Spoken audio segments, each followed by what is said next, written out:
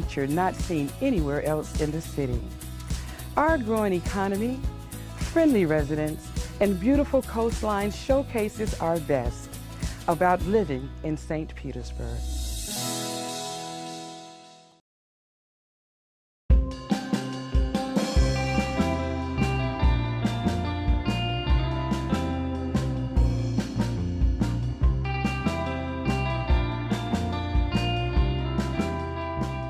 Hi, I'm Aurelis, and I'm the owner of the Happy Snapper food truck, and we've been in business for a little over 3 months. My name is Raphael. I am a full-time charter captain here out of O'Neill's Marina in St. Petersburg, Florida. I've been doing it probably for over 20 years. The role that I have in the food truck is pretty much I am the fryer. She pretty much puts everything together, makes it look nice and pretty going out. I do everything else. I've always cooked. I mean, I've been cooking meals for my family since I was 12, and I'm not talking about like boxed macaroni and cheese. I mean, like full meals. And it's just something I've always liked to do. And my son actually played club soccer for Strictly. We went out of town and we decided to cook for the entire team and all the parents. And ever since then, after multiple teams showed up and ate, everyone was asking us when we were cooking again, and 7 years later, here we are. When I cook, I put my heart into it, so you're getting food that is happy and inviting and it's fresh. You know, with a little Spanish twist to it, because we do have a couple of things on the menu that is definitely you know, from being from Puerto Rico, you know, we're gonna have some plantains in there, you know, and we're gonna have some rice. Our main thing is fresh fish with a Spanish twist to it. Apparently we're putting out food that there's not many other trucks doing, and we're getting customers asking, you know, when we're going to be back, where we're going to be set up. We're having breweries that are in St. Pete asking for us to come back to their location because their customers are asking about us. And I feel like St. Pete is a very good place for people that, I mean, they love supporting the local community, local businesses, and it's just a great place for anyone to thrive.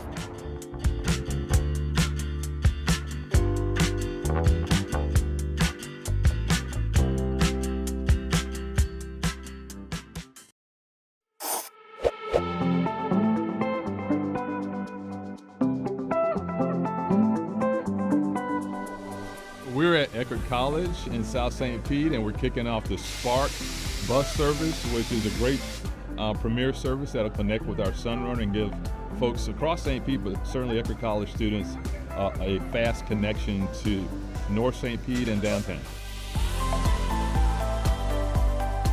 3, 2, 1, fire!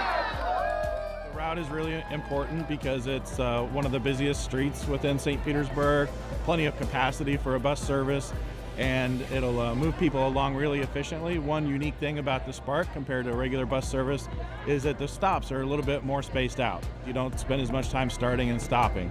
And with the service coming every 15 minutes, you also don't really need to even look at the schedule. You just go to the stop. It's a perfect case for transit-oriented development. You know, you want your jobs, your transportation, and your housing to all connect. And you're seeing that happen on 34th Street South in the Skyway Marina District. There are a lot of new residential units coming on in the district and a lot of new retail opportunities coming along in the district. So it's really a symbiotic relationship where this bus service will help that development and it'll spark more development, pun intended. This is the next step, and as folks continue to see the benefits of having modern, dependable, premium transportation, other areas are going to ask for it.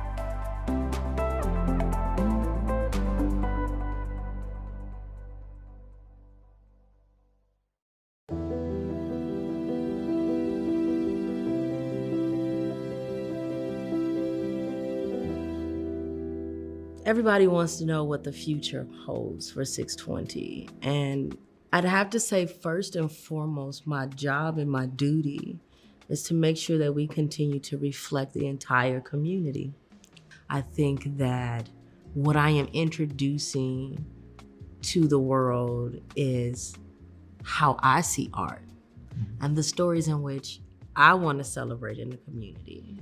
And so what we do will probably remain the same. How we do it is the thing that shifts a little bit, right? And the stories that we choose to tell. I want when people leave here, they're like, wow, that was a great story. Or continue to, what's going on at the studio? Because, it's Friday night and I want to do something. Let me go check it out. I really want that to be the thing. The studio becomes the place.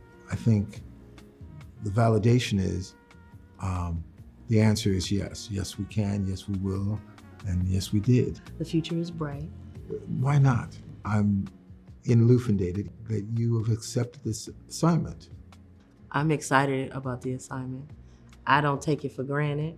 I don't think it's gonna be super easy, but I know it's going to be challenging in the way I like to be challenged. Yes, and if it wasn't, you wouldn't have taken it. I wouldn't have taken it. So, I think it's one of those things, and this is what fortune looks like, or good fortune smells like and tastes like. You're coming in, and you meet right at that point where it's this makes complete sense.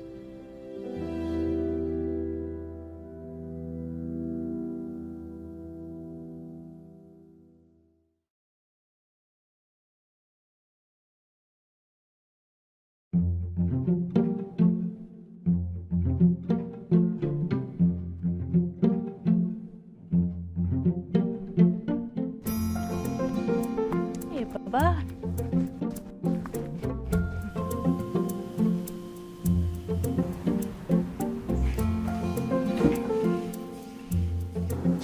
Hi, good morning. Hey, you ready to come out? You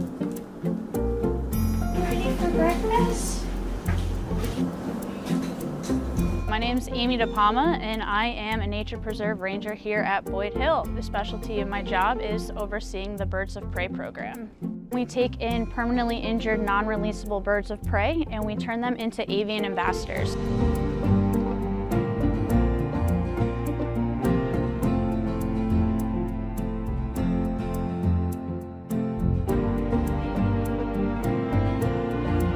We take these birds all throughout the county, from the Saturday morning market to schools to assisted living facilities.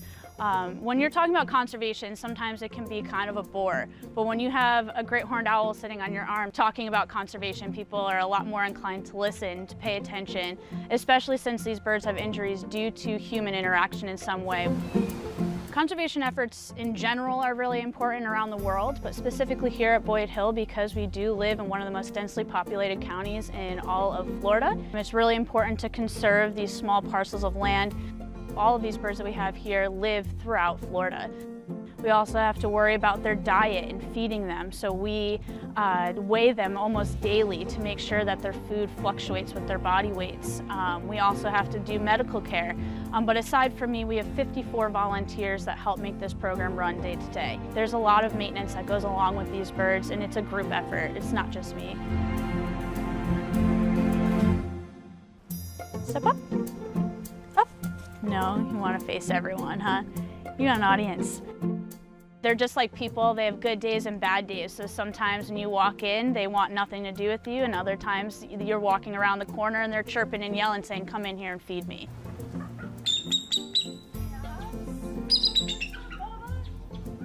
So it's really, really, probably one of my favorite parts of the job is just interacting with these birds. Hey, Dance. Yeah, so this is Dancer. He's a red-tailed hawk. He is 19 years old. I mean, I get to spend my day in a nature preserve. So I am surrounded by nature and surrounded by nature-minded people, which really excites me. So interacting with kids and adults and just spreading my passion is really what I love about this job.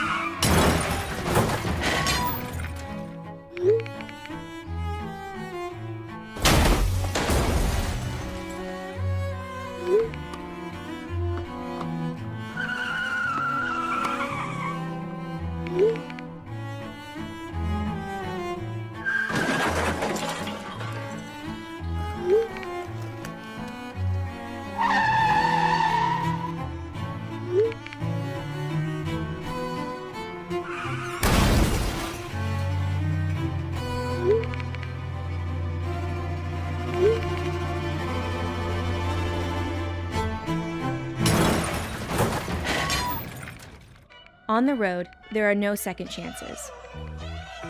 When you're behind the wheel, nothing is more important than staying focused on the road. Your life and the lives of others are at risk. Put the phone away. It can wait. Don't drive distracted.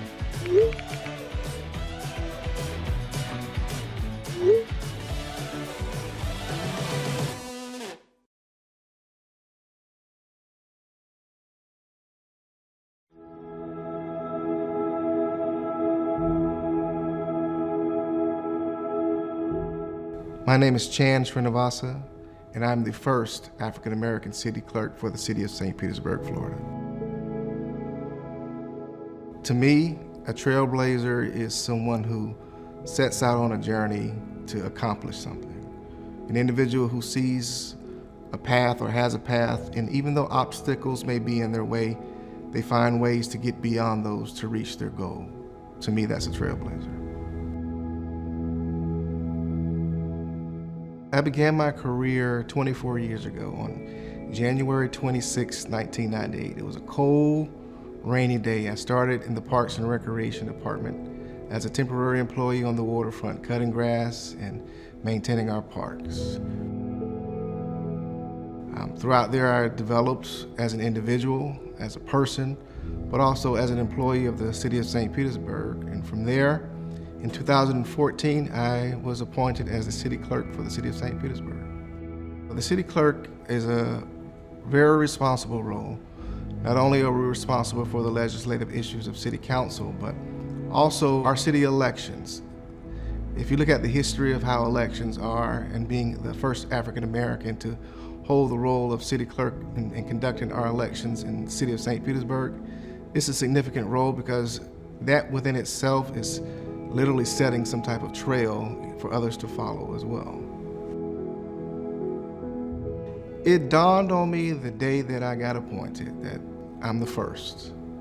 And being the first, you always want to be the best at what it is that you do.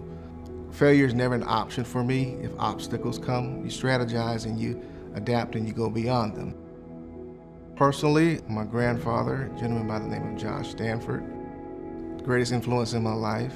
Professionally, there were two individuals, Thomas Jet Jackson and Clarence Scott. Jet taught me the importance of community and showing compassion towards people and always making your presence known. Clarence taught me the significance of being not necessarily a perfectionist, but doing your best and also reaching back, helping others, and never forgetting where you came from. St. Pete is progressing, and we're becoming a more diverse and inclusive community. And it says a lot about the character of the people of the city of St. Petersburg, that we look beyond someone's skin color, but we look at the content of their character. To me, that's what it says.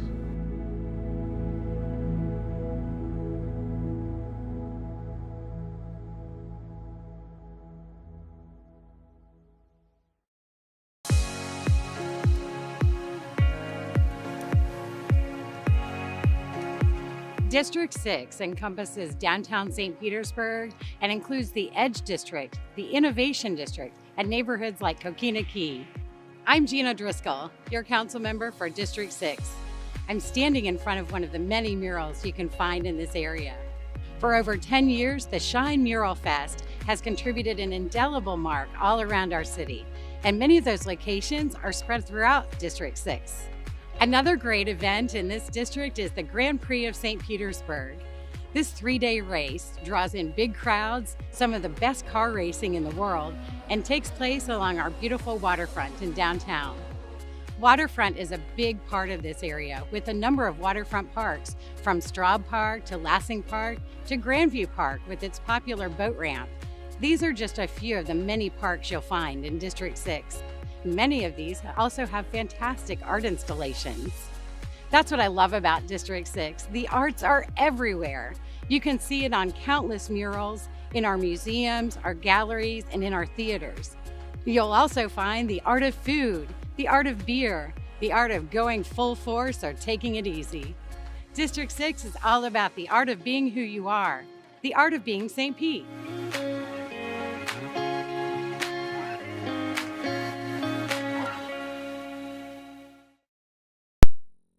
To address St. Pete's growth and rising housing costs, Mayor Welsh launched the Housing Opportunities for All plan in April of 2023. It is a multi-year plan that will help residents settle, stay, and feel stable in St. Pete. Housing affordability is a key element in Mayor Ken Welsh and his team's agenda, and one of his 5 pillars for progress. The next milestone in the Housing Opportunities for All plan is the citywide expansion of the Rebates for Affordable Residential Rehabs program, previously only offered in the South St. Pete CRA. The program provides rebates to eligible homeowners to make improvements to their properties, making it easier to stay in their homes.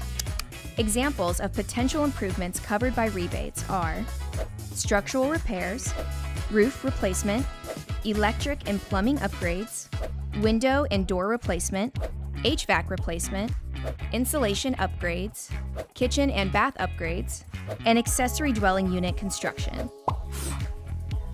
For more information on qualifications and how to apply, visit stpete.org/home rebates.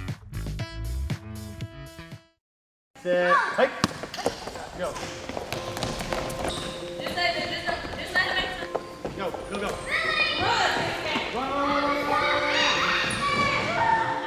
I'm Officer Middlebrooks. I work with the City of St. Petersburg Police Department. I am assigned to the Police Athletic League. And I'm Officer David Lopez, and my role here is to interact with the kids, create a positive environment, and be a positive role model in their lives.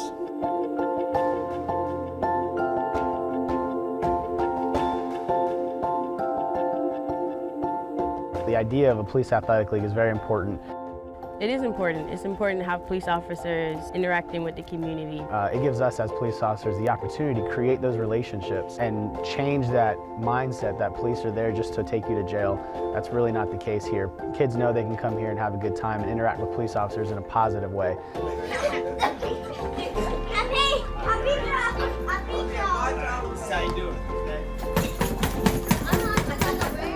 A lot of times they don't have certain resources, so we try and provide those resources for them. We have mentors here, we provide homework help, we provide recreation, we provide snacks. My favorite part personally is probably the mentoring aspect of my job. There was a kid, they were having some problems in school. I started mentoring and having lunch with them and just giving them some positivity. And the teacher told me that they were doing better in class, that they were looking forward to having lunch meetings with me. So that made me feel really good, and it felt like I was definitely making a difference. When these kids come in, it brightens their day to see the consistency of having a positive role model in their lives. Foul on 3. 1, 2, 3. A lot of times when they first start here, they may not take on to us as well, but as time goes on, you can see a relationship develop. There's one kid that started when I first walked into the center. He would hide behind tables. The beginning to the end period, from when he wouldn't even talk to me, he would hide from me, to now all of a sudden he can come up to me and give me a hug. That was a huge, huge difference. I always feel great coming to work. I mean, I know I'm gonna be having a good time with these kids, and we're here for a cause. We're here for the kids, and we want to make sure that we're putting them on a path to success. So being in a position where I can directly impact these kids on a one-on-one basis every day is a pretty good feeling, knowing that, hopefully these kids are changing for the better, and hopefully I have a role in that.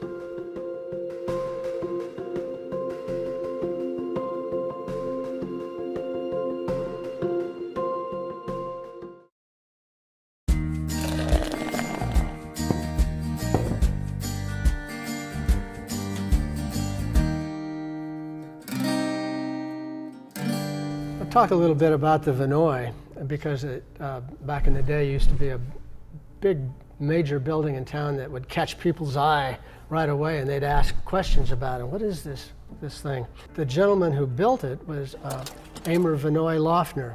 And the story goes, and this goes into the category of lore again, I think, but he and his wife had a place on Beach Drive, right across from where that Vinoy would be built. Mm-hmm. And they were having a party that went on to 2 a.m., 3 a.m., 4 a.m. And at some point, he bet Walter Hagen, one of the era's foremost golfers, that he couldn't drive a golf ball off the crystal of his watch without breaking the crystal.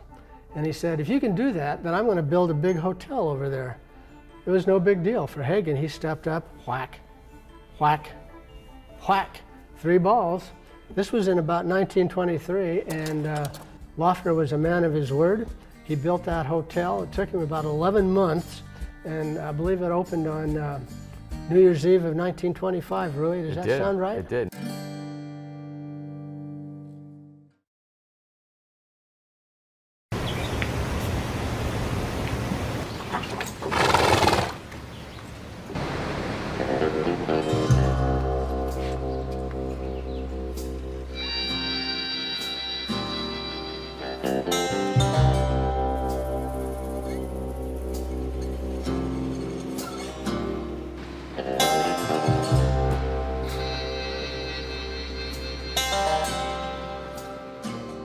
My name is Jason Hughes. I'm one of the police officers that rides the police horses.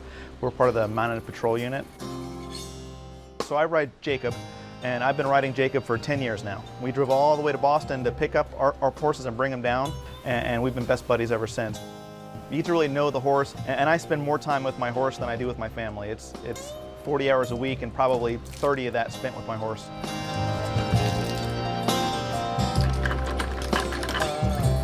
Every interaction we have with our horses is training, either for good or for bad. We're teaching them good habits or bad habits every time we interact with them. And sometimes we have to push through groups of people to, say, get to a fight and break it up, or move a crowd out of the way to get paramedics through. And as part of that, we have a ginormous 6-foot inflatable ball that we have the horses push against. It's kind of against their nature a little bit to push into people and things. So we get them over that by making a game out of it. And they push this big, huge, giant ball to get over their fears of that.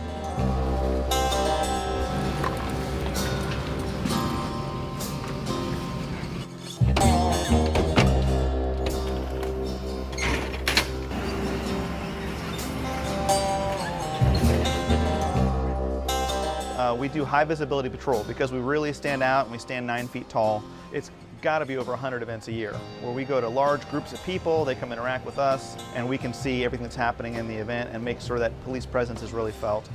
We also do a lot of community relations. So we do special events where we can interact with the community and build strong bonds within our community and the police department. And we also do enforcement and assist guys that are on the ground doing their jobs. I had, before my job with the police department, when I finished college, spent 2 years traveling with the Renaissance Festival doing a jousting show. My brother got me a job right out of college, and so I spent 2 years traveling the country, wearing a bunch of armor, getting knocked off a horse with a big stick. Yeah, I've had more of my time in employment been spent with a horse involved than not at this point. Everybody loves horses. So it creates that bridge. People that might feel a little trepidatious about coming up and talking to the police, they have that easy bridge. If they come over, they ask questions about the horse, they can come pet him, get a picture with him. And even today, now more than ever, those bonds between the community and the police department are vital. So we need to really build those bonds and have the community trust us, interact with us, know that we're good guys trying to help them out.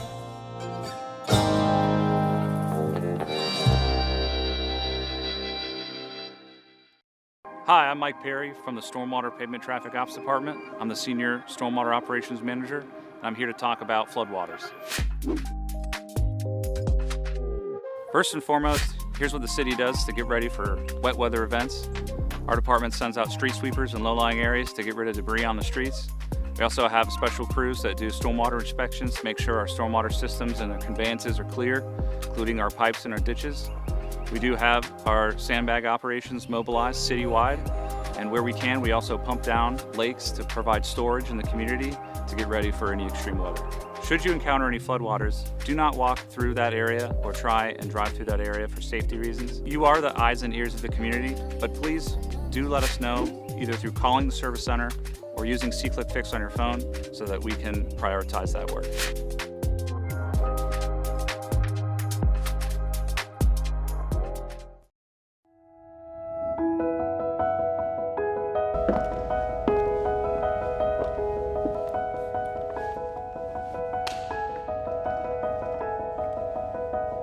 I'm the youngest of 7 girls, and so I had lots of female role models. One in particular is most definitely my mother. My mother has always been my strongest influence. I distinctly remember growing up in South America, there were not very many opportunities for women in leadership, and my mom really made her own place. One of my grandmothers had ovarian cancer, and my other grandmother had 4 cancers. In the late 60s, went in for a lumpectomy. They did a double radical mastectomy. She woke up being taken down to her breastplate. For her, that was incredibly humbling because her whole identity was being in the community, and she felt embarrassed, and to some extent that her womanhood was gone. And so watching her overcome that and thrive was really, that was inspiring as well. Growing up, I really admired one of my high school teachers in particular. She was this incredibly brilliant woman who was tough, who was smart, and who also would give everything to help her students.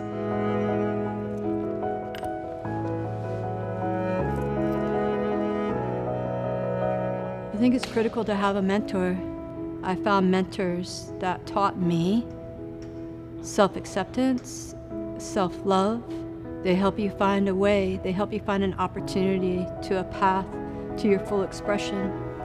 Well, I think mentorship is extremely important to the pathway to success.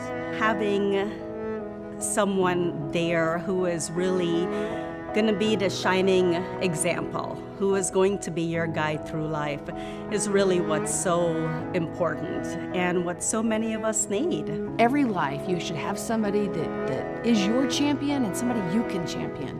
And I think that's really important as we think about elevating others.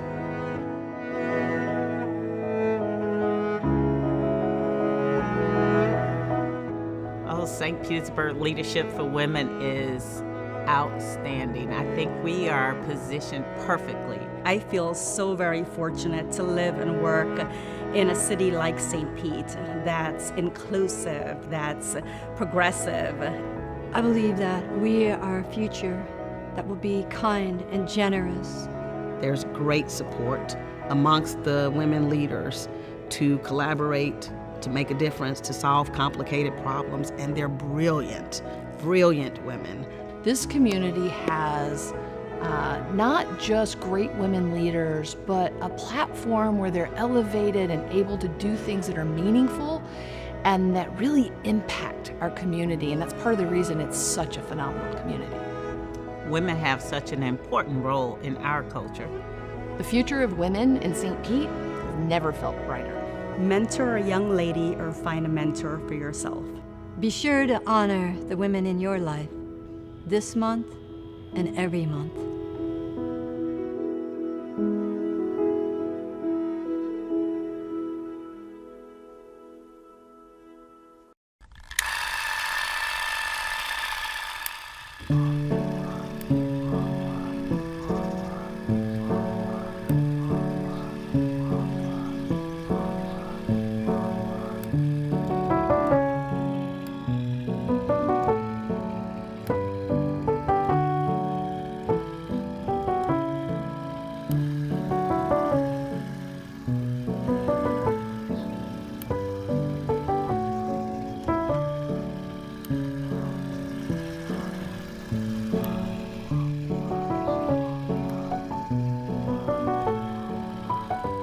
It's hard to imagine a time before sunken gardens existed in St. Petersburg. You would have to go back more than a century to see the land as it once was, a sinkhole.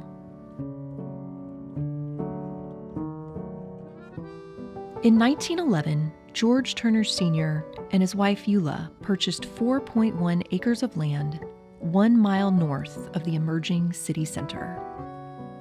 Due to the sinkhole on site, the land sat 15 feet below street level.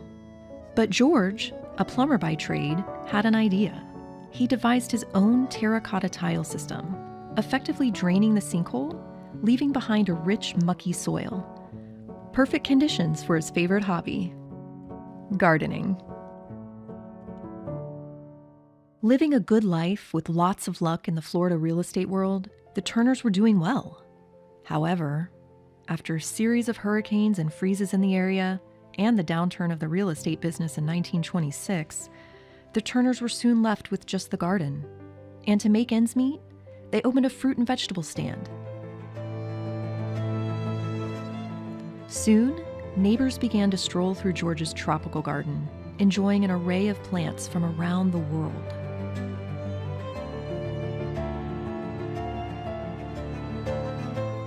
In 1934, Mr. Turner began charging 15 cents to enter his subtropical paradise of royal palms, banana trees, coffee plants, and more.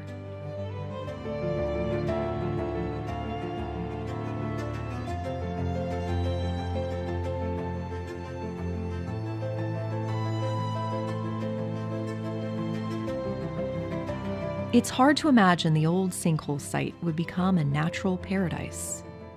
For 3 generations, the Turners ran Sunken Gardens for almost a century, building a world-renowned attraction complete with beauty contests, celebrities, models, flamingos, and other exotic animals.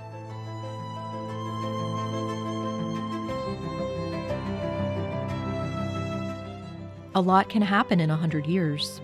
Freezes, economic downturns, and a breed of new amusement parks opening close by. So, in 1989, the Turner grandsons put Sunken Gardens up for sale.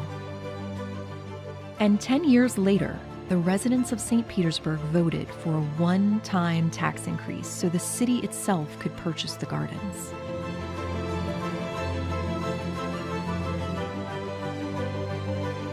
This tropical oasis still stands as one of Florida's oldest and last remaining roadside attractions.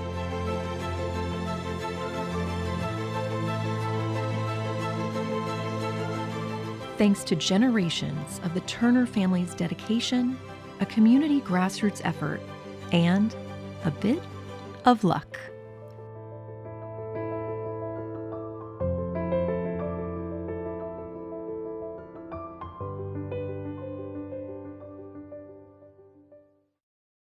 The new Minority and Women Business Enterprise Program, referred to as the MWBE program, aims to promote business and economic development for minority-owned business enterprises and women-owned business enterprises in the St. Pete area.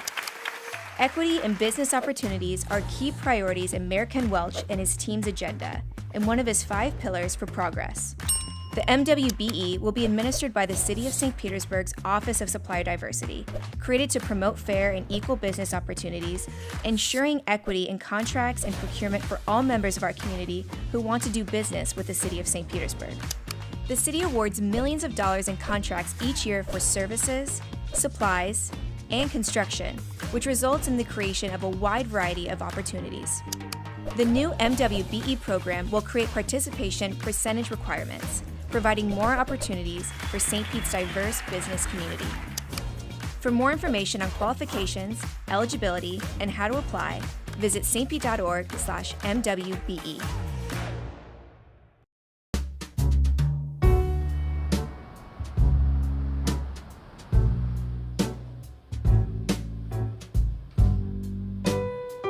Food has always been a passion of mine.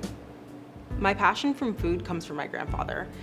It was really just born out of the fact that I believe that he wanted to show us the world, and he did that through everyone's different cuisines. So like we would have really elaborate holiday parties, and we would have like Thanksgivings would be all designated toward like a different country, and he wanted to introduce us to that country, and it was through their food.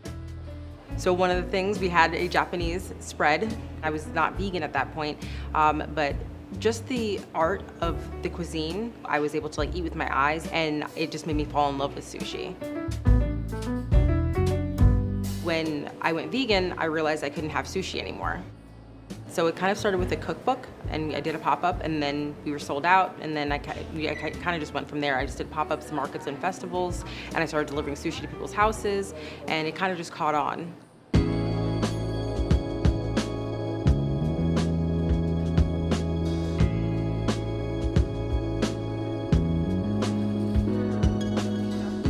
I thought to myself, it would be nice to have a place, like a home base, for everyone to come to me, and then also, again, give vegans the experience of what sushi is.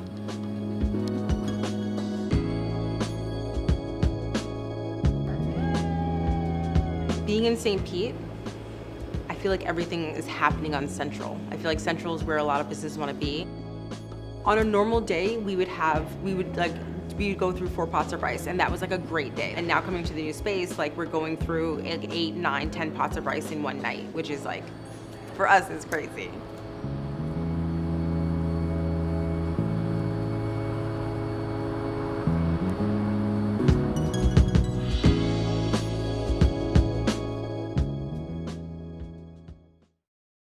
Hi, my name is Megan Orlando. I'm the Emergency Management Specialist for the Office of Emergency Management in St. Petersburg, Florida. I'm here to talk about Alert Pinellas. Alert Pinellas is our emergency notification tool.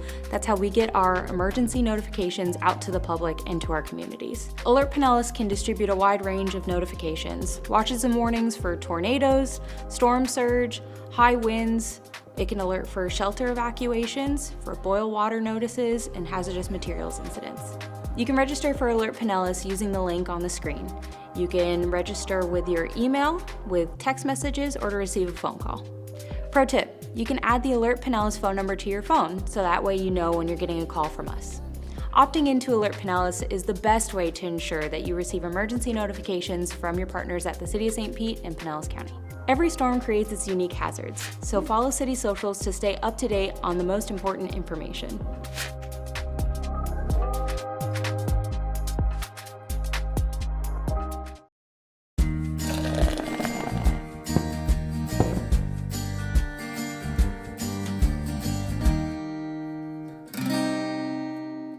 A lot of these baseball fans that go to the Rays games, and we see these, unbelievable great players come through St. Petersburg and play, but it's not the first time. And a lot of people don't realize that all these legends that they hear about, these Hall of Famers, would just walk the streets of downtown St. Petersburg. Absolutely.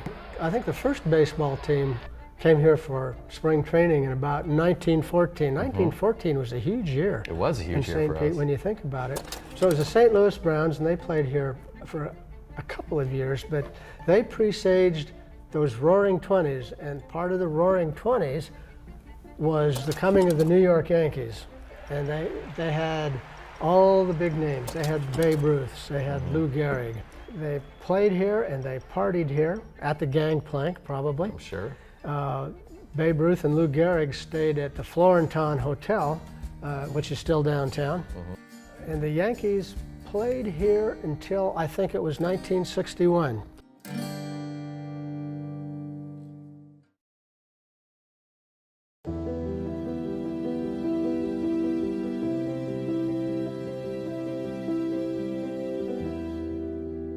So Bobby, how has St. Pete's history influenced you as a creative, as an artist?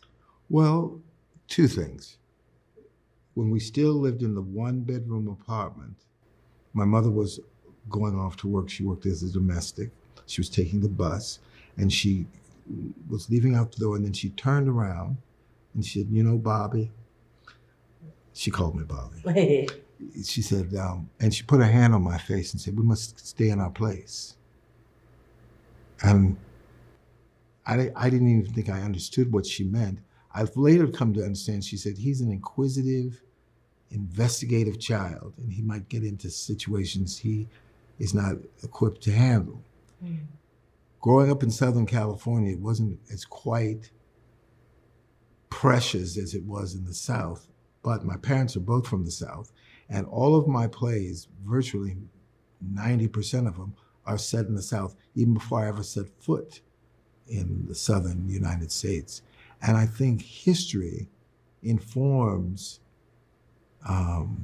your granddaddy, your grandmother, your auntie, your uncle, and it informs your parents, and even if they are not from the South. So one of the things that having a creative life, Live Arts Peninsula Foundation, who presented Web City, I was doing Uncle Ben's, a home cooking Negro narrative at American Stage, and they came up to me after one of the performances and said, "We'd like you to write a musical about the Manhattan Casino."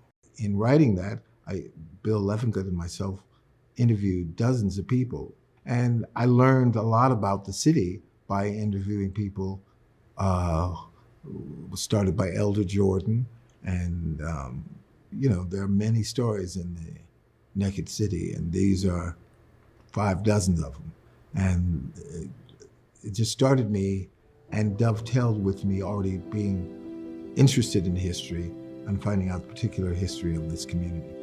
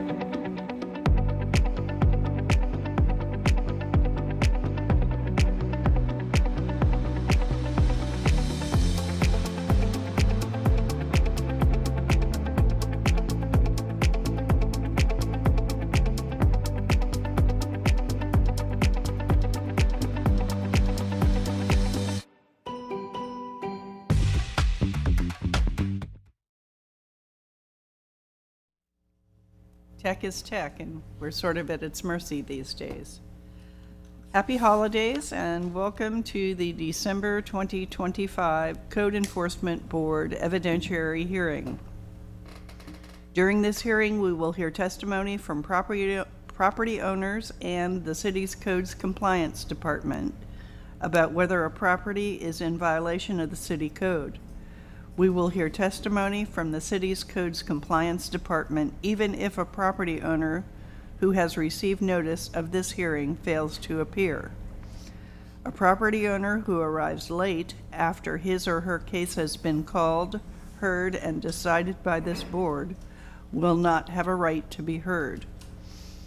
The hearing will be conducted as follows. The city shall present its case first. After each witness has testified, the property owner may, through the chairperson of the board, cross-examine or ask questions of the witness.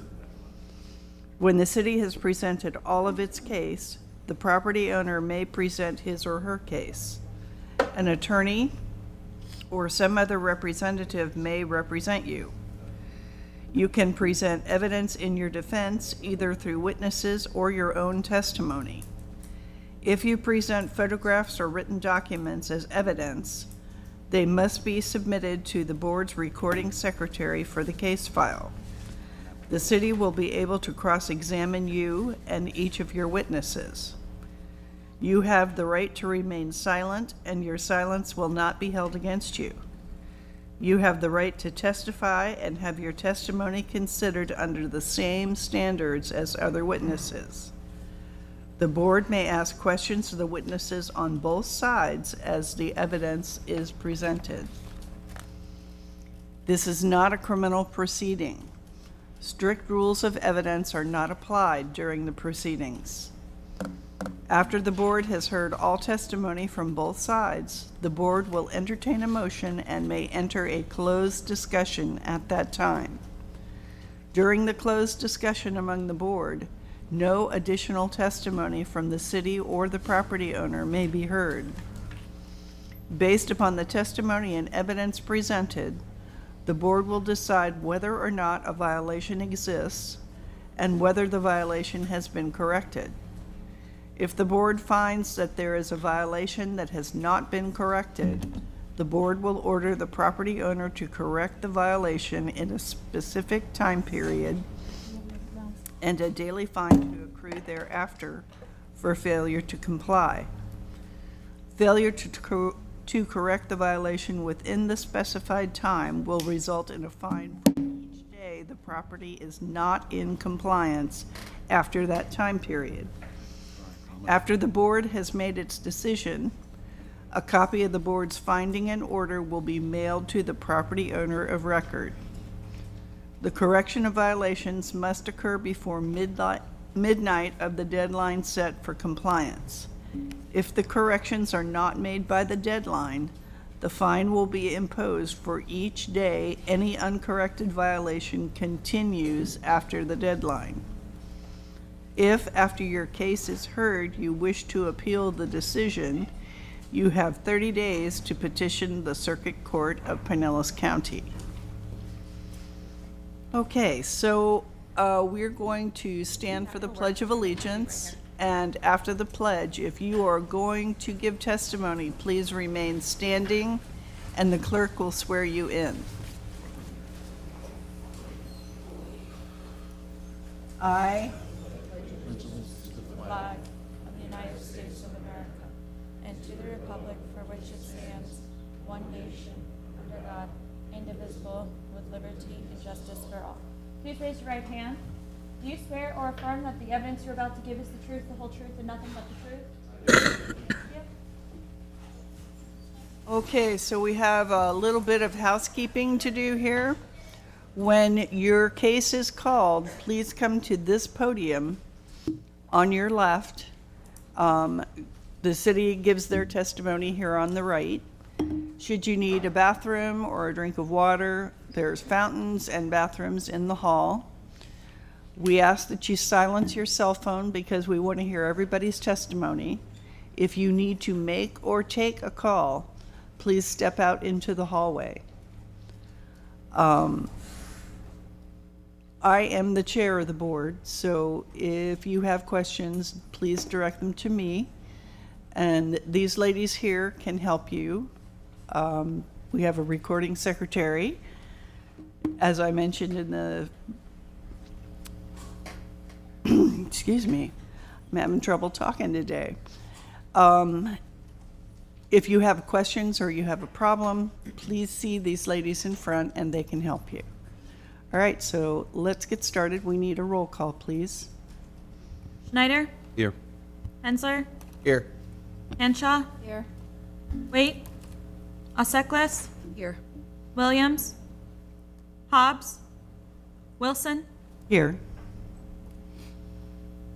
Okay, so our first case is item 44. Item number 44, property owner Marvin J. Mosher, investigator David Rock Walker.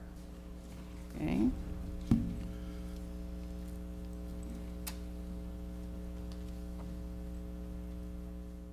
Good morning. I'm David Rock Walker, Codes Investigator for the City of St. Petersburg, testifying in reference to item 44, case 25-22535, regarding property located at 2034 Fifth Avenue North. I was sworn in at this meeting. The property is a single-family structure and is vacant. This is a C-click fix case. The property was first inspected on September 19th, 2025, and a violation notice was sent to the owner with a compliance date of October 12th, 2025. The property was last re-inspected on December 10th, 2025, and the following violations still exist. Paint throughout the main structure is chipping and peeling. Window pane is cracked in the front of the structure. Fence in the front of the property has broken or missing slats, and fence in the rear of the property has broken and missing slats. Fascia and soffit around the structure is in disrepair with bare, rotten wood. Roof has signs of disrepair. Window pane lattice is in disrepair. 1 out of 10 violations have been corrected since the case began. A notice of hearing was sent first-class mail, posted at City Hall, sent certified mail, and was posted at the violation address on December 3rd, 2025. Ownership was confirmed in County Official Records, Book 13219 and page 2048.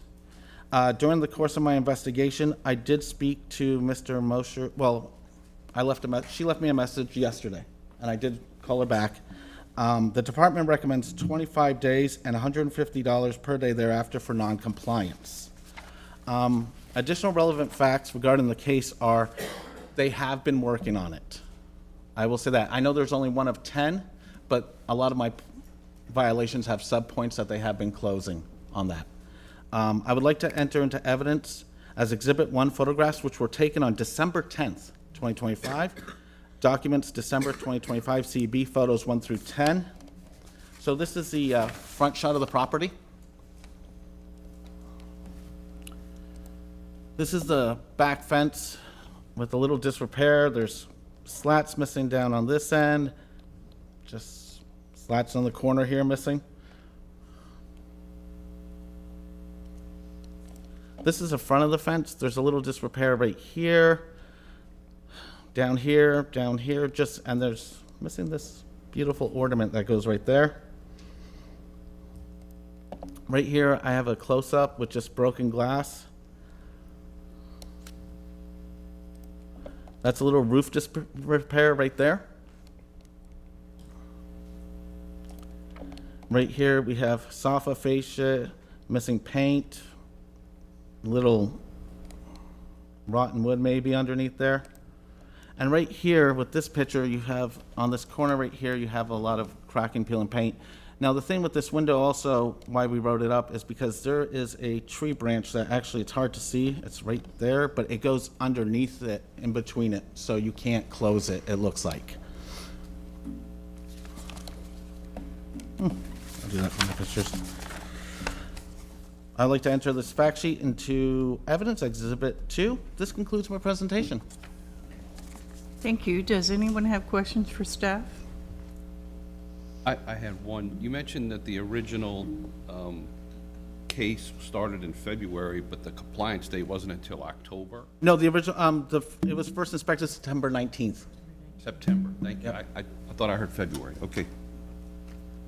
Anything else?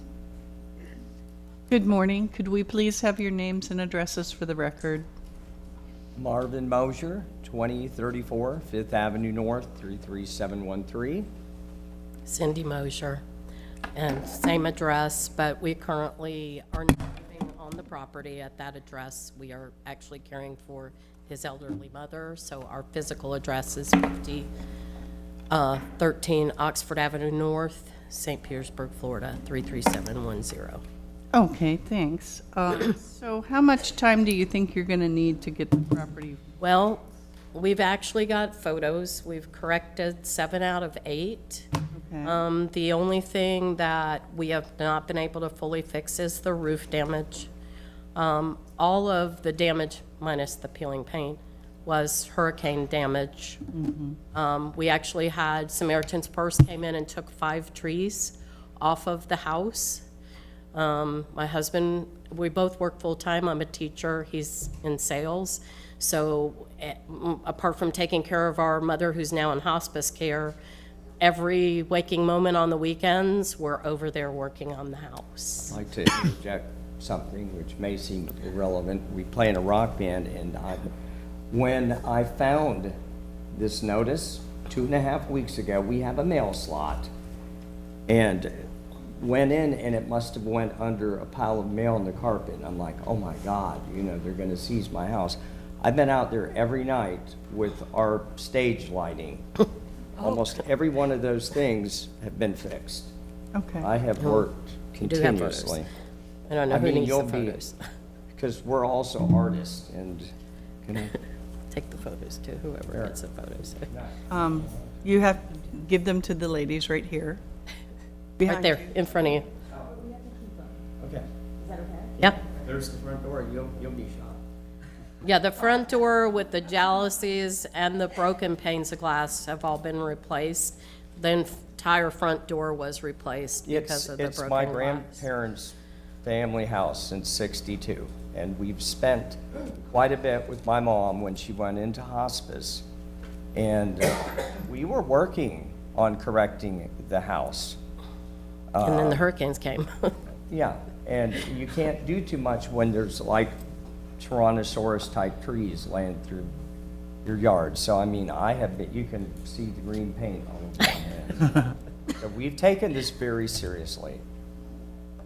So how much time are you going to need to get the roof fixed? It's what it is. It's where the tree came down and grazed the edges of the roof. I have a friend that has a roofing business, but I've addressed this stuff. We've replaced already. If you went to that soffia and fascia and things with new front door. Okay. 30, 60 days, so I don't know, so, you know, so we have some time to not work till midnight every night. Okay. Does anyone on the board have questions? Does the roof repair not require a permit? They would have to check with permitting on that. It depends on the extent of it. I just saw a little section of it. I mean, the rest of it did look like it was fine. We actually did talk to someone in permitting, Scott Hancock. Okay. And he said that he didn't think so for just the soffit and fascia, that he didn't think that would require a permit. Okay. I mean, those pictures look pretty bad, so you can see what we did. Yeah, so I just want to make sure I'm looking at the right photograph here. The hole in the roof, I mean, is that what I'm seeing here, Mr. Walker? Just to make sure I'm...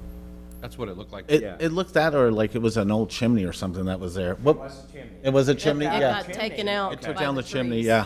when they fell. Because that's going to get into replacing the roof decking and not just a patch of the shingles, then yes, a permit's going to be required. We've seen quite a few of these with the storms. It's a pretty simple process. That's why I brought it up, because the picture looked like it might, so you might want to look into that. The soffit and fascia was one thing, but the roof repair, I believe, per the city, is going to require a permit, so you might want to look into that. All right. If your friend has a roofing company, they should be able to get you a permit. Yeah, it's, Yeah. how much money? Well, the reality is, though, if without a roof, Yeah. or without an intact roof, the whole house is at risk. So, Has everyone seen these? okay. Based upon the evidence presented in this case, I move that the board issue the following findings of fact and conclusions of law. The board finds that the violations of the St. Petersburg City Code as stated by the code's investigator have not been corrected. The board orders Marvin Mosher to correct the violations within 60 days or by a date of February 15th, 2026. If this order is not complied with, a fine of $150 per day shall be imposed. Second. Okay, we have a motion and a second. Any discussion? All right, let's vote. Alseklis? Yes. Schneider? Yes. Hanshaw? Yes. Hensler? Yes. Wilson? Yes. All right. The board has given you 60 days. If you get a permit, that puts this on hold. It doesn't mean you have to have a brand-new roof in 60 days. It means that you need to get that roof permit pulled, okay? And once the permit is pulled, then you have the grace and the space to get it done. We wish you a lot of luck. Thank you. Okay. And I'm an artistic person. If you get a chance to get on the property again, I think you'll be surprised. Okay, deal. All righty, thank you for coming in. Item number 131, property owner Victor Peruta, investigator Zoraida Melendez. Good morning. I am Zoraida Melendez, co-investigator for the City of St. Petersburg, testifying in reference to item 131, case number 25-25093 regarding property located at 2471 Quincy Street South. I was sworn in at the beginning of this meeting. This property is a single home and is vacant. This is a follow-up case. The property was first inspected on September 30th, 2025, and violation notice sent to the owner with compliance date of October 24, 2025. The property was last re-inspected on December 2nd, 2025, and the following violations still exist.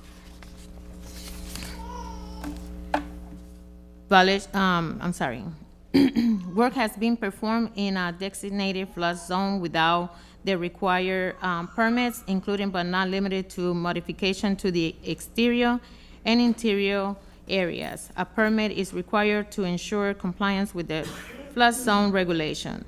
The unpermitted work includes new exterior siding, new doors and windows, enclosure of the back porch, electrical work, interior renovation, and new roof. 0 out of 1 violations have been corrected since this case began. Notice of hearing was sent first-class mail, posted at City Hall, and it was posted at the violation address on December 2nd, 2025, which is at least 10 days prior to this hearing. Ownership was confirmed in the County Official Record Book 21468, page 1164. During the course of this investigation, my last contact with the owner was in July 2025, and the owner was trying to work on getting permits to correct this violation. The department recommends 25 days and $150 per day thereafter not in compliance. Additional relevant facts in regard to this case: there's no permit on file, and the last time that I was there, on December 2nd, work was still going on that property. I would like to enter into Exhibit 1 photos, which were taking, well, this is going to be CEB photos, documents 12-17-25-093 ZM 1 through 12. So on this photo, this is the way the property looked before it was renovated.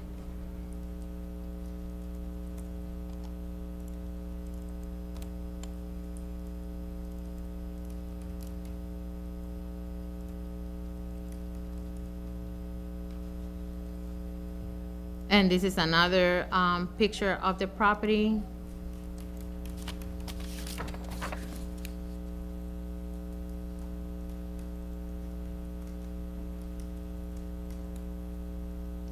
And this is some of the work that was done. As you can see, you see the new roof, the siding, and the windows and doors.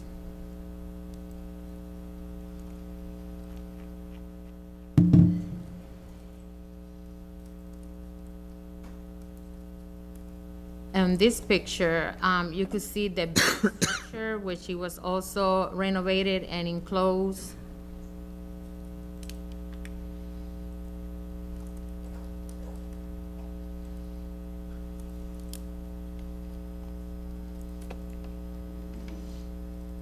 These are the new windows, and you can see electrical work being done on the outside.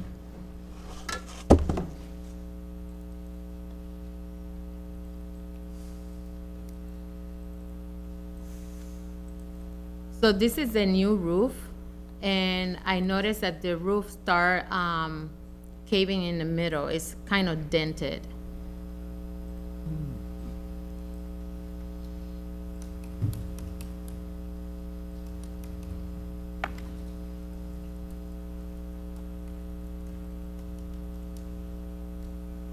This is the back structure.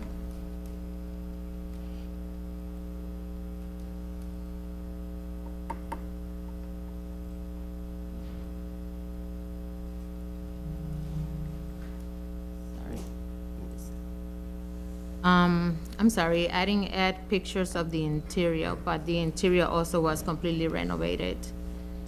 I apologize for that. I would like to enter these fact sheets into Exhibit 2, and this will conclude my presentation. Thank you very much. Does anyone have questions for staff? I do. Did they go out and red tag the property? I'm sorry, what was that? Did they go out and red tag the properties? No, what happened also with this property was he was here already at CEB, but the property was split, the parcel was split in two, so we had to restart the case again, but no, there was no stop work order. Okay, because you said they're still out there working and they're just blowing off the whole permit concept. Yeah, when I was out there, I saw few new things on the front porch indicating that there was activity going on.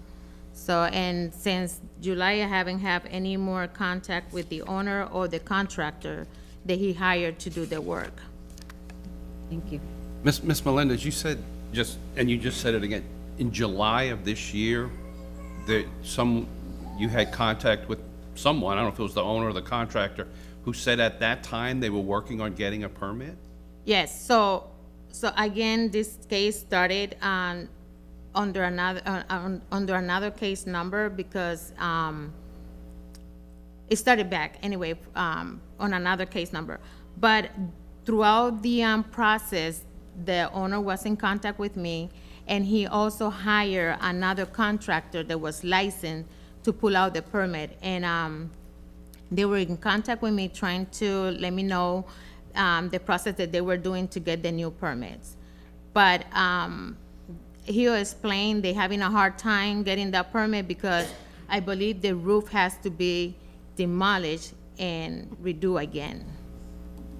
Okay, and as of today, there's no permit? There's no permit. Application? Correct. I mean, the last time I checked, there was no application and no permit.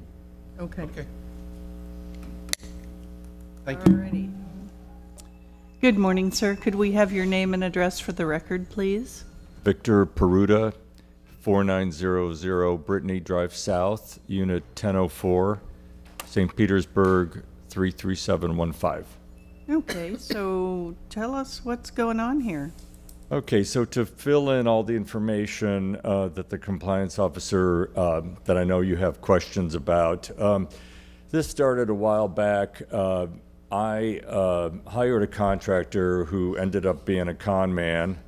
So he told me that he got all the permit. He told me he was licensed. It ended up, I didn't know any of this until I got the notice and came to the building permit department to see what permits he had filed on my behalf, because He's told me he was licensed, and it ended up that they didn't have a record that he was licensed. They had a record that he was not licensed. And he had taped notices in the front window and permits that he showed me that were all fake.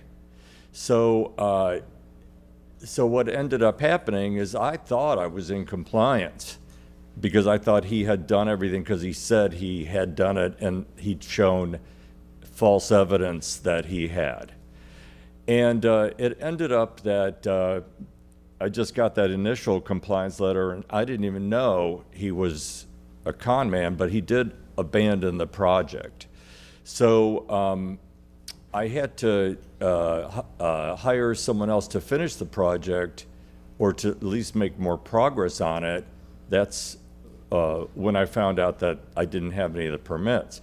So the new contractor I hired, Bill Majewski, who couldn't be with me today because he's out of town with his family, he tried to get the permits, but on the interior of the house, everything was all done. I hired him to bring me into compliance.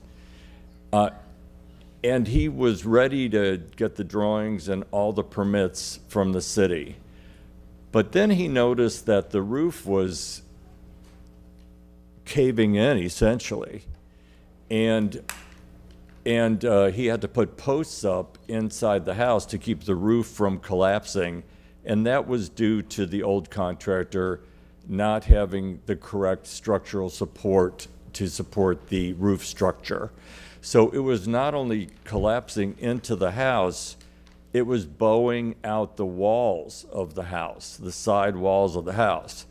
Major disaster.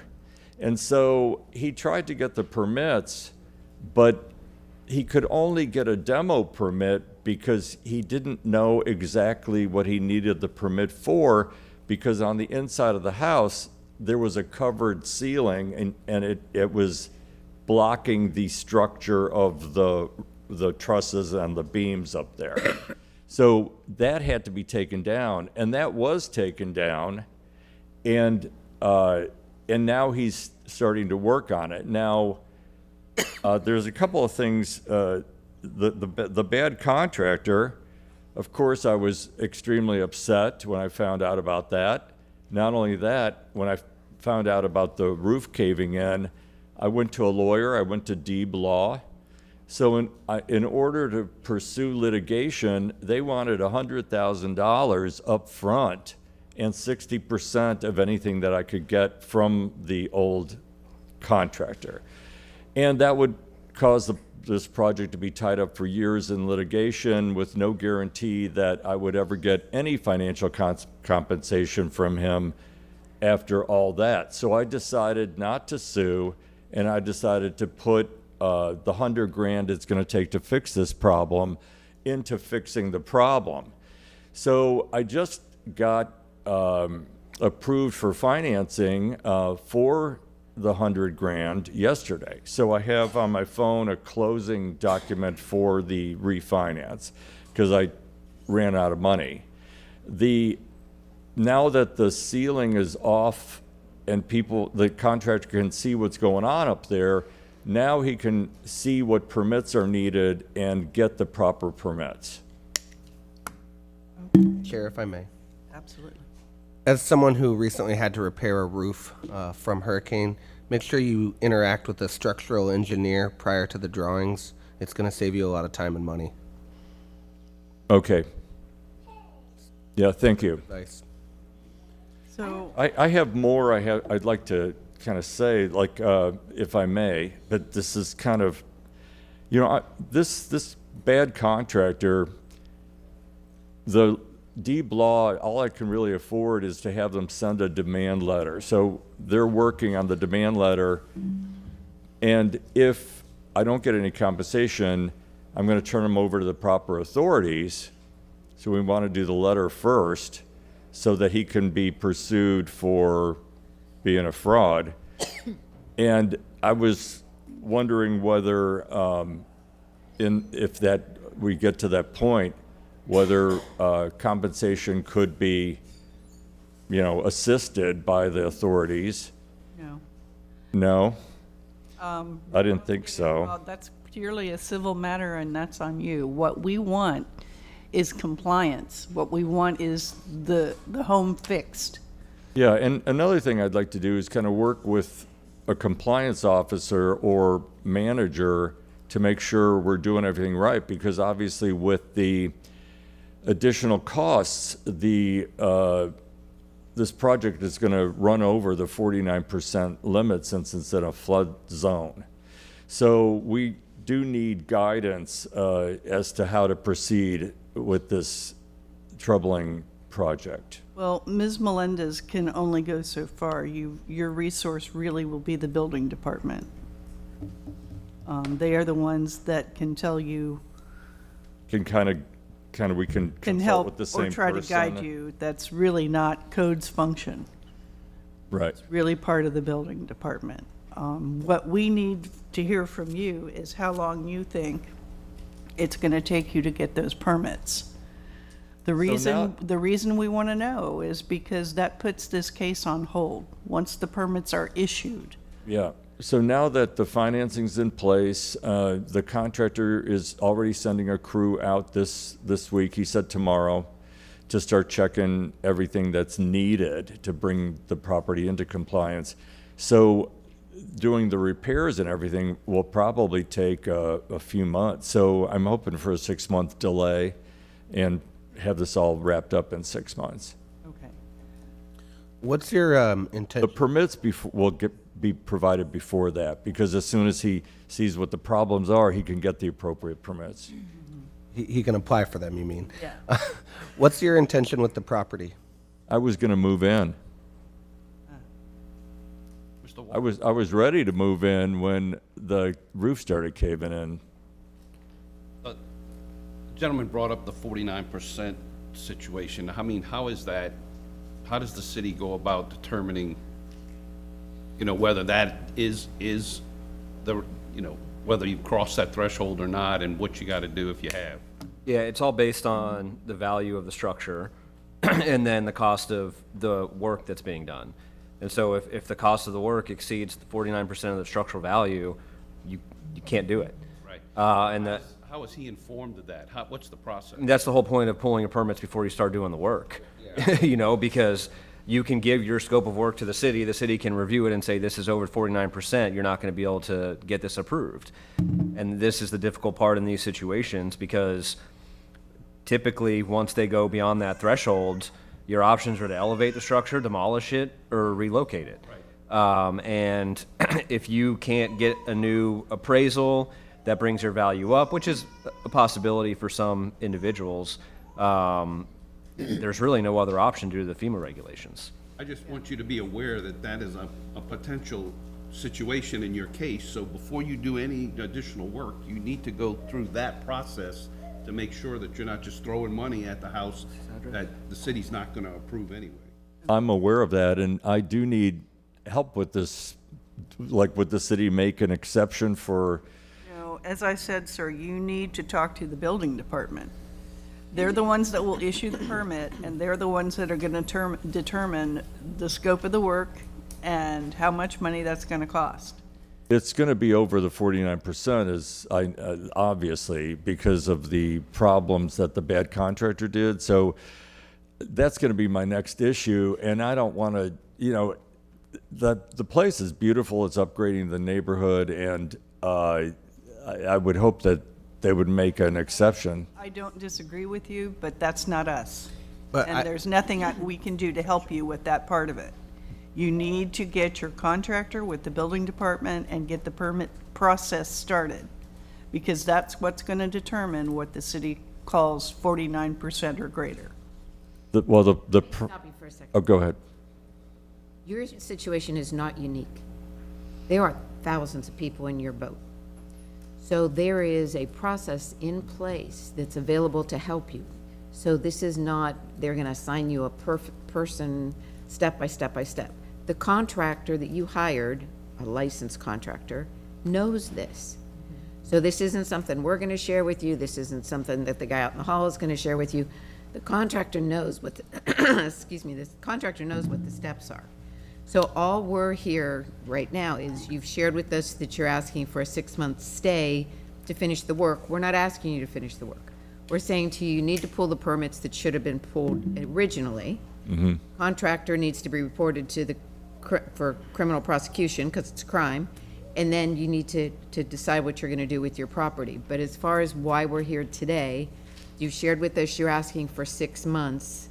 So is there something else we need to know at this point? Because I don't think so. Okay. All right. So somebody want to read something? I'll read some. Oh, go ahead. Okay. Based upon the evidence presented in this case, I move that the board issue the following findings of fact and conclusions of law. The board finds that the violations of the St. Petersburg City Code as stated by the code's investigator have not been corrected. The board orders Victor Peruta to correct the violations within 90 days or by March 17, 2026. If this order is not complied with, a fine of $150 per day shall be imposed. Second. Okay, we have a motion and a second. Any discussion? Let's vote. Sutcliffe? No. Schneider? Yes. Henshaw? Yes. Hensler? Yes. Wilson? Yes. All right, sir, the board's given you 90 days to get that permit issued, so light a fire under your contractor and get things rolling. Yeah, I will. And then what about, go to the building department regarding the 49%? That's something the contractor should do? Go to your contractor. Okay. Have him go to the building department. Go with him if you need to, but your contractor is the one that should be driving this, Okay. okay? Thank you. Thank you. Next case, please. Item number 127, property owner Marion A. Coley, investigators Zoraida Melendez.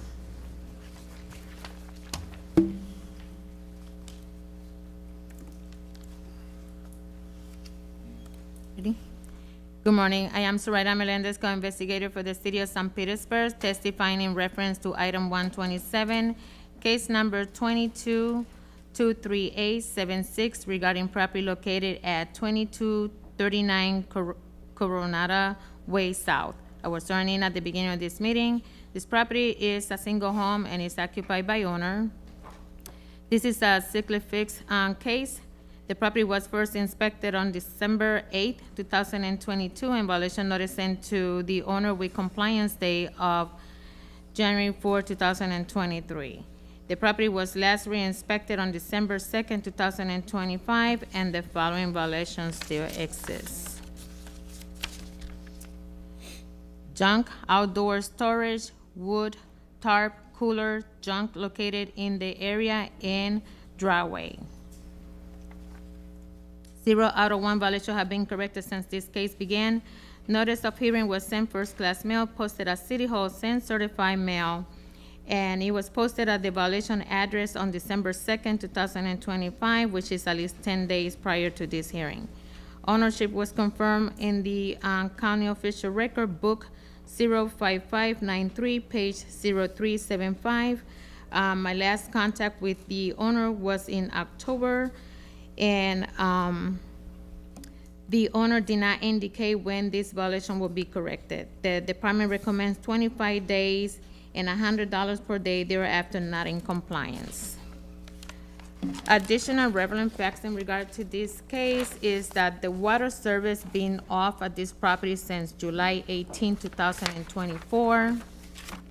This case started as a civil citation, and the first fine was issued for $100 on January 4, 2023. The second fine for $200 was issued on February 9, 2023. The third fine for $400 was issued on March 21, 2023. And there was a MOV that was processed on February 18, 2025. And he agreed to pay.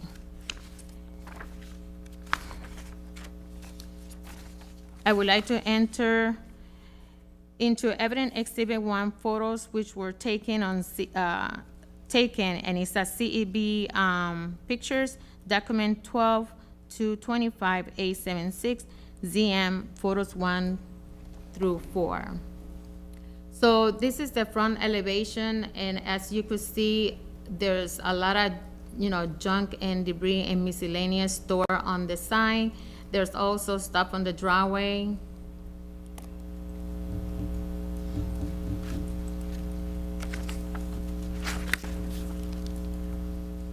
This is another picture of the front.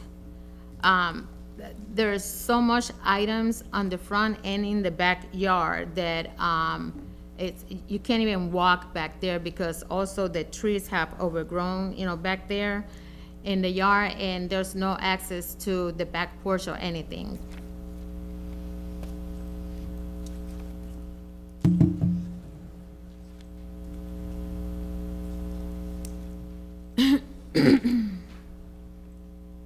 This is another close-up picture to the front door.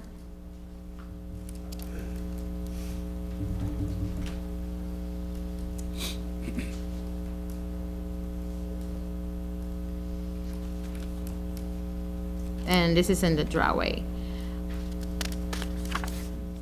I would like to enter this fact sheet into Exhibit 2, and this will conclude my presentation. Thank you, Ms. Melendez. Mr. Wall, I'm not understanding how this has gone on since 2022. Can you help me? So there's different enforcement processes that we have. And so typically, we're not going to just bring some outdoor storage items to you all straight from the board to place liens. We will go through our civil citation process. Okay. And so they get a notice, they have time to comply. They don't, they get a fine. We'll come back a couple weeks later. If the items are still there, the fine doubles. So we're trying to get that resolved with just civil penalties rather than placing liens against the property. In the instance that that does not work, then we will bring the case before you as the board, hoping that the potential liens against the property will be more encouragement for the property owner to correct the violations where the civil penalty was not. Okay. Alrighty. So,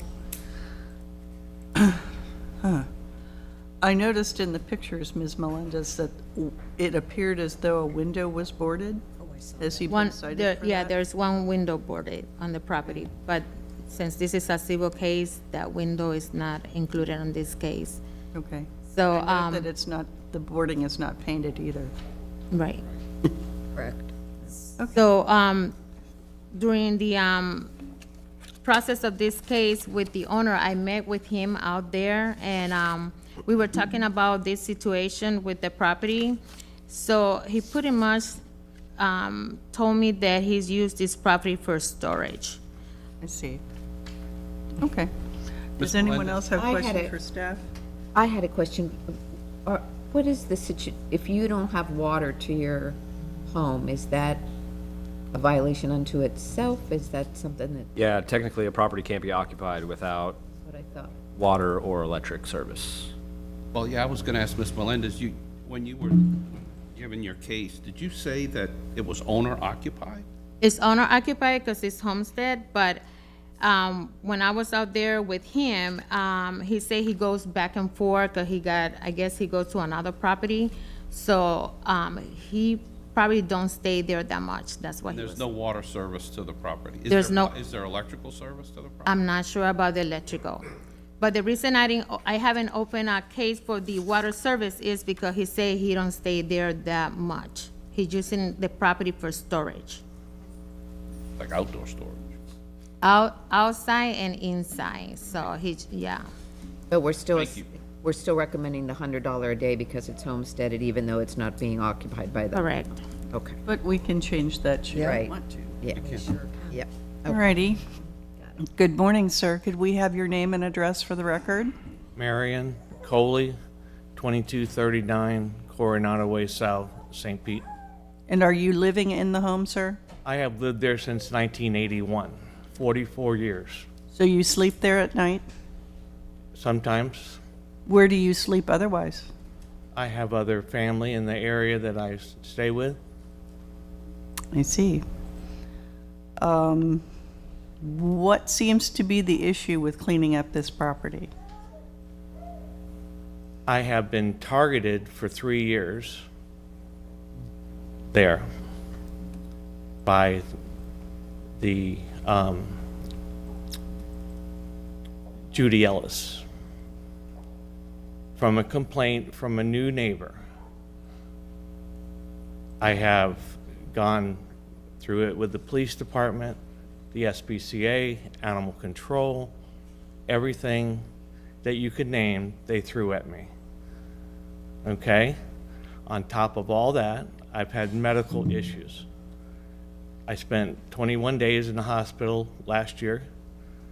I've had 2 knee surgeries, complete knee replacements this year.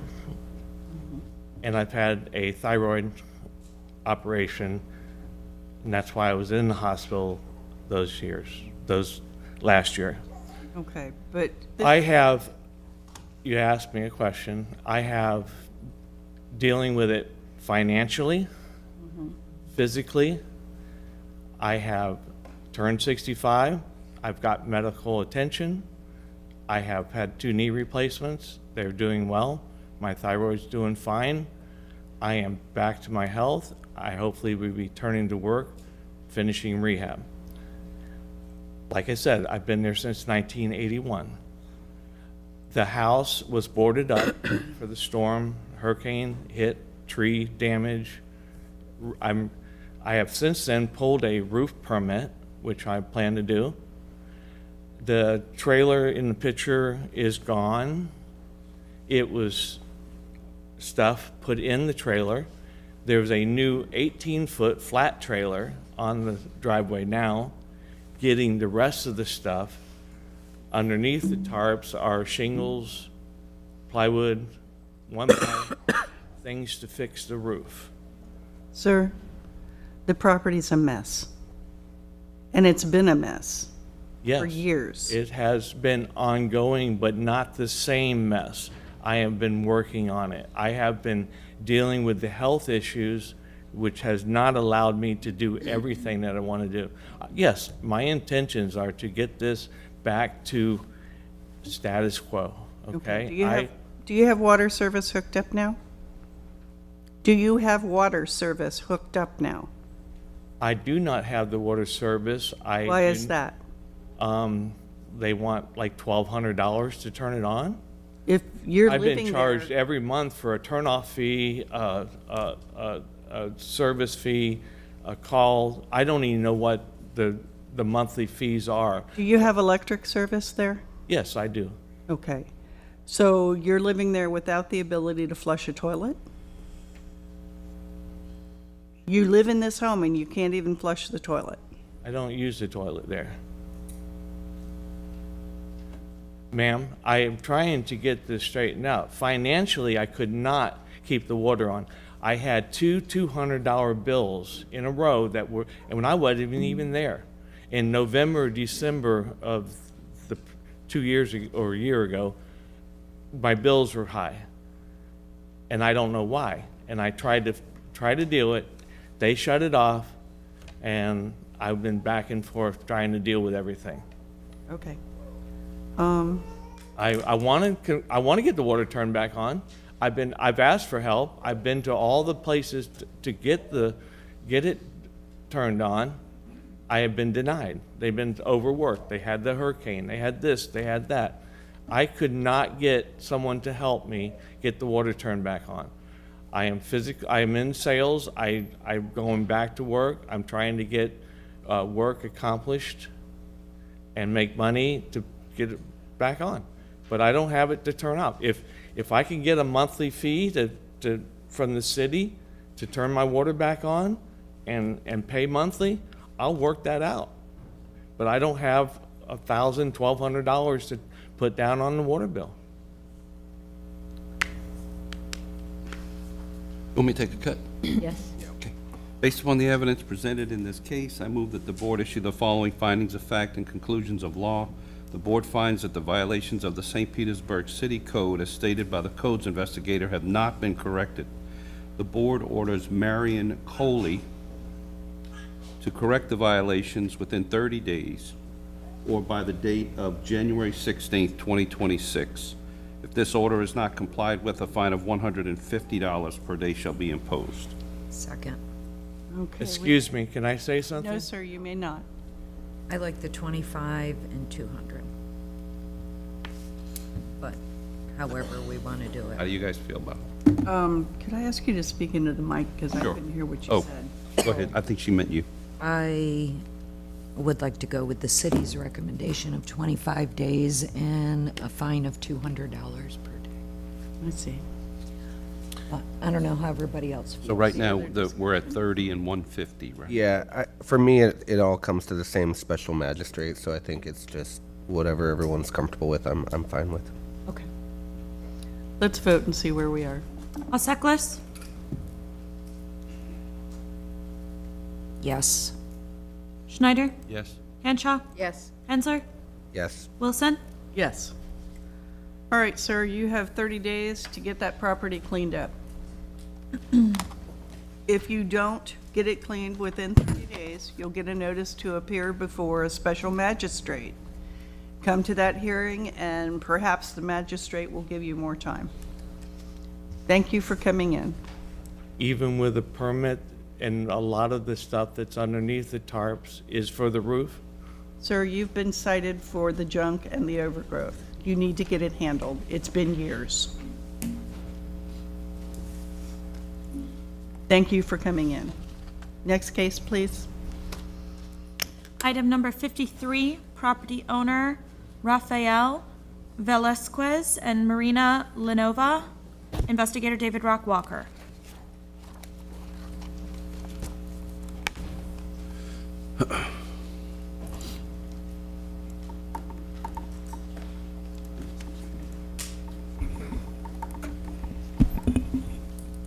What's the number? 53.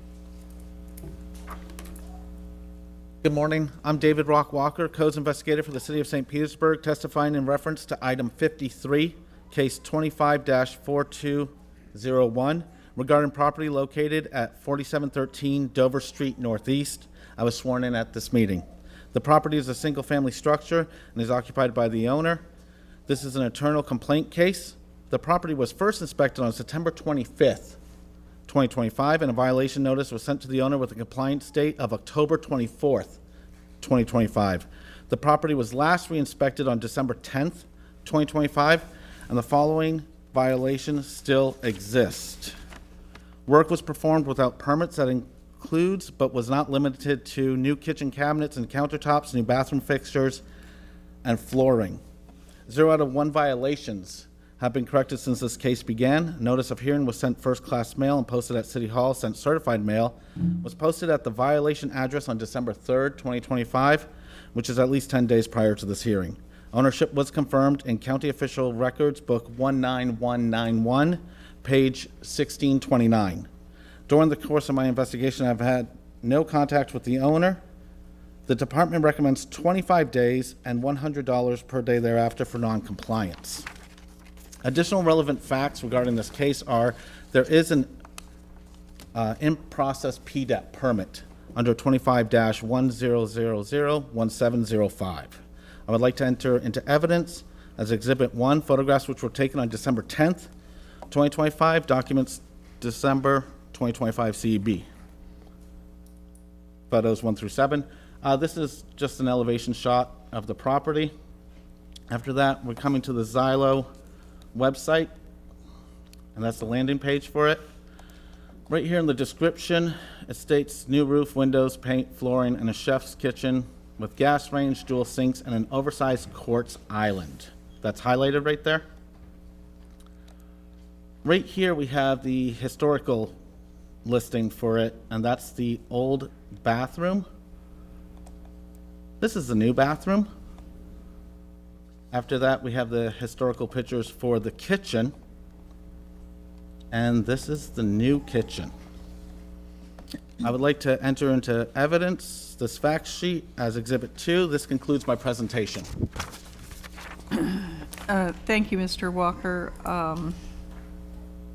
The permit's been applied for, but it's not been issued yet. There's been no movement on it since October 23rd that I could see. Tell me that one more time. There's been no movement on it since October 23rd. Okay. that I could see. I checked permitting again this morning too, just to verify. Okay. Mr. Walk or Ms. Zaffer, what can you tell us about that permit?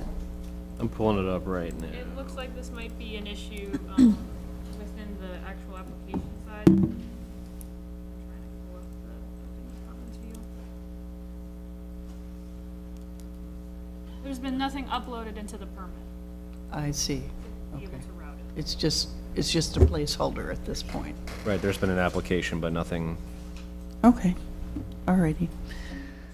Good morning. Could I please have your names and addresses for the record? Rafael Velázquez, 4713 Dover Street Northeast, St. Pete. Marina Leonova, 4713 Dover Street, St. Petersburg, Florida. Okay, you're residing in the property? And it's up for sale, is that correct? Yes. Okay. Alrighty. So it sounds like even though a permit was applied for or something was sent in, that nothing's happened to it. You haven't uploaded any documents, nothing is going to happen to it until they get the information they need to start processing it. So where are you with that? Well, we have a contractor for that. We had a contractor for that.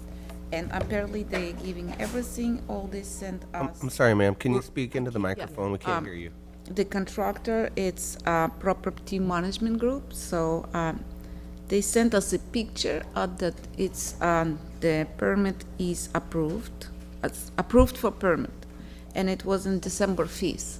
And now they're just telling us to wait, and all they sent me yesterday is just extend the code compliance extension request. They didn't tell that we need any other documents. I mean, if they tell me, I will submit whatever is needed.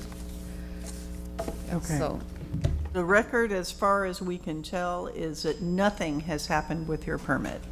nothing, right? Nothing. So, That well, means it's- that there's no site survey, that means that there's no scope of work, there's no nothing in that permit. It's just an empty page. Okay. So your contractor has not sent anything into the city to enable the city to start even processing your application. Okay. Chair, if I may, I have a question. So when you started these renovations, it looks like you did the bathroom and the kitchen. Did you work with a licensed contractor to do those initially? Well, we were working with some people we knew, and Could you speak into the microphone, ma'am? We're really having a hard time hearing you. some of them. It lifts up. It lifts up, it moves. Better. Not all of them we get the licensed contractors, because you need the money for that. After hurricane, we were waiting for the check, and I literally got it 4 days ago because our mortgage company changed 3 times. So Have you ever done renovations or remodeling on a home before at any point anywhere? No. No. So anytime you do stuff that's beyond just kind of like a home DIY thing, you have to go through the permitting process. So we've all been here long enough, not most. Some contractors are going to tell you the truth and go through the process of applying for their permits for you and doing it the right way. A lot of them are not. But at the end of the day, the unfortunate reality for you is that it's your responsibility to ensure that they've applied for the permits and that the permits have been approved before the work starts. Because when it doesn't, your contractor is not here with you, or your friends that you hired to help you with that. It's you that's ultimately responsible.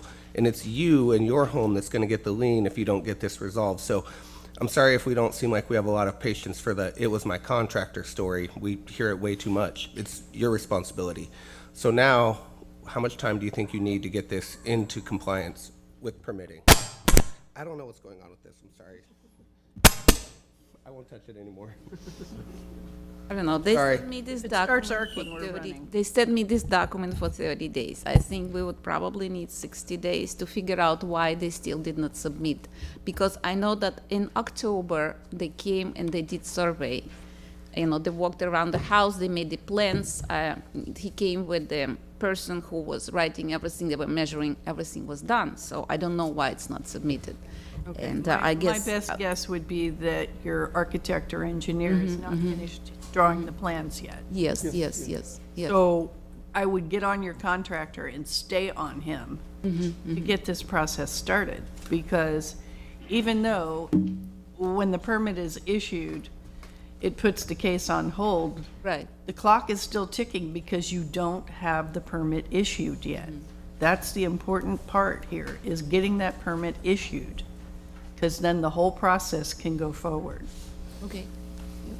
So just so I'm understanding, you did the best you could on your own and with some friends, and you did all the work, and then you found out you had to have a permit, and so you hired a contractor now? Yes. And now they're doing a request for an after-the-fact permit? Yeah, Is they that asked correct? us to do something, but the electrical, which is already done, they said to install the water hammers, we already did. Everything which was, they asked us to do, but I don't know why they didn't submit the documents in this. Okay, we got you. This is the paper that I have. Can you please take a look? You have to give it to Thank you.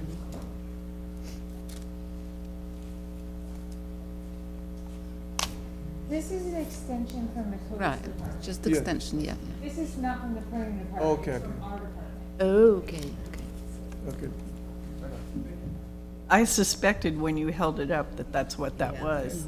Okay. Let us talk about it, and we'll figure out how much time we can give you, okay? Okay, thank you. Give us a minute. Somebody want to read something? I'll read something. Based upon the evidence presented in this case, I move that the board issue the following findings of fact and conclusions of law. The board finds that the violations of the St. Petersburg City Code as stated by the code's investigator have not been corrected. The board orders Rafael Velasquez and Marina Leonova to correct the violation within 60 days or by February 15th, 2026. If this order is not complied with, a fine of $100 per day shall be imposed. Second. Okay, we have a motion and a second. Any discussion? Let's vote. Alseklis? Yes. Schneider? Yes. Hanshaw? Yes. Hensler? Yes. Wilson? Yes. Okay, you have 60 days to get that permit issued, so go hop on your contractor. Hit him if you must. Any way I can contact you? Yeah, I'll talk to you outside. Thank you. Thank you very much. Thank you for coming in. Next case. Item number 101, property owner Jeremy J. Wellman and Emily G. Wellman, investigator Patrina Miller.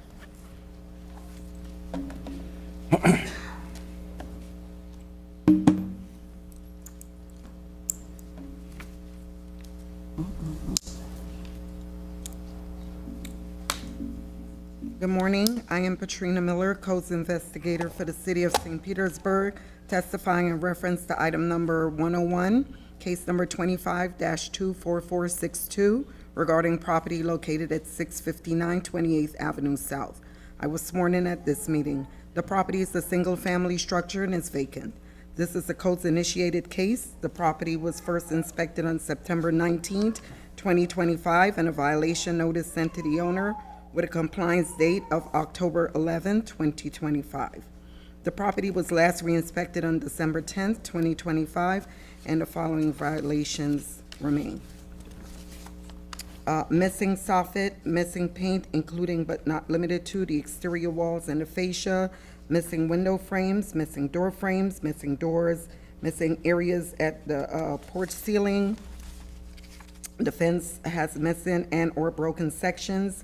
The accessory structure, exterior walls has missing sections, bare wood at the accessory structure. Items included but not limited to cement blocks, building material, brush, wood, furniture, logs, and miscellaneous items stored at the property outside of a fully enclosed and permitted structure. 1 out of 10 violations have been corrected since the case began. Notice of hearing was sent first-class mail, posted at City Hall, sent certified mail, and was posted at the violation address on December 2nd, 2025, which is at least 10 days prior to this hearing. Ownership was confirmed in county official records, book number 19228, page 2238.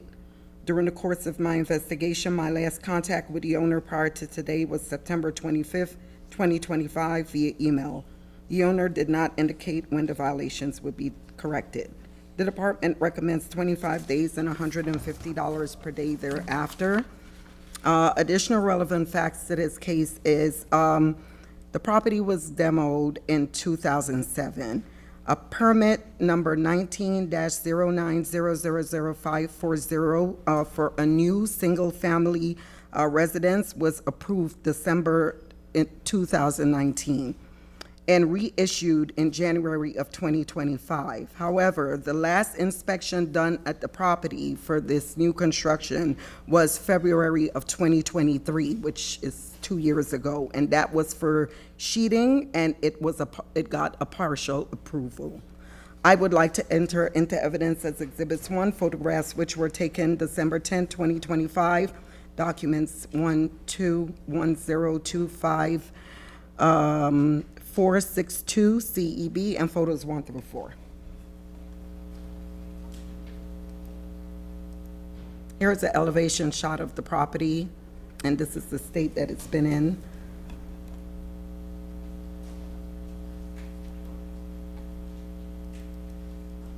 Here's a close-up shot. We can see that of the missing walls, window frames, there's no door.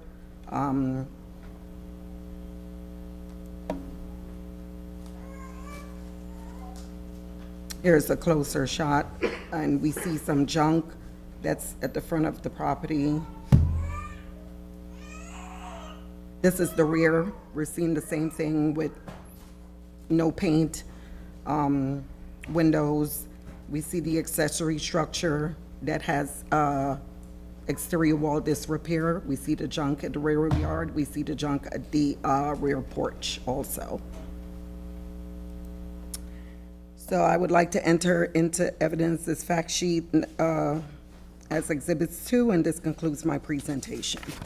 Thank you, Ms. Miller. So I'm trying to understand this. Yes, so Chair, I can probably provide some clarity. Yeah, so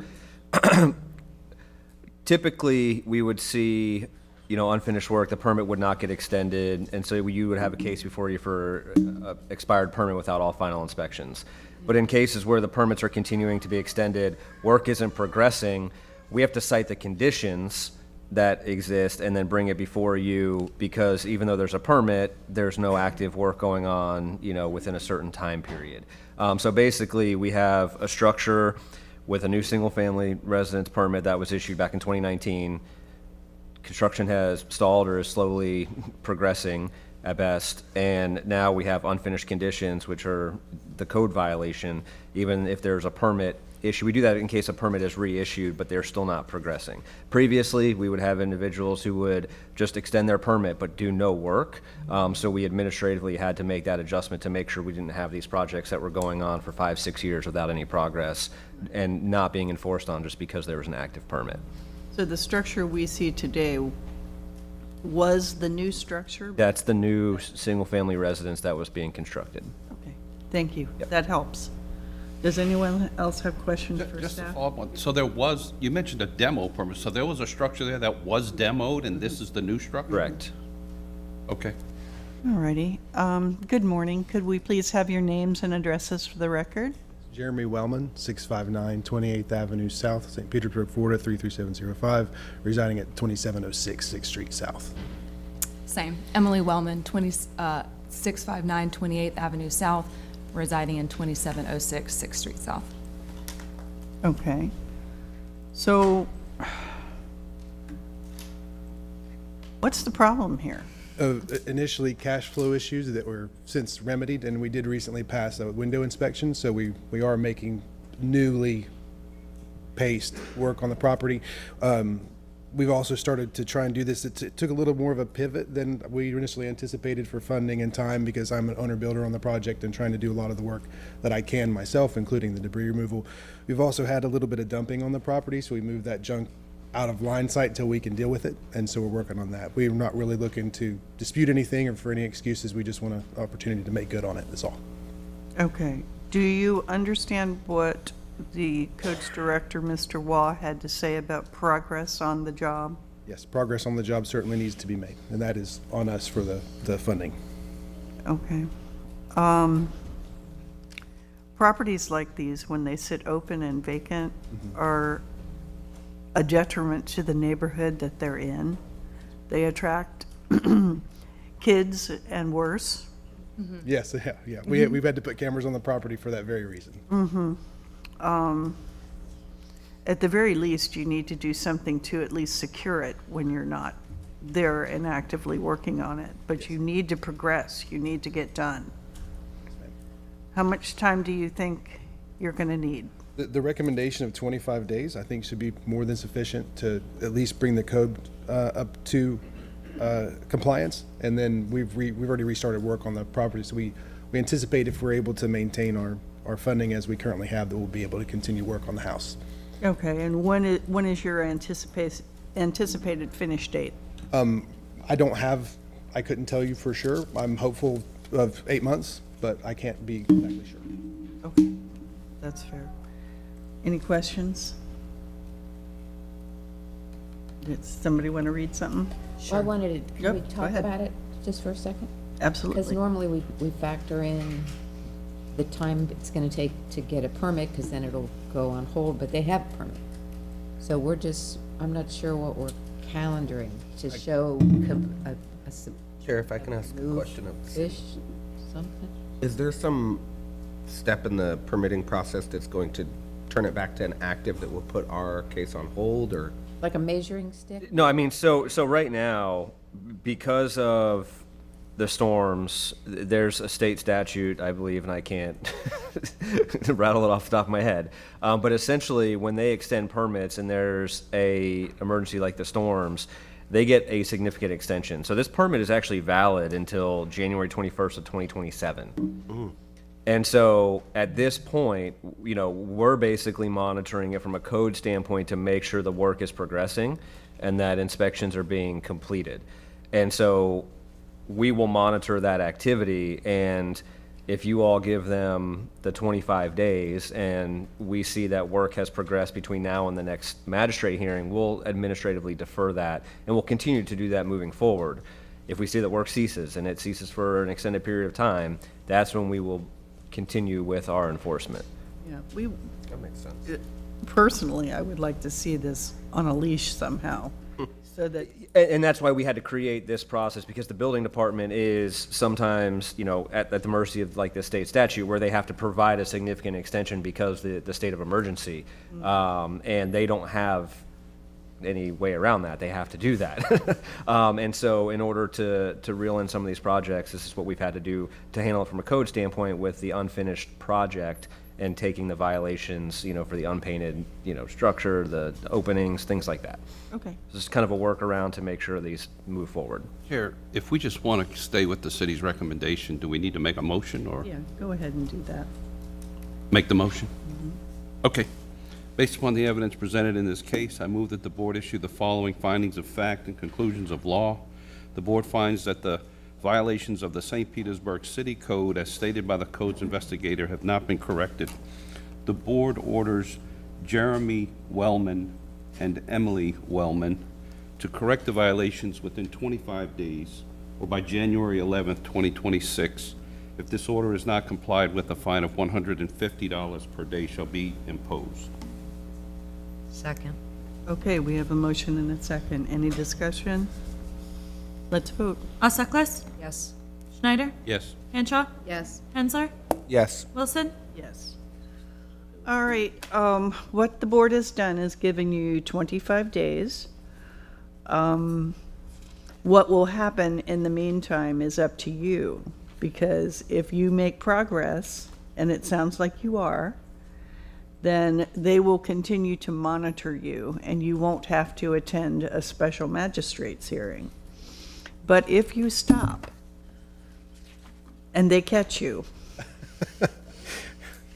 you're going to get a letter to come to a special magistrate, and you're going to have to explain it to that person and see if you can get some more time. All right? At the minimum, please board the place so it's secure. Yeah, We do have we have makeshift doors to block people from entering, so we have that. But we need the actual doors, as they mentioned, yeah. All right. Thank you and good luck. Thank you. Next case, please. Item number 28, property owner Craig S. Snyder and Robin Annette Snyder, investigator Brian Greenman.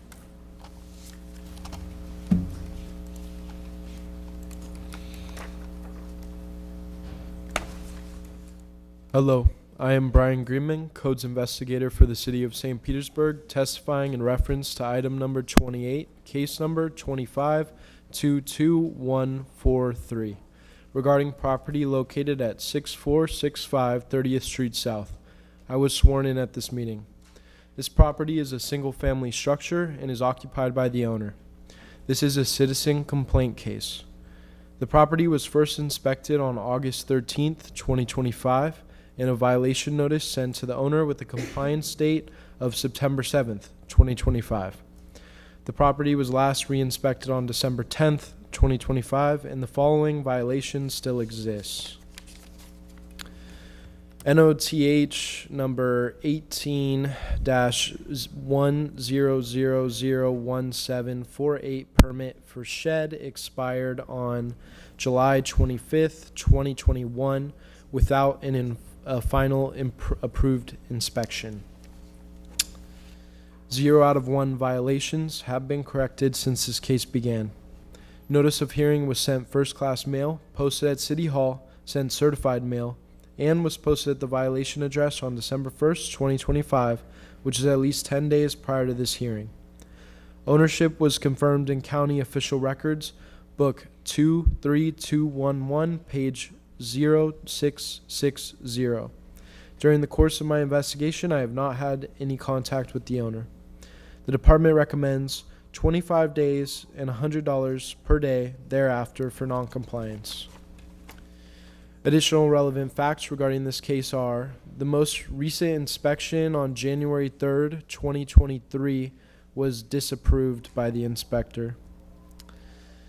I would like to enter into evidence as Exhibit Number 1, photographs which were taken on December 10th, 2025. Document 121025143BNG-CEB and photo numbers 1 through 2.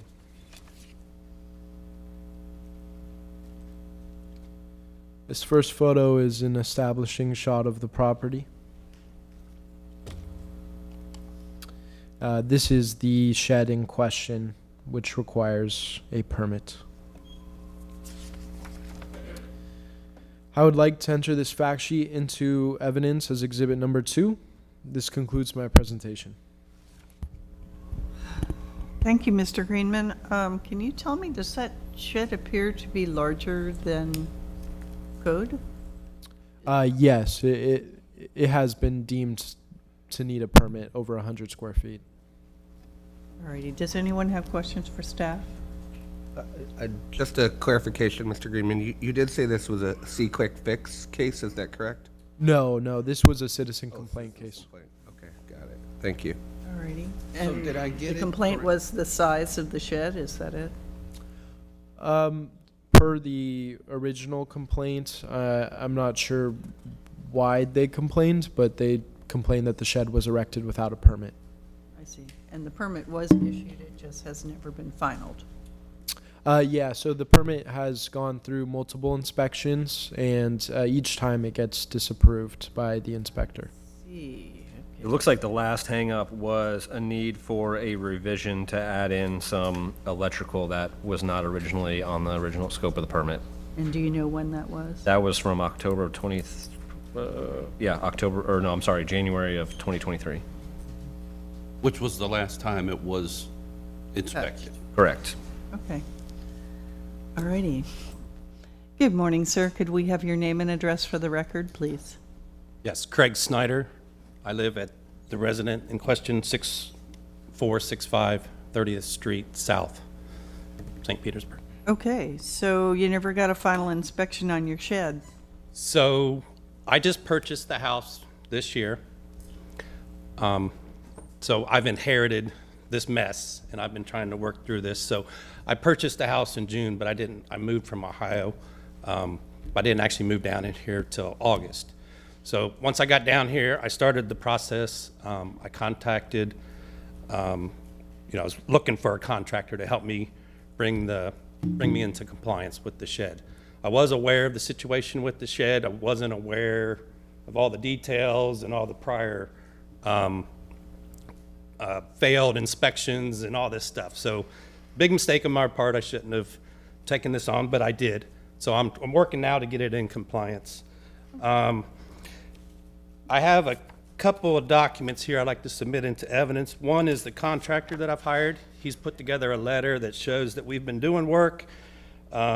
We've hired a professional engineer who has come out and taken a look at it.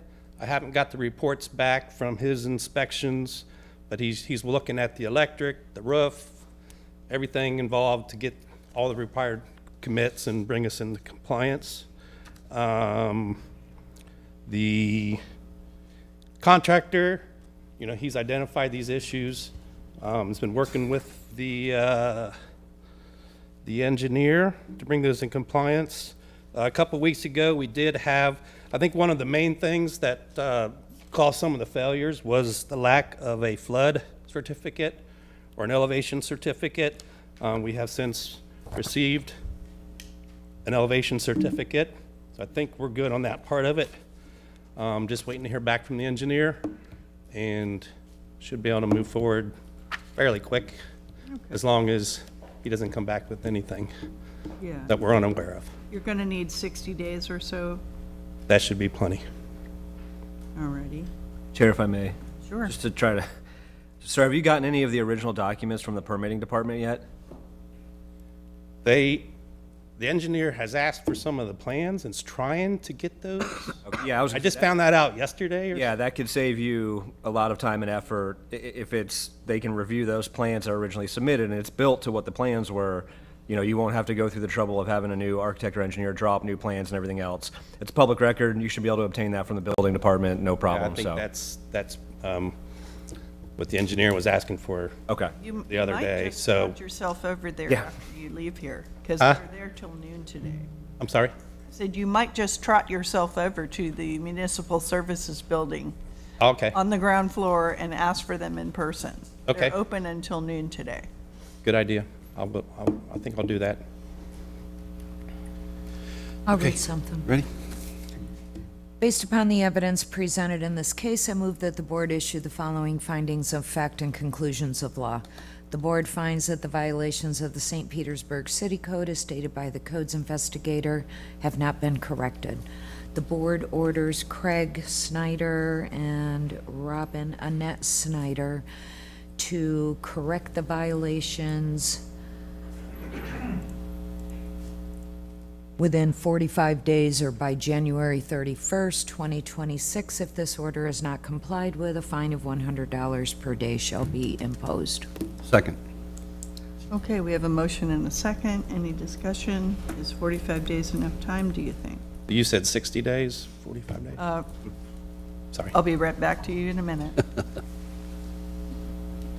I didn't realize, I didn't hear his recommendation of 60 days. I most certainly will amend that. Okay. Okay, sorry about that.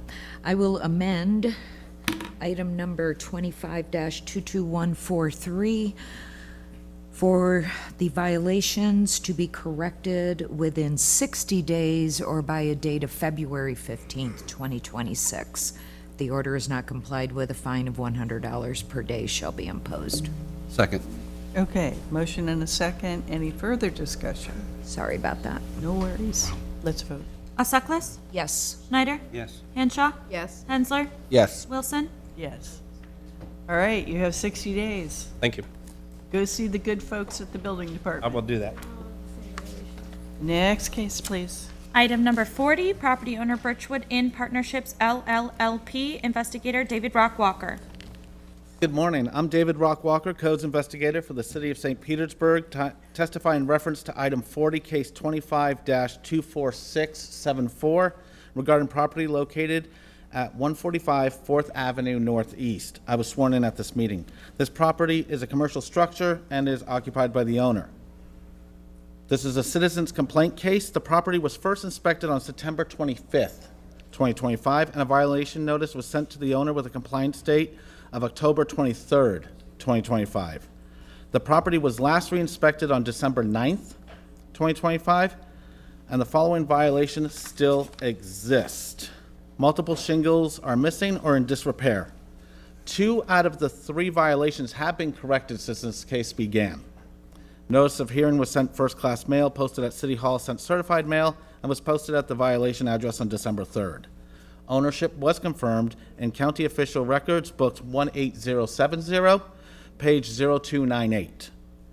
During the course of my investigation, I've actually had a lot of contact with them, just due to the closing of the other violations. The department recommends 25 days and $200 per day thereafter for non-compliance. I would like to enter into evidence as Exhibit 1, photographs which were taken on December 9th.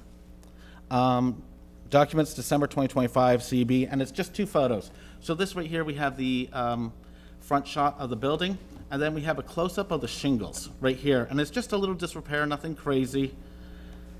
And I'd like to enter this fact sheet into evidence, Exhibit 2. This concludes my presentation. Thank you. Does anyone have any questions for Mr. Walker or staff?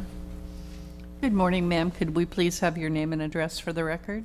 My name is Rebecca Rogowski, 5319 Consuelo Drive, Holiday, Florida is my address. Okay. So I'm assuming you have plans to have the roof redone or repaired? Yeah, Can we have the relationship to I'm- Birchwood? Your relationship to the Birch? I am the director of facilities for the properties. Perfect. I know you have plans. What are your plans for the roof? We've reached out to one of our contractors we worked with, and they gave us a full workup on replacing the whole roof. And after I met with David, we don't necessarily have to do that. That building is not going to be there long-term. So we're working with another contractor right now just to find shingles that they can get up there. Part of our challenge is the roof. If you saw from the photo, the structure is very high. So it's going to require lifts and things that also require permitting. So we're just working through those details now to figure out when we can, which one we're going to go with, and then get it scheduled. Okay. Your contractor, whoever they are, needs to be licensed so they can pull a permit to. Oh, they absolutely. Okay. One of them, one of the ones we got quotes from has been working with the owner for 25 years. Okay.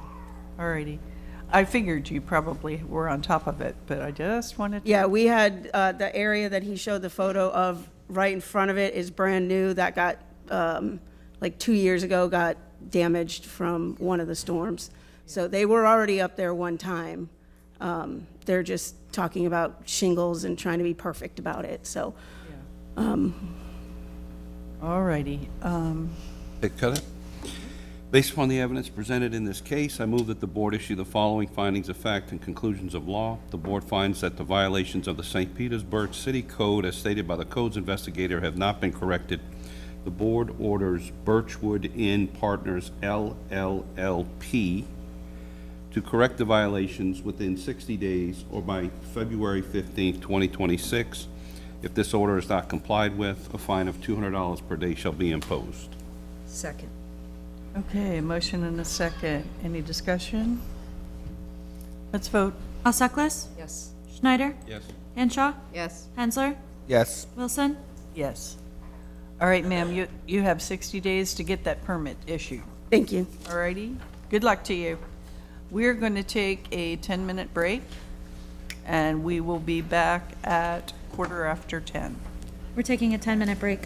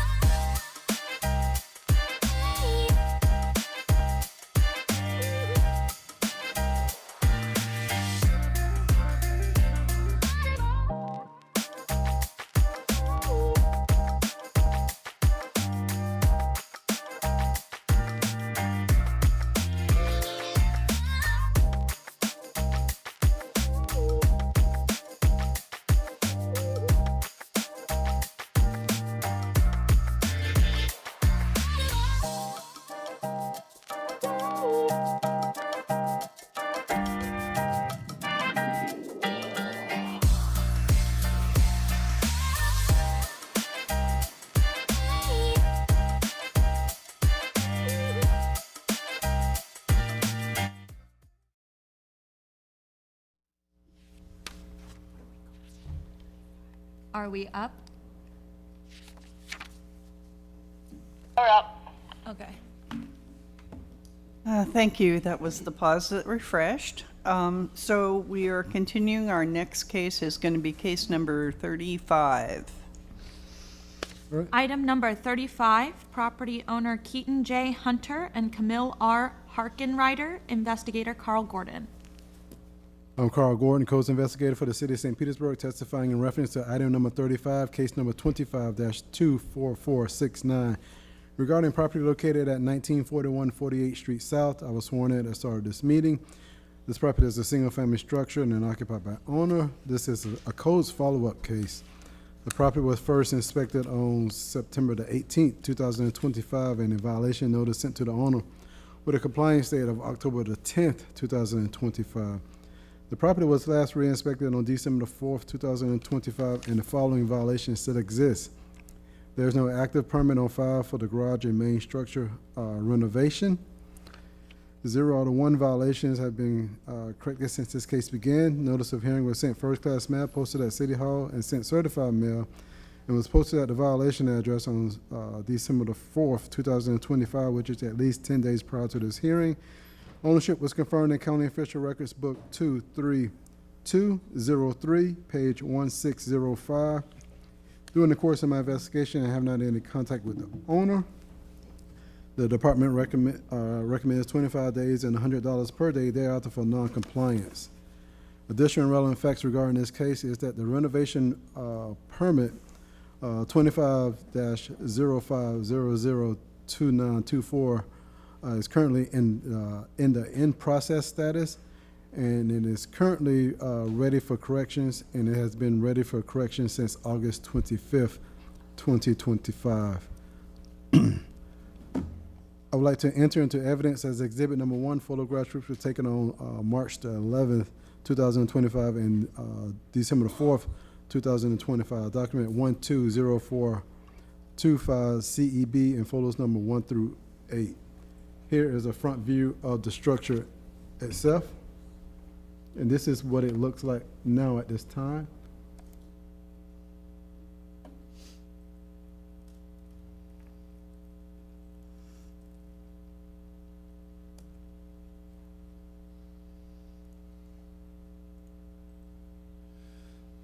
This is a picture showing what it used to look like. That's the front structure, what it used to look like.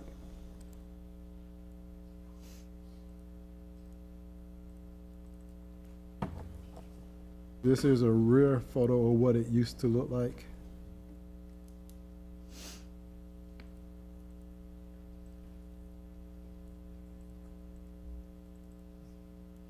Here showing the work that was done inside the accessory structure.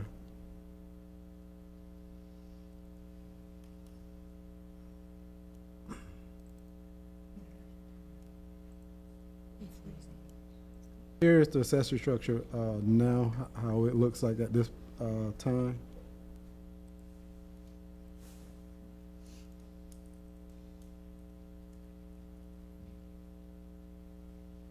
Here is, as you see, a new door has been installed, stucco on the exterior walls of the structure, the main structure.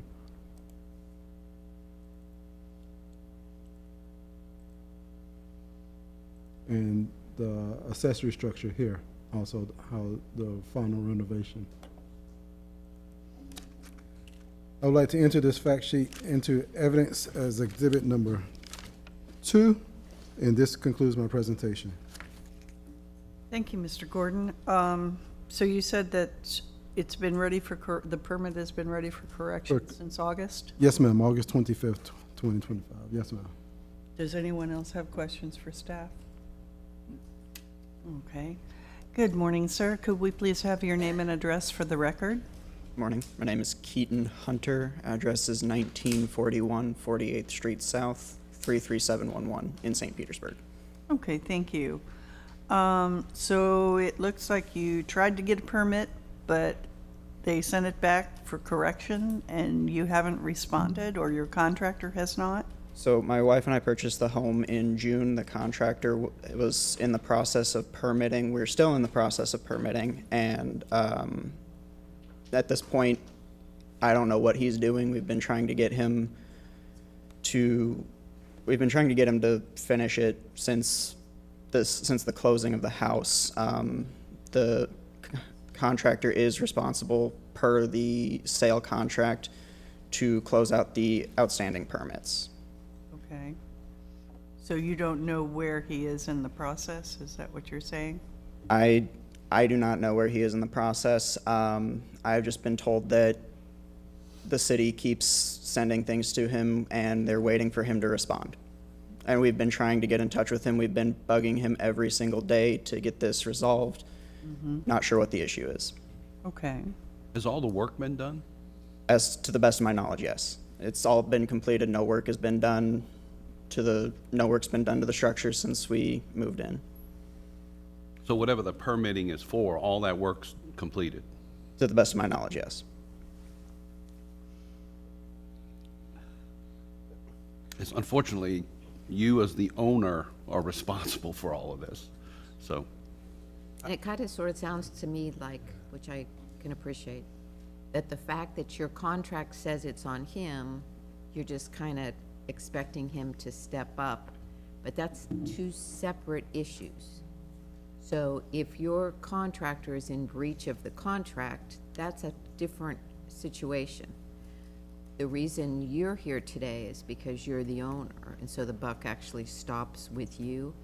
So even though we always appreciate that the owner is trying to get the contractor to move, you might have to do something else. You might have to get a different contractor. You might have to take intermediate steps and then deal with the breach of contract elsewhere. But you don't want to end up with a lien on a house you just bought. Right. I just have a question. Was the work ongoing when you were looking to buy the house, or had the work already been completed, but it just hadn't finalized the permitting process? I believe the work had been completed and the permitting process was not finalized. When you say to the best of your knowledge, did you ever look at the house before you bought it? We did look at the house, but Was there a contractor there when you bought it? there was never a contractor there when we were looking at the house. There was during the showings or otherwise. From what I could tell during the showings, there were no changes made in between viewings. Okay. Not to drill down on this too much, and I apologize, board, I'll move on in a moment, but when you were going through the purchasing process, did the realtor talk with you at all about the complexity of buying a house that had work done that wasn't permitted, or the permit hadn't been finalized? Was that a part of the discussion at all? Yes, that's why we signed the amendment to the contract With the stating that he would contractor. close out the permits, but we were also expecting that to have been, and this would be probably that breach of contract, we were expecting that to have been, in a reasonable amount of time. Right, yeah, no, Yeah. it's a sticky wicket. I'm going to suggest that you take yourself over to the building department in person today. They are open until noon, and ask them to either talk with you or give you a printout of what the problems seem to be. That way, at least you have a basis to argue with your contractor. Or that contractor. I can't say yours because you didn't pick him. Okay. Okay? They're sort of right across the street. Okay. It's not far. And they are open until noon today. We will try to get you some time to get this straightened out, but it has to be straightened out. It has to be finalized. When was the last time you spoke with that contractor? Personally, I have not actually spoken to the contractor. All of our proceedings have been handled by our real estate agent. She's been fantastic in trying to help us out with this. The last time that she spoke with him was just a couple of days ago, actually. And He continues to say that he's waiting on the city. I personally would I'm sorry, go ahead. Realtors sometimes, in their efforts to be helpful, do things that maybe would be better served by someone else. There's not a reason in the world why you can't talk to this contractor. The realtor's not going to pay this fine. You're going to pay this fine. So even though she's acting as the person in the middle, and that's wonderful and great, and thank you for doing that, you need to call this contractor. In addition, and what Madam Chair said is, go over there and get a list. You may have what they need. You may end up doing it on your own. So if they're looking for a particular document, it may have been one of the documents that were provided to you as part of closing, a survey or repairs, you know, it's a statement, something. So you need to stop going around in circles on this and actually finalize this. So, I'm sorry, I didn't mean to cut you off. Did you? No, I was just gonna say the same thing. I would do exactly what the chair said, go get the stuff from building and call the contractor directly yourself, because you're ultimately responsible. I'll read something if you guys are ready. Yes, please. Based upon the evidence presented in this case, I move that the board issue the following findings of fact and conclusions of law. The board finds that the violations of the St. Petersburg City Code as stated by the code's investigator have not been corrected. The board orders Keaton J. Hunter and Camille R. Narkenreiter to correct the violations within 45 days or by January 31st, 2026. If this order is not complied with, a fine of $100 per day shall be imposed. Second. Okay, we have a motion and a second. Any discussion? Let's vote. Alseklis? Yes. Schneider? Yes. Hanshaw? Yes. Hensler? Yes. Wilson? Yes. All right, sir, the board has given you 45 days. That's 45 days to finally get that permit issued. You will have to go through a final inspection process, I'm sure, but don't sweat it, because that part of it doesn't have to be done. The goal here is to get the permit issued, because then the wheels are turning, okay? All right. Good luck to you. Thank you. Next case, please. Item number 64, property owner Lisa M. Greco, investigator Greg Foster. Good morning. I am Greg Foster, Codes Investigator for the City of St. Petersburg. I'm testifying today in reference to item number 64. This is case number 25-24149, located regarding the property located at 3435 17th Street North. I was sworn in at the start of this meeting. This property is a single-family structure. It's occupied by the owner. This is a C-click fix case. The property was first inspected on September 19th, 2025, and a violation notice sent to the owner with a compliance date of October 20th, 2025. The property was last re-inspected on the 15th of December, 2025, and the following violations still exist. The landscape's not maintained, has some accumulation of dead vegetation. Please seek the standards, maintenance, landscape trimming needed on the property. The parking area is not maintained to the current standards. Please reference the current standards. If parking on the property is desired, current driveway standards must be met. Also, the parking apron is not maintained as it does not meet the standards. 2 out of 5 violations have been corrected since the case began. Notice of hearing was sent first-class mail, posted at City Hall, sent for certified mail. It was also posted at the violation address on the 3rd of December, 2025, which is at least 10 days prior to this hearing. Ownership was confirmed, County Official Records, book number 06666, page 0070. During the course of my investigation, the last contact with the owner prior to today was this past Monday. Owner indicated that she's working with a driveway contractor, also indicated that the vegetation had been removed and that the window glass had been repaired. So owner was adamantly working on correcting the violations. The department would recommend 25 days, $100 per day thereafter for noncompliance. I would like to enter into evidence as Exhibit 1, photographs taken on December 10th, 2025, documents 121025149GF. This photos 1 and 2 is okay. This is the elevation shot of the structure. There was some accumulation of dead vegetation on the roof, and the property was overgrown.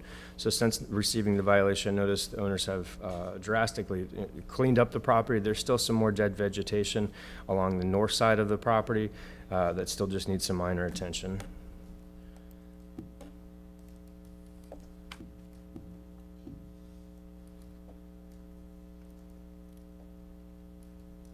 This next photo is going to be of the driveway area.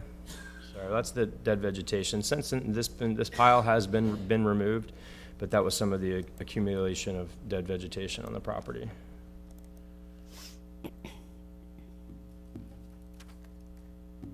This is going to be a shot of the actual driveway conditions that the original complaint came in on.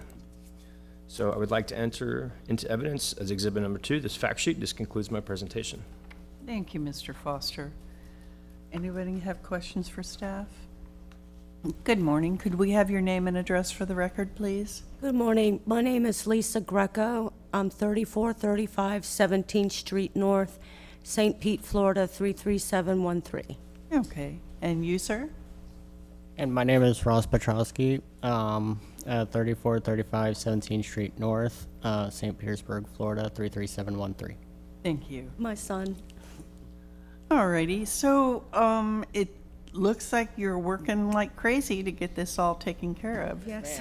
How much time do you need to get the driveway situation squared out? I can't even say the word right. All asphalt, that's the word. The asphalt people, Anderson and Sons, said that they're gonna pull the permit rather today or tomorrow, and they're gonna start work on it sometime rather this weekend or next week. They're trying to get things done before the holidays. Yay them. That's great. Yep, they're very positive they'll get it done soon. Yeah. And then you had some more dead stuff that you had to clean up? We had cleaned up all around I have 2 big oak trees. We had to clean all that up around them because it was causing really high vegetation. And so there was a pile there, but the city of St. Pete picked it up, and I'm sure they'll send me a bill. Yeah. So a little bit more needs to be gone from the property, and we'll be fine with that. Yeah, just a little bit. He looks like a hefty young man. He can handle that for you. So what's going to happen is when they pull the permit to do the driveway and the apron, that will put this case on hold. So they will close it once the permit is closed. So after the work is done and it's inspected, then the permit's closed and you're sailing free, okay? I just want to say, do I call or do I email Mr. Foster? Yes. Because I tried to call you a couple times and I didn't get a call back, and so I didn't know how to contact you. Greg, Mr. Foster, if you would see them out in the hallway. Absolutely. And Awesome. make sure that they have contact for you, that would be great. Because it sounds like we're almost at the finish line here. Yes. Okay. Does anybody else have Good, we're questions? I'll read something. Okay. Based upon the evidence presented in this case, I move that the board issue the following findings of fact and conclusions of law. The board finds that the violations of the St. Petersburg City Code, as stated by the codes investigator, have not been corrected. The board orders Lisa Greco to correct the violations within 30 days or by January 16, 2026. If this order is not complied with, a fine of $100 per day shall be imposed. Second. Okay, we have a motion and a second. Everybody okay with the time? Let's vote. Seklis, Yes. Schneider, Yes. Henshaw, Yes. Hensler, Yes. Wilson. Yes. Okay, you have 30 days to get that permit issued. Good luck to you. Thank you. Take care. Next case, please. Yeah. Item number 80, property owner Dino T. Crawford, investigator Jose Rodriguez.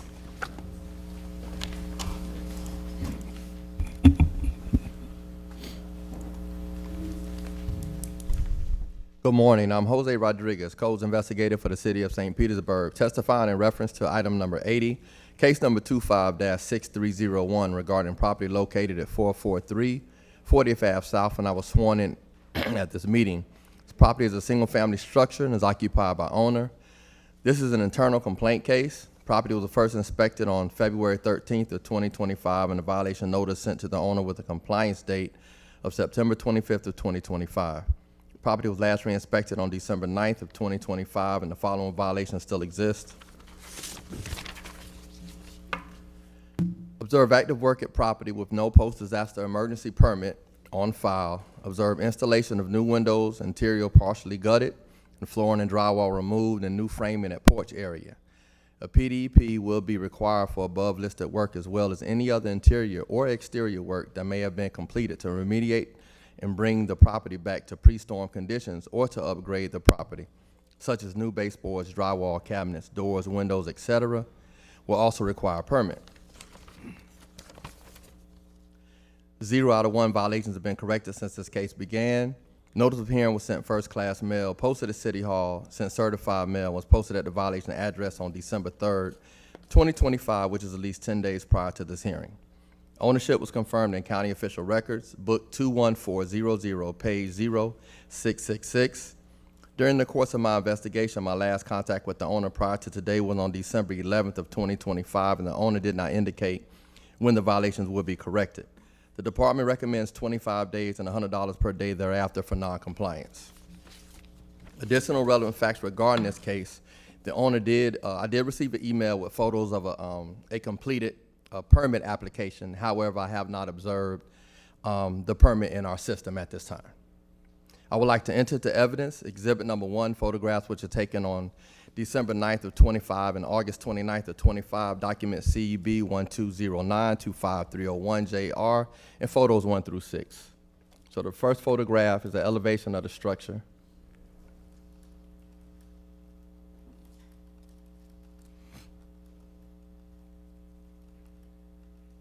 It's a close-up of the structure. These are the new windows here, some of the new windows that have been installed, and these are the posts that have been installed as well.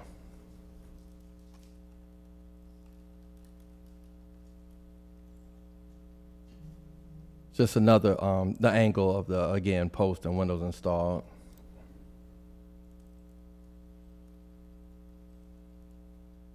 This is a picture of the exterior where work was observed being done at time of that particular inspection.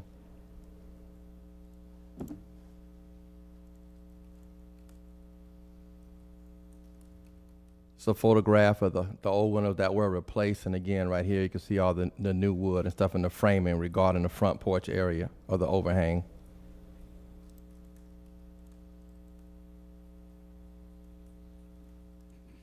And this is just a previous picture of the home prior to the home being renovated. And right here you see this post. The post is a new post that has been installed. I would like to enter this fact sheet into evidence, Exhibit number 2, and this concludes my presentation. Thank you, Mr. Rodriguez. Does anybody have questions for staff? No? Okay. Good morning, sir. Could we have your name and address for the record, please? Dino Crawford, 443 40th Avenue South. All right. So, Mr. Crawford, you've applied for your permit? Yes. When did you send that paperwork in? 2 weeks ago. 2 weeks ago. And staff, we still have no record of anything in the system? When you say you sent it in, We emailed it. Something you do Emailed it online. in. Emailed it in. You emailed it in? Mhm. So you did it online? Is that? Yes. An email that you sent to, do you remember who you sent it to? To the city of St. Petersburg, the building department. Typically, the application should go through the e-plan portal online, or be walked into the actual building department. I'm not sure that they accept applications Email. through an email. They should have redirected to one of those two methods. Okay. Do you think he can get this straightened out if he goes there today? Yeah, I would imagine. I mean, if you have the record of the email, who you sent it to, you know, they should be able to give you direction on either getting the paperwork handled today in person or how to upload it through the e-plan portal. A regular old email's not gonna work. I mean, I hear you. I got you. The least techie sitting up here, but regular old email doesn't work. They have a protocol. Okay. There's a portal that you have to go through. No problem. All right, so, we need to give him time to get the permit. Yep. This is gonna be an after-the-fact permit? Do you think you have everything you need to support getting the permit? Like Yes. Plans and stuff like Mhm. that? Okay, so you think you have all that? I got everything waiting on the city. I'll go down. We're going down there in a few minutes to make sure everything gets through. And you have a licensed contractor that No. is. I put the windows in myself. He's doing it himself. The storm damage. It's storm damage, yeah. We're gonna give you some time to get it done, Mr. Crawford, but I strongly suggest that you go see the good folks in the building department when you leave here. Yeah, I am. Okay, good. I'll read something. Based upon the evidence presented in this case, I move that the board issue the following findings of fact and conclusions of law. The board finds that the violations of the St. Petersburg City Code as stated by the code's investigator have not been corrected. The board orders Dino T. Crawford to correct the violation within 60 days or by February 15th, 2026. If this order is not complied with, a fine of $100 per day shall be imposed. Second. Okay, we have a motion and a second. Everybody okay with the time? Let's vote. Auseklis? Yes. Schneider? Yes. Henshaw? Yes. Hensler? Yes. Wilson? Yes. All right, Mr. Crawford, you have 60 days. Go see the building department and see Thank if you. you can't get back on track. Item number 39, property owner AKGP LLC, investigator David Rock Walker.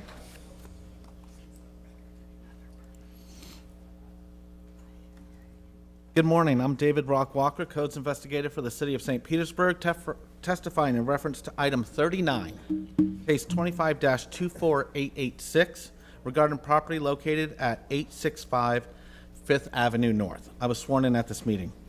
The property is a commercial structure and is occupied by tenants. This is a codes follow-up case. The property was first inspected on October 2nd, 2025, and a violation notice was sent to the owner with a compliance date of October 26, 2025. The property was last re-inspected on December 10th, 2025, and the following violations still exist. An after-the-fact permit will be required for the emergency repairs that were completed. 0 out of 1 violations have been corrected since this case began. Notice of hearing was sent first-class mail, posted at City Hall, sent certified mail, and was posted at the violation address on December 3rd, 2025. Ownership was confirmed in County Official Records, Book 20006, page 0753. My last contact with owner or management prior to today was 2 weeks ago. The department recommends 25 days and $200 per day thereafter for non-compliance. Additional relevant facts regarding this case was the original case was 25-3086. It was a citizen's complaint case from a tenant. The ceiling collapsed due to the storm. The city allowed emergency repairs to be done, and we're just looking for an after-the-fact permit. I would like to enter into evidence as Exhibit 1, photographs which were taken on January 23rd, September 25th, and December 10th. I only have 3 pictures, but I'll walk you through it. So this was the December 10th picture. That's just the front shot of it. This is from the original case, the inside that was taken on January 23rd, and this was taken on September 25th. So that's after we let them fix it and everything. And this, I'd like to enter this fact sheet into evidence, Exhibit 2. This concludes my presentation. All right. Thank you, Mr. Walker. Can you tell me the genesis of this being a tenant complaint because the ceiling fell, but ceilings don't just fall? Right, and then it went to the demo coordinator. The demo coordinator went to investigate with the city, and they allowed them to fix it for emergency repairs because of the storm. Okay. And we're just So- looking for an after-the-fact permit for this one. We don't know if the roof was repaired or wherever the leak came from that caused the ceiling to collapse, or where are we with that? I believe the last conversation that the demo coordinator had with the property manager testified that the roof was repaired.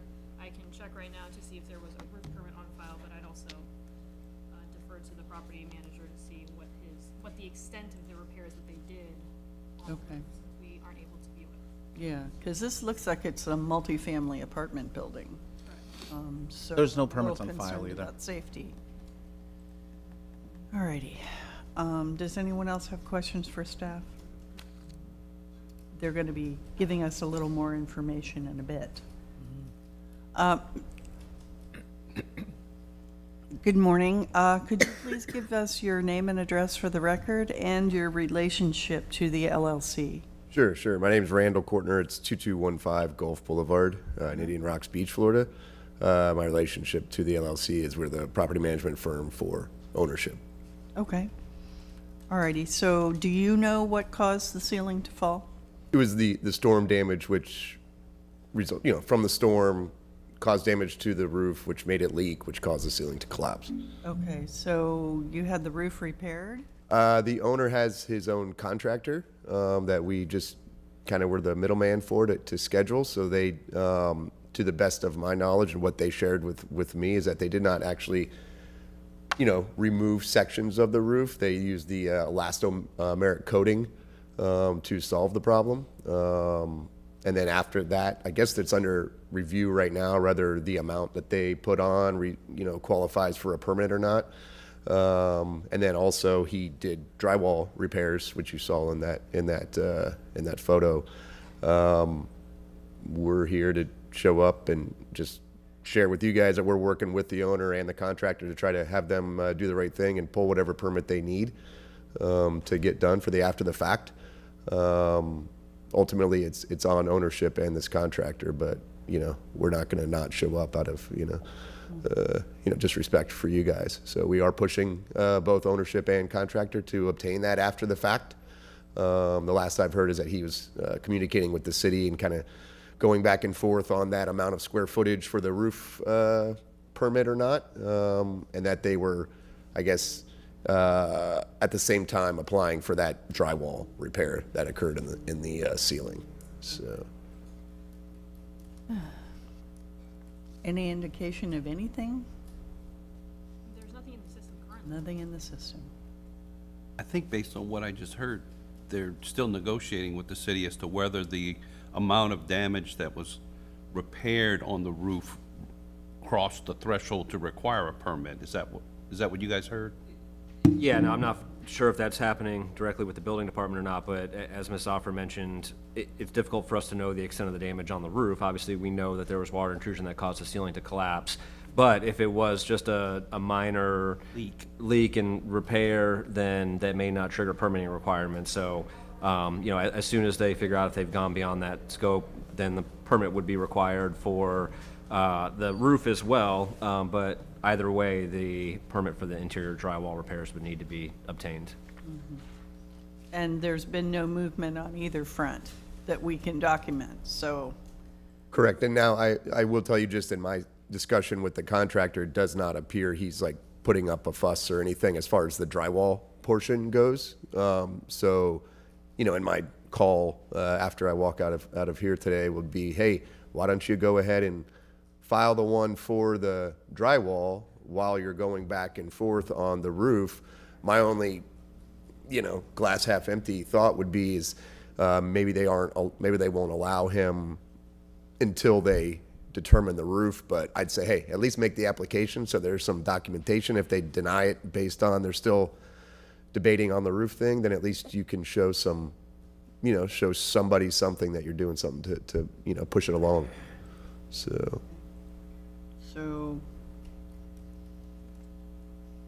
I wish the contractor was here, because you don't have all the information that would. Me too. He apparently like a week or two ago fell off a second story and shattered his whole leg on another project. So I've been doing my best to try to stay in touch with him, but ultimately we don't own it, and we weren't the folks that hired this contractor. So we're just trying to show the respect for the city and do the right thing as a management.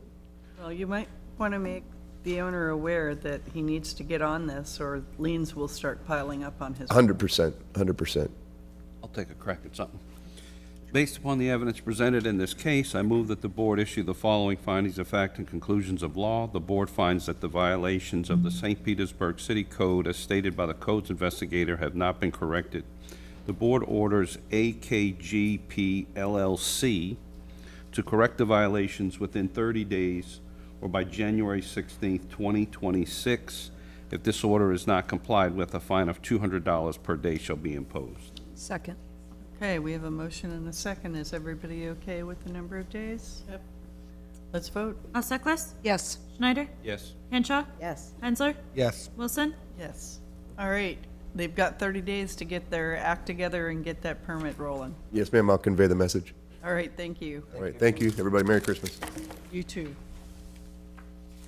Item number 132, property owner SRMZ 4 Asset Company 1 LLC, investigator Zoraida Melendez.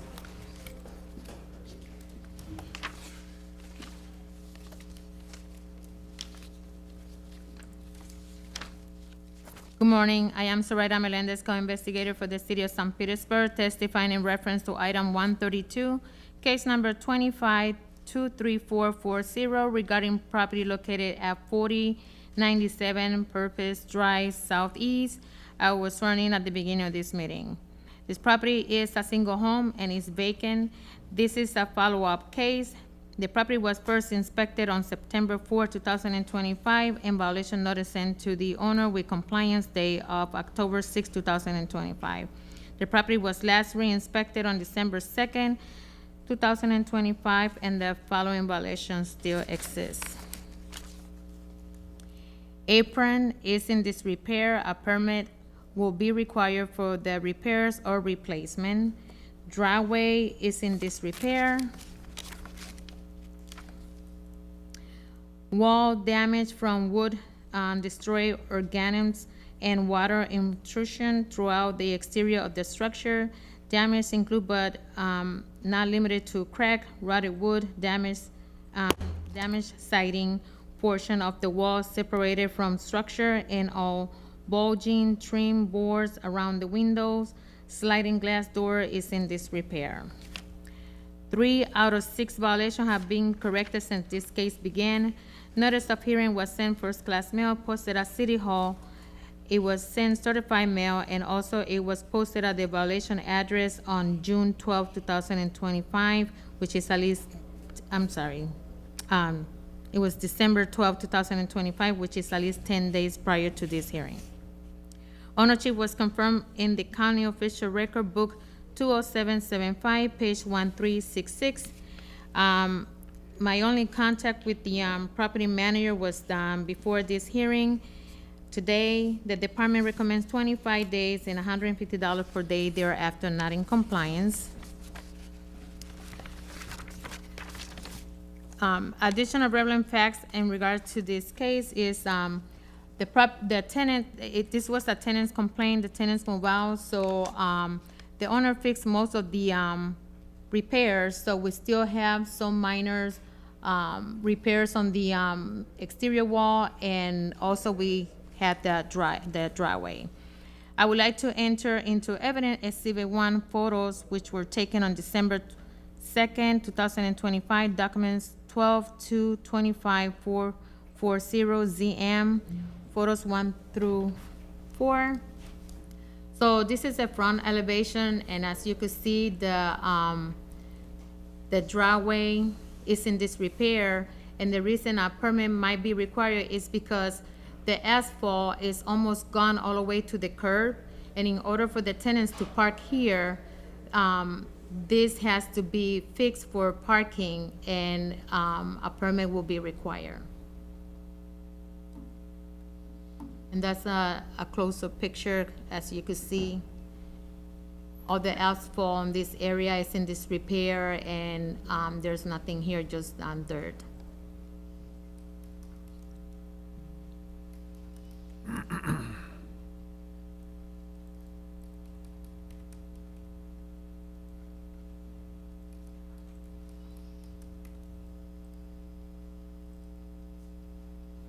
So most of the exterior walls was repaired, but there's some separation in 2 areas that needs to be completed.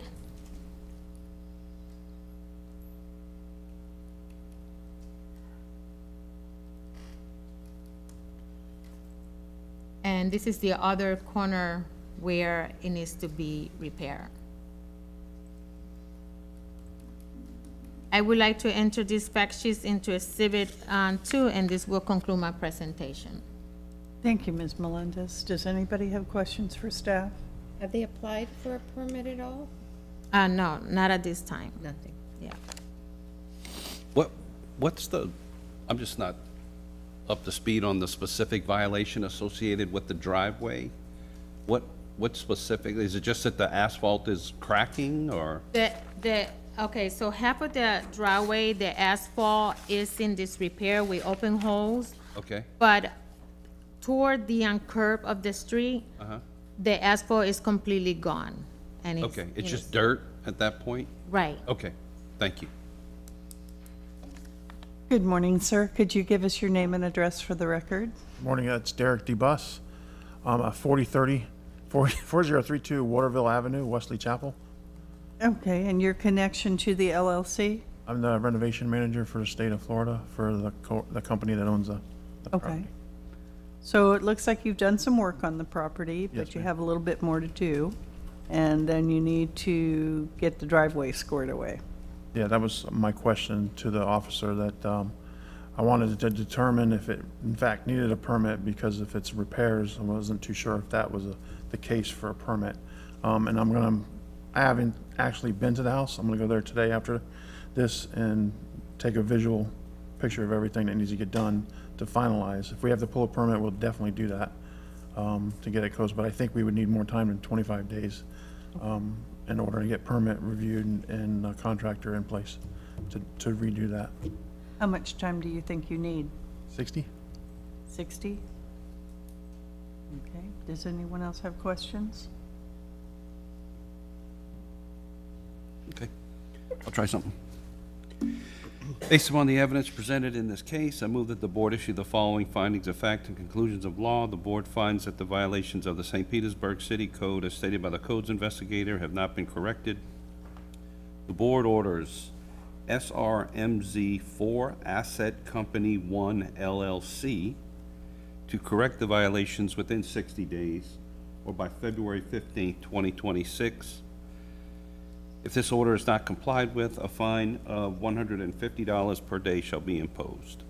Second. Okay, we've got a motion and a second. Is everybody okay with the time and the dollars? Okay, let's vote. Sutcliffe? Yes. Schneider? Yes. Hanshaw? Yes. Hensler? Yes. Wilson? Yes. All right, sir, you have your 60 days. Thank you. Have a great day. Merry Christmas, everybody. You too. Next case. Item number 85, property owner Peter Palm and Tao Lin Hung, investigator Joseph Bernori. Good morning. I am Joseph Bernori, Codes Investigator for the City of St. Petersburg, testifying in reference to item number 85, case 251439, regarding the property located at 245 78th Avenue North. I was sworn in at the start of this meeting. This property is a single-family structure and is occupied by tenants or vacant. It was previously a rental. This is an internal complaint case. This property was first inspected on October 8th, 2025, and a violation notice sent to the owner with a compliance date of October 31st, 2025. Property was last re-inspected on December 10th, 2025, and the following violation still exists. Interior and exterior updates were done without permit, including but not limited to change of front entry, windows, sliding door, remodel a kitchen and bathrooms, change a dock. Please contact Construction Services. 0 out of 1 violations have been corrected since the case began. Notice of hearing was sent, first-class mail, posted at City Hall, sent certified mail, delivered by certified mail, and was posted at the violation address on December 4th, 2025, which is at least 10 days prior to this hearing. Ownership was confirmed in County Official Records, Book 21660, page 0452. During the course of my investigation, my last contact with the property manager prior to today was yesterday, December 16th, and the property manager did not indicate when the violations would be corrected. The department recommends 25 days and $150 per day thereafter for noncompliance.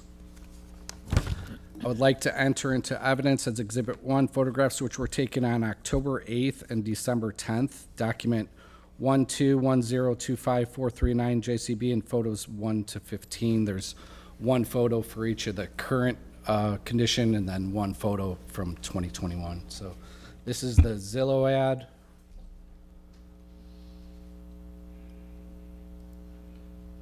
This is the Zillow text showing the fully remodel. This is the current elevation, and this photo will also include the updated windows.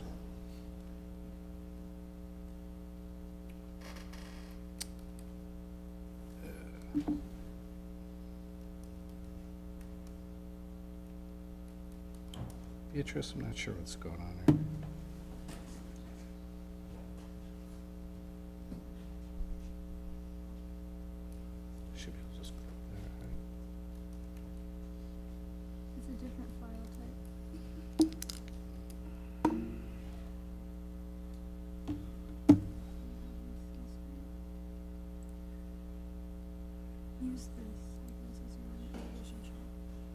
Okay. Let me see what kind.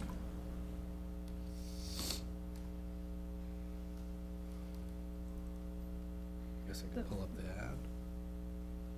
Just use that for the current. Yeah, it doesn't look like. It just looks like those two. Just those two. So this is the current kitchen with the moved sink and the vent closed. So you'll see in the other photo that this sink was on this side and this vent did not exist. I'll try and pull that up for you, the old kitchen.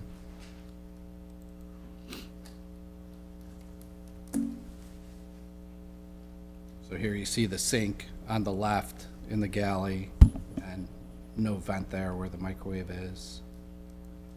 And so let's go down the line. We couldn't do the front entry from that, but we'll do the primary bath.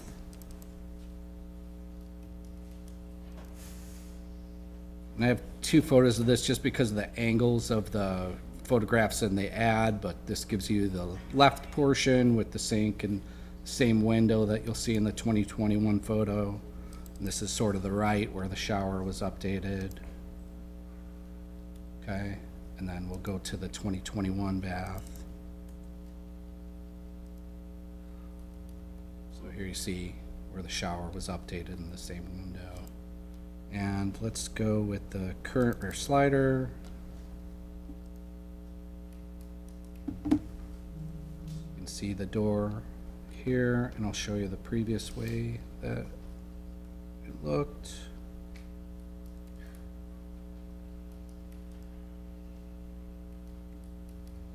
The aluminum framing versus the white PVC framing.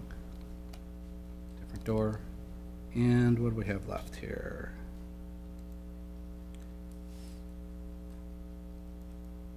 I think this is the one that didn't work. I was just going to try it one more time. But so the pictures that I have for the front entry, I'll show you the 2021 front entry and I'll explain what happened. So there's now a double panel door in this spot. And here's a picture of the old way that the structure looked. I can, oh, can't do it there. But we can see it from actually the Zillow ad. So they added stone to the front wall and updated windows. Okay. I'd like to enter this fact sheet into evidence as exhibit number 2, and this concludes my presentation. Thank you, Mr. Bernoy. Does anybody have questions for staff? Okay. And no permit at all has been applied for? Not as of yet. Okay, thank you. Good morning, ma'am. Could you please give us your name and address for the record? Good morning. My name is Vivian Hong. I'm here to represent the owner, Peter Pham. The address is 245 78th Avenue North. Okay, what is your connection to Mr. Pham? I'm the property managers for his properties, multiple properties, including this one, and also the owner rep, so I can speak on his behalf. Okay, and we will need your office address at least. It's 4810 49th Avenue North, St. Pete. Okay. So, Mr. Pham did a lot of work to that house, and he didn't get a permit for any of it. There was no permit for that, and we'll comply with that with after the fact permit to comply. When are you going to apply? ASAP. I say that we will do it to comply it. Okay. We have the engineers' drawings, and we have we already hired the general contractors. Okay. And it's just the matters that we submit all the information to the building department to get the permit. Okay. Ma'am, I have a question. You mentioned being the property manager for a number of his properties, is that correct? Correct. And you've been a property manager for some period of time, I'm assuming? Correct. So I would assume that you would know you have to file for the permits before you do the work. I did not involve in this project. Mr. Pham owns how many properties in St. Petersburg? In St. Pete, 2.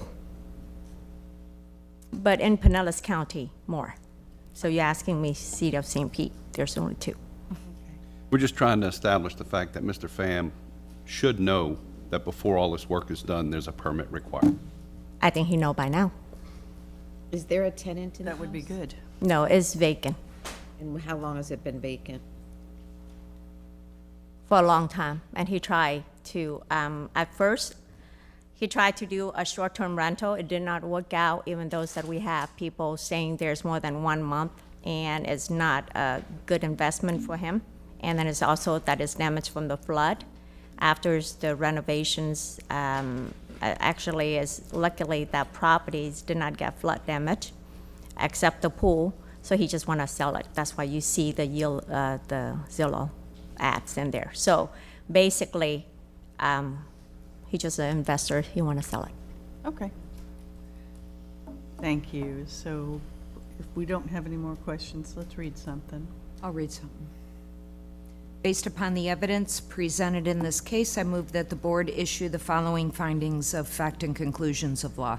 The board finds that the violations of the St. Petersburg City Code, as stated by the codes investigator, have not been corrected. The board orders Peter Pham, Tao Lin T. Hong to correct the violations within 45 days or by January 31st, 2026. This order is not complied with. A fine of $150 per day shall be imposed. Second. Okay, so we have a motion and a second. Any discussion? You were gracious. I don't think. All right, let's vote. Osteklis?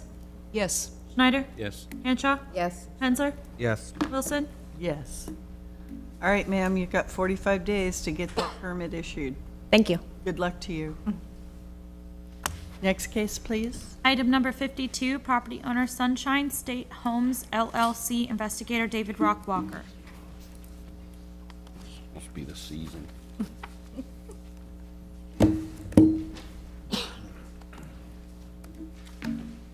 Good morning. I'm David Rock Walker, Codes Investigator for the City of St. Petersburg, testifying in reference to item 52, case 25-24904, regarding property located at 901 44th Ave Northeast. I was sworn in at this meeting.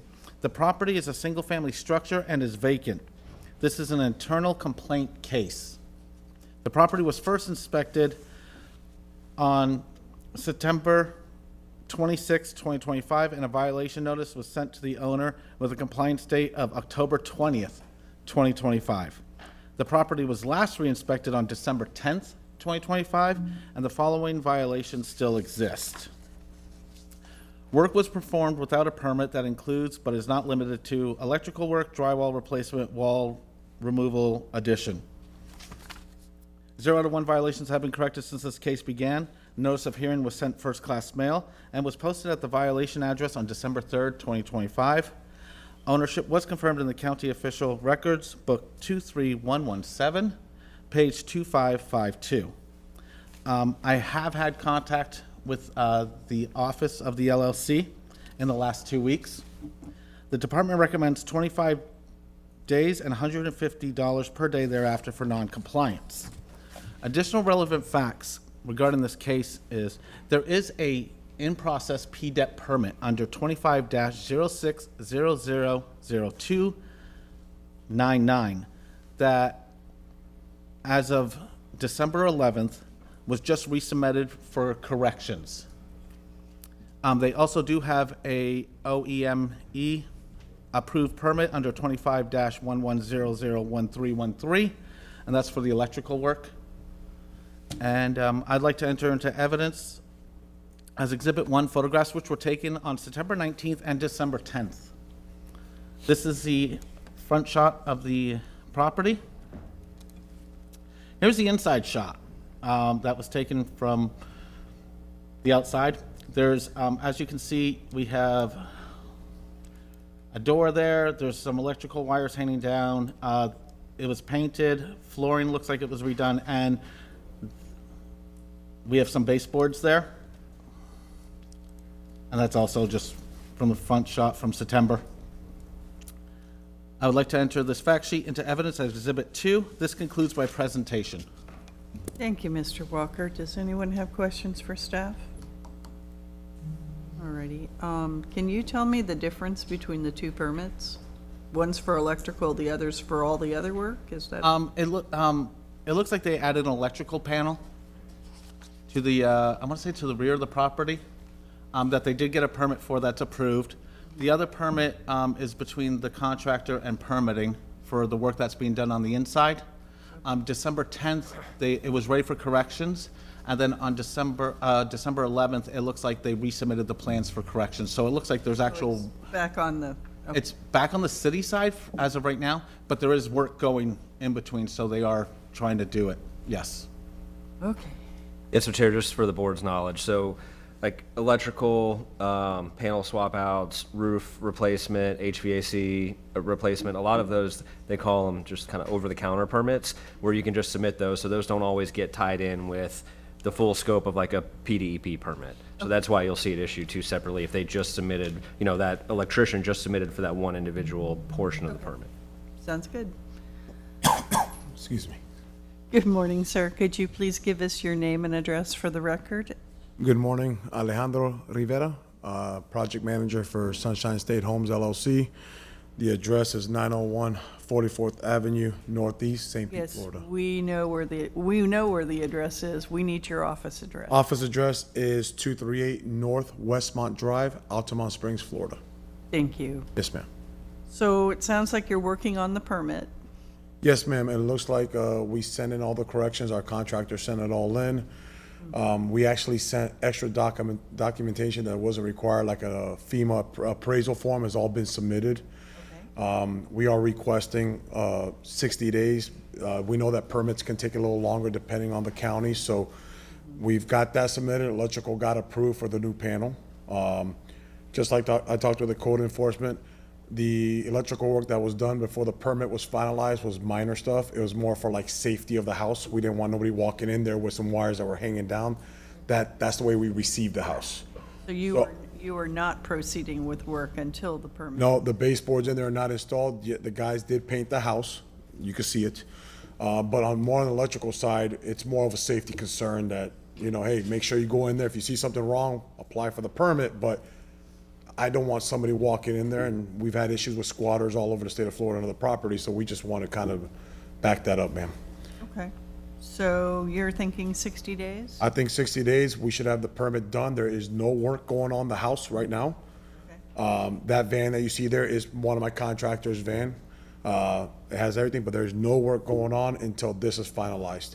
The electrical has been finalized, so we're gonna make sure the panel's all up and running, but nothing, the kitchen or the bathroom, nothing's being touched until that permit is done. Wonderful. All righty. So Yeah, I does mean, they've anybody else have already questions? submitted the corrections though, right? Yeah, I mean, it's, the wheels are turning. It Right, just right. hasn't- That's why I'm saying 60, may not need that long, but. But, so will somebody read something? You want me to read? Go ahead. Oh, jeez.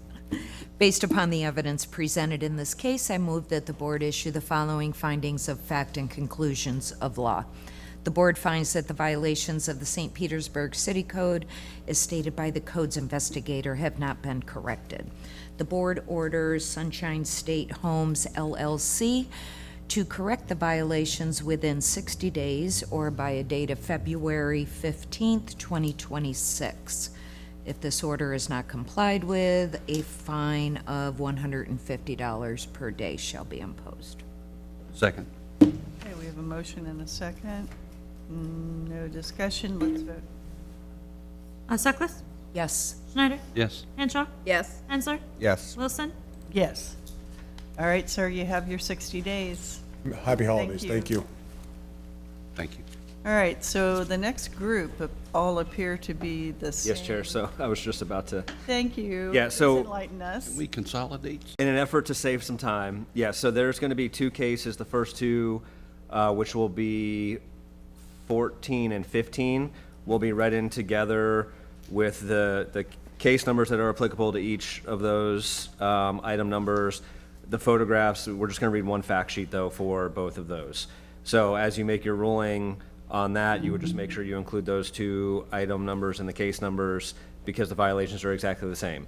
And then the next, I think it's 6, the next 6 would all be read in, from the same fact sheet, but identifying each individual address and case number, because the violation is the same. Essentially, this is related to a fence that spans 8 parcels. And so we believe that that's the easiest way, and for everybody to kind of get a grasp on it and save some time without having to do each fact sheet, each case one at a time. Okay. As long as the chair's okay with that. The chair's okay with whatever you want to do. And the property owner, I mean, it's just for, instead of reading in each case, we're just going to group them together, if that's all right. Okay. All righty. So we need you to come up and go to the podium. Okay, item number 14 and 15. Property owner 2719 Fairfield LLC, investigator Brayon Gay. Good morning. I'm Breon Gay, codes investigator for the city of St. Petersburg, testifying in reference to items number 14 and 15, cases number 25-25123 and case number 25-25127 regarding the properties located at 2719 Fairfield Avenue South and 2737 Fairfield Avenue South. This is a commercial structure and is vacant. This came from a citizen's complaint case. The properties were first inspected on September 30th, 2025, and the violation notices were sent to the owner with the compliance date of October 23rd, 2025. The properties were last inspected on December 8th, 2025, and the following violations still exist. The attachment of mesh or other material to a chain link or similar open fence is prohibited. Fabric, shade, cloth, or other material is not a permitted method for required screening.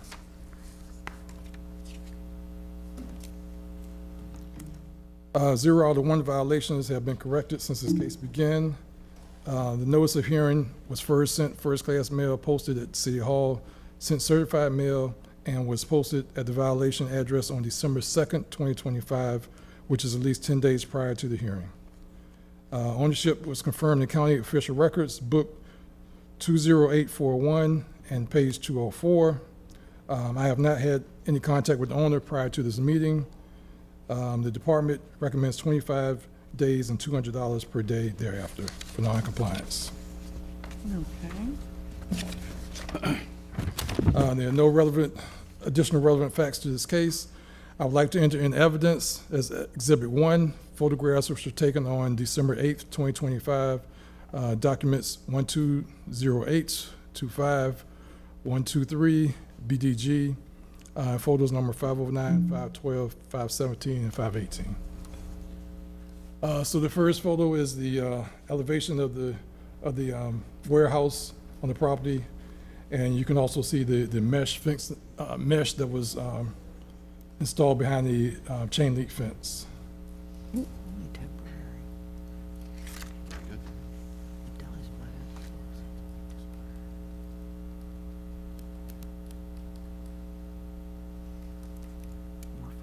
Another picture of the mesh and the chain link fence on the side of the property that's on Fairfield Avenue.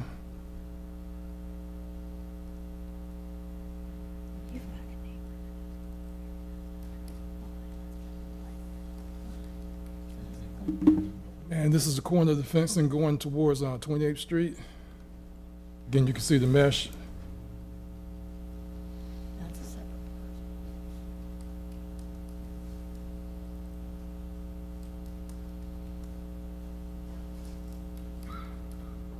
And this shows the fencing on 28th Street, and you can see how close it is to the sidewalk, which we are addressing in the upcoming cases.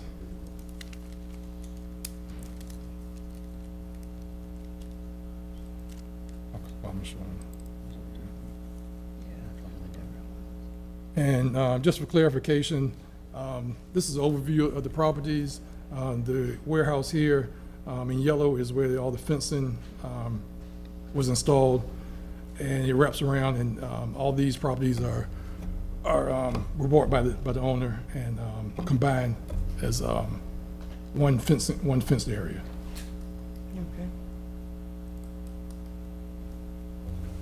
Okay. I would like to enter into the fact sheet, into evidence Exhibit 2, and this concludes my presentation. Thank you very much, Mr. Gade. Can you tell me if that was fabric installed over an existing fence or if this is a new fence? So there was a permit for a fence to be installed in 2021, and then there was the fabric that was attached to the fence as well. So the fabric cannot be installed on the fence except for one situation where if it's around like athletic courts, and then even in that case, if it's around an athletic court or a similar situation, they have to have professional installation required by a contractor, and then I believe they have to show that it can withstand certain wind resistance and things of that nature. But that was never included as part of the fence permit, and because there are no athletic courts, I believe there's storage on these lots, then the addition of the fabric is not permitted. It's a zoning violation. So that was after the fact. The fabric was installed after the fence? I can't speak to, I mean, again, that fence permit was from 2021, so I'm not sure at which point the fabric was installed, if it was with the actual fence installation or not. I don't have that knowledge personally, but regardless, the attachment of the mesh is not permitted. Yeah, if they got a permit for the fence and then a final inspection, if it had mesh at that point, it shouldn't have passed, right? Yes, but the only thing I would state to that is I don't know at that point in time if zoning did final inspections on these. It may have had, I can see that it had a building inspection, but I don't know that a zoning inspection would have occurred. And then, zoning is typically reviewing these based on the plans that are submitted. So if it wasn't identified that there was going to be mesh installed, or if they did identify the mesh was going to be installed, it would have never been approved that way. So I don't believe a zoning inspection was ever completed, and typically a building inspector is not going to be reviewing the zoning regulations. I understand. Yeah. Okay. I have a question, Mr. Wall. Is there a requirement for something to be there, or if they remove the fabric, would they be in compliance? I'd have to look at the zoning district. I believe it's probably industrial. And if there's outdoor storage, there are buffer requirements to make sure that, there's shielding, depending on if you're abutting residential. There's different, if you're up against the trail, it's different. If you're up against major streets, it's different. So it really, I can't speak to that right now. I mean, I could do the research and figure it out. But my guess is that, yes, that there's going to be some type of buffer that's required. It's just the fabric, and that's specifically in the code too. It says fabric, shade cloth, or other materials is not a permitted method for required screening for outdoor storage areas. So, it's not allowed to be used for that purpose, and there may need to be alterations made in order to meet certain buffer requirements if they exist. And then one last question. You guys mentioned, Mr. Gay mentioned the fact that was it too close to a sidewalk? Yeah, so that will be the next case, because one? these parcels aren't up against the, yeah. Got it. I'll wait. On the last picture from Mr. Gay, where it showed the yellow outlining, did all of that become one parcel, or are they still? No, they're all separate parcels. That's why we have 8 separate cases. The permit, I believe, was issued for one permit for the entire fence around all 8 of the properties. Yeah. And what business occupies this? Do we know? I believe the owner has a construction business. Mm-hmm. From the address, I suspect I know, but okay. Good morning. May I please have your names and addresses and how you relate to the LLC? For the record, please. Good morning. My name is Amanda Taylor. I'm an attorney for the property owner. My office address is 801 3rd Street South, St. Petersburg. All right. And I have with me Mr. Jonathan Harper, who is the owner of the LLC. Okay. Mr. Harper, we'll need your address too. Well, John Harper, my address is all of these, 2719 Fairfield. Okay. And this is your business? Yes. Okay. What is your residence address? Or your office address? On 2719 Fairfield. So your office is there on the premises? Yes. Okay. So, So to... you put up a fence and then you covered it with fabric, or you put up a fence with the fabric on it? What happened? Let me clarify a couple of the facts here that aren't accurate. So we're referencing 14 and 15, and was shown on there, the warehouse and small office building in the front, and the parcel next to it is 14 and 15. The photos you're showing of the vinyl fencing on 28th Street is the 6 other lots that we haven't addressed yet. The way that it was bordered and outlined showing the fencing isn't accurate either. They're not all interconnected because there's alleyways in between. So the 6 lots that are on 28th Street are all fenced as one, and that's what the permit was pulled for. The parcels we're talking about now had an existing fence with vinyl when I purchased it.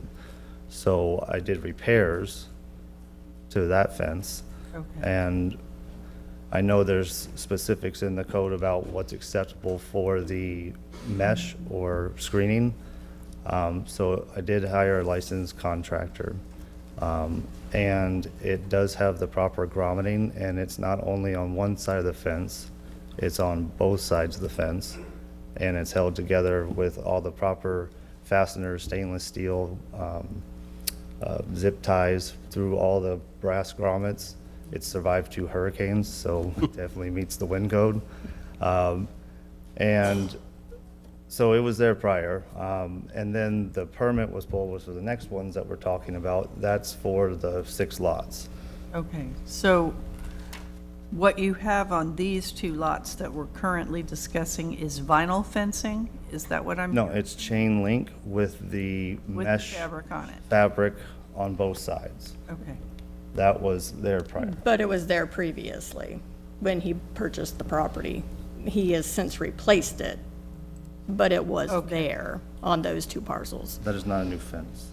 And just to clarify, you were saying that when you did repair it, you did that repair through a licensed contractor that used all the appropriate grommets and connections? Yes. Yeah. The Okay. same contractor that built the new fence. Built it, got it. And I think you can see from the pictures, obviously, it is a professionally done job. It looks doesn't good. It looks good. My wood fence did not survive one of those hurricanes, so you got me beat. Sorry, I'm still a little confused. Is did I miss a vinyl fence in the pictures? No, there is no vinyl fence. So what we're discussing right now are the 2 parcels when it was shown on the photographs around where there's actually structures there. Those 2 parcels have portions of the fence. Yeah, I just think vinyl may be used in it with the mesh. But that same fencing is around the entire property. Okay. And then the next cases will be all the vacant lots that then abut 28th Street. And just so I'm clear, the city's position is the material that's used as it is installed per their description is still a violation. Correct. The code does not allow for it in this instance. As Mr. Watt pointed out earlier, the code does allow for it for athletic courts, and it says other similar situations. So there is, there's not pickleball courts down there, but there is a little bit of wiggle room in there. And again, I don't want to sit here and argue we need to change the code on it, but this is industrial property. It is zoned industrial. If Mr. Harper was to take down this fencing, it's unattractive at that point. And you can say, well, we don't care. But he's done it for safety reasons, for security reasons. He's been broken into multiple times and had items stolen from that area. You know, this is a measure of trying to. Like I asked the city earlier, it's not that you can take it down and you don't need something. You need something. You just need something that's in compliance with the zoning. Which, as I think we pointed out, I'm not sure that in the industrial, it's not, you can have the chain link fence bare, I believe. Yeah, the chain link is not the problem. No, I don't think you can't. If you're storing stuff on the property, and depending, as Mr. Watt stated earlier, depending on what you're abutting, you can't just have a bare chain link fence. Is that correct? I mean, I don't want to speak for the city, but. Yeah, can they apply for an exception, a special exception?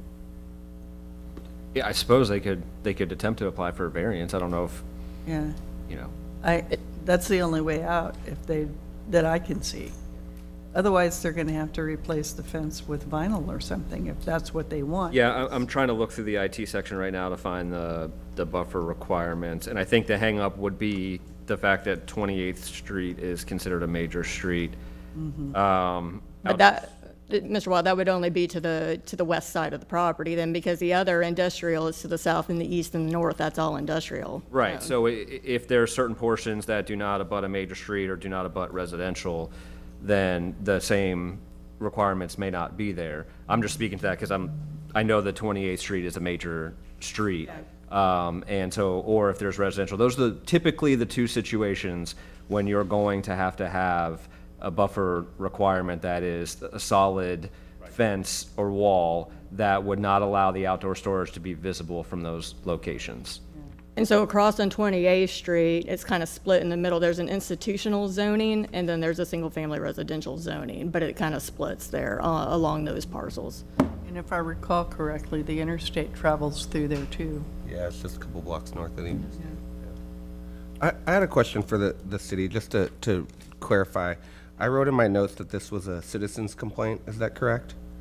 Yes. Mr. Harper, do you have any idea why somebody would complain about your fence? I drive by your fence multiple times a day. I don't have any issues with it. Do you know why someone does? I can. Mr. Waugh? So Okay. we've gotten numerous complaints, and typically it's visibility issues.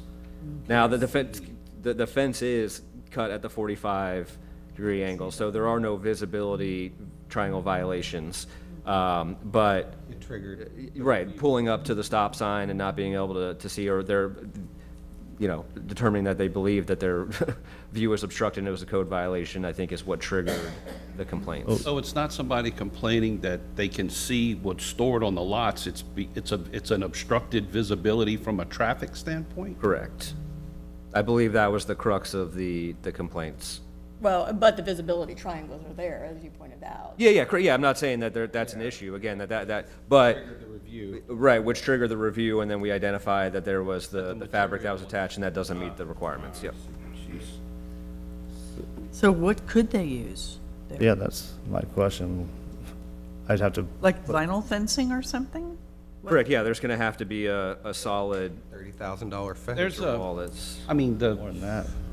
I forget the number, Mr. Wah, but there is, I've looked it up recently myself. The zoning code associated with this subject is available. You can read it. It tells you what you have to do, what kind of material you can use. That's for the county, though, not the city. Is that true? What's that? Yeah, there are specific Yeah. requirements. Like I said, I'm trying to Forget the filter number. through that right now. I've looked it up recently. Yeah. So, yeah, there's going to be buffer requirements. And again, typically that's going to be a solid wall in order to block the view of any outdoor storage when you're abutting a major street, a non-industrial zoned properties. Right. And I'd be happy to get those specific details. I'm trying to search Muni Code right now to get that information to you. They could keep what they have, which is obviously well done, would be to apply for a variance? Potentially, yeah. I mean, that is a pathway. Whenever there is, issues where it's not up to current code, you can seek a variance. Now, you have to prove that you have a hardship, and whether or not the Development Review Commission is going to think that the fact that they just did this and it was, the financial piece is a hardship. Typically, it's a hardship with the property that would not allow you to meet code requirements. That and it was. But they can still try. From the testimony from the Safety. attorney, it's a pre-existing fence. It's always been like that. They just made it look nicer. Again, I can't speak to whether or not the Development Review Commission would take all of that information, or if they're going to stick strictly to, I need to see a hardship with the property that would. Well, There's an opportunity, though. from where I sit, the conversation needs to happen between them and zoning to see what is allowable, which will help codes decide what or what isn't a violation. Does that seem reasonable to you? Yeah, so I mean, there's potentially going to be opportunities for them to keep a chain link fence and not have a full masonry or vinyl or wooden fence, because you're not gonna have to obscure the outdoor storage on certain parts of the lots. And then there's gonna be other areas where you're going to have to meet that requirement and/or get a variance in order to keep it the way that it is. So, but, the crux of the issue specifically with these two cases is just the presence of the mesh Right. on there, yeah. And if I'm understanding correctly, if they convert from the mesh to the solid, that's not going to address the obstruction issue, though, because it's still going to be obstructed, right?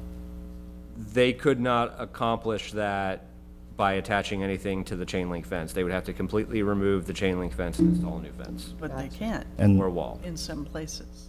to understand, the options are wood, vinyl, or masonry, correct? Typically, that was what would be approved And then, fully. and there's no other screening options allowed other than mesh over a chain link?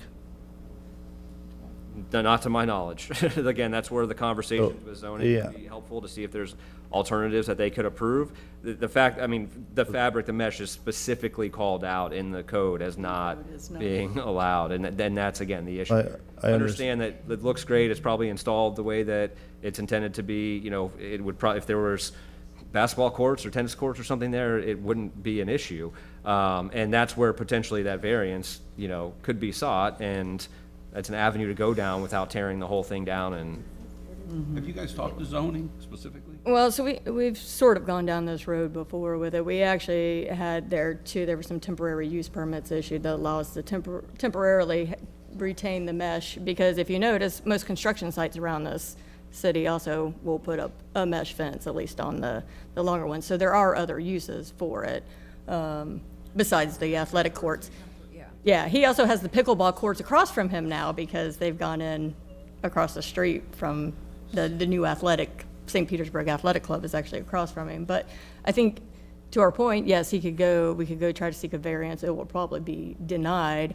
I guess my question would be from the city, and this is a more long-term play, whether we could actually. That's a conversation you need to have with zoning. Right, but actually rewrite the code to allow it, yeah. And I think we're asking all those questions because we are sympathetic to your situation, but we really aren't the ones that could Right. fix it.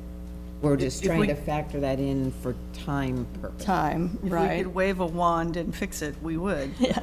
We can't. Okay. No one's arguing that it's not really well done, and it's just, True, I know, I understand the gray area in the code, like, I we get it. can't. You can't do anything. All we can do is give you some time to get in compliance. Let's read something and try to give them enough time to get this hashed out so they know at least where they have to go. How much time do you think that is? I mean, with these kind of issues, I don't know, it's a long time. I mean, A long time. I mean, I just built that building, it took 2 years to build because of communication lines and things like that no one knew where they were from. So, I don't know, I have no idea. I understand. But I don't want to get fined and dealt with it, because I'm willing to comply, but the options that are being presented are hundreds of thousands of dollars. They are. Potentially, a masonry wall. No, I get it. That's a We lot. understand. So if there was some type of other screening, or if I put a basketball court there. Right. What, Put I some mean, pickleball I'm trying to find a happy medium where we can do it, because I'll go ahead and read some. if you look at that from Based when I upon bought the it, evidence presented in this case, I move that the board issue the following findings of fact and conclusions of law. The board finds that the violations of the St. Petersburg City Code as stated by the code's investigator have not been corrected. The board orders 2719 Fairfield LLC to correct the violation within 120 days or by April 16th, 2026. If this order is not complied with, a fine of $200 per day shall be imposed.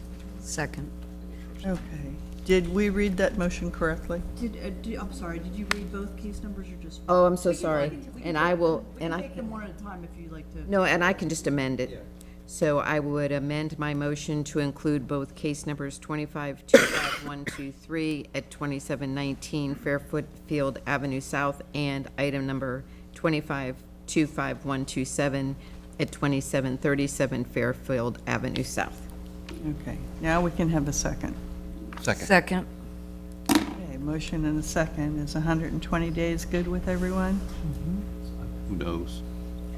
I'll try it. Because they can always come Hard. back and ask. You can come back to the special magistrate and get more time if you need to. Okay, All right. let's vote. Alseklis? Yes. Schneider? Yes. Hanshaw? Yes. Hensler? Yes. Wilson? Yes. Okay, so you've got 120 days on this one. We're going to hear the other one, and I expect a similar outcome, but, you know, these people are crazy. They could do anything. Okay, so that's gonna be item number 16, 17, 18, 19, 20, and 21. Property owner 2719 Fairfield LLC, investigator Brayon Gay. Good morning again. I am Breon Gay, codes investigator for the city of St. Petersburg, testifying in reference to items numbers 16, 17, 18, 19, 20, and 21. Case numbers 2525128, 25122, 25129, 2525130, 2525131, 2525132, 2525133. Regarding the properties located at 642, 634, 624, 620, and 610 28th Street South, as well as 604 28th Street South. And I was sworn in at the beginning of this meeting. The properties are vacant lot properties, and this started from a citizen's complaint case. The properties were first inspected on September 30th, 2025, and a violation notice was sent to the owner with a compliance date of October 23rd, 2025. The properties were last re-inspected on December 8th, 2025, and the following violations still exist. So the violations for these are detachment of mesh or other material to a chain link or similar open fence is prohibited, fabric shade cloth or other material is not permitted, a permitted method for required screening. And also for these are properties that butt up against 28th Street. The fence does not meet minimum setback of 2 feet from the edge of the sidewalk. 0 out of the 2 violations have been corrected since this case began. Notice of hearing was sent first class mail, posted at City Hall, sent certified mail, and was posted at the violation address on December 2nd, 2025, which is at least 10 days prior to this hearing. Ownership was confirmed in county official records, book 21888, page 2486, and 22588, page 1464. During the course of my investigation, I have not had contact with the owner prior to the meeting this morning. The department recommends 25 days and $200 per day thereafter. Okay. So, does anyone have questions for staff? Do we have? Alrighty. If we could ask the two of you to read in your names and addresses again, please. John Harper, 2719 Fairfield Avenue South. And Amanda Taylor, my office address is 801 3rd Street South, St. Petersburg. Okay, the discussion here is basically the same as the previous case. However, there's a complication in that at least one line of that fence is way too close to the sidewalk. Yeah. So this was the new fence that was permitted. Okay. And the drawings were submitted with the current lines Okay, and approved. okay. So it was the 2 feet off the sidewalk, that's a new thing that I just recently saw. Okay. But that was 21 when the permit was pulled. Mhm. So if they approved it, why is it a problem now? Yeah. They approved it. Did they have a final inspection on it as well, and all that passed? Yes, but again, a final inspection from the building standpoint, and these would be zoning issues that would be reviewed. So we've been trying to get a copy of the plans, because I assumed that this would come up, but I have not been able to get them, to see if the drawing showed a 2-foot, setback from the sidewalk or not. So Unfortunately, I can't speak to whether or not that was truly what was reflected on the drawings that were submitted and approved. Regardless, I mean, errors occur both in review and in inspections sometimes.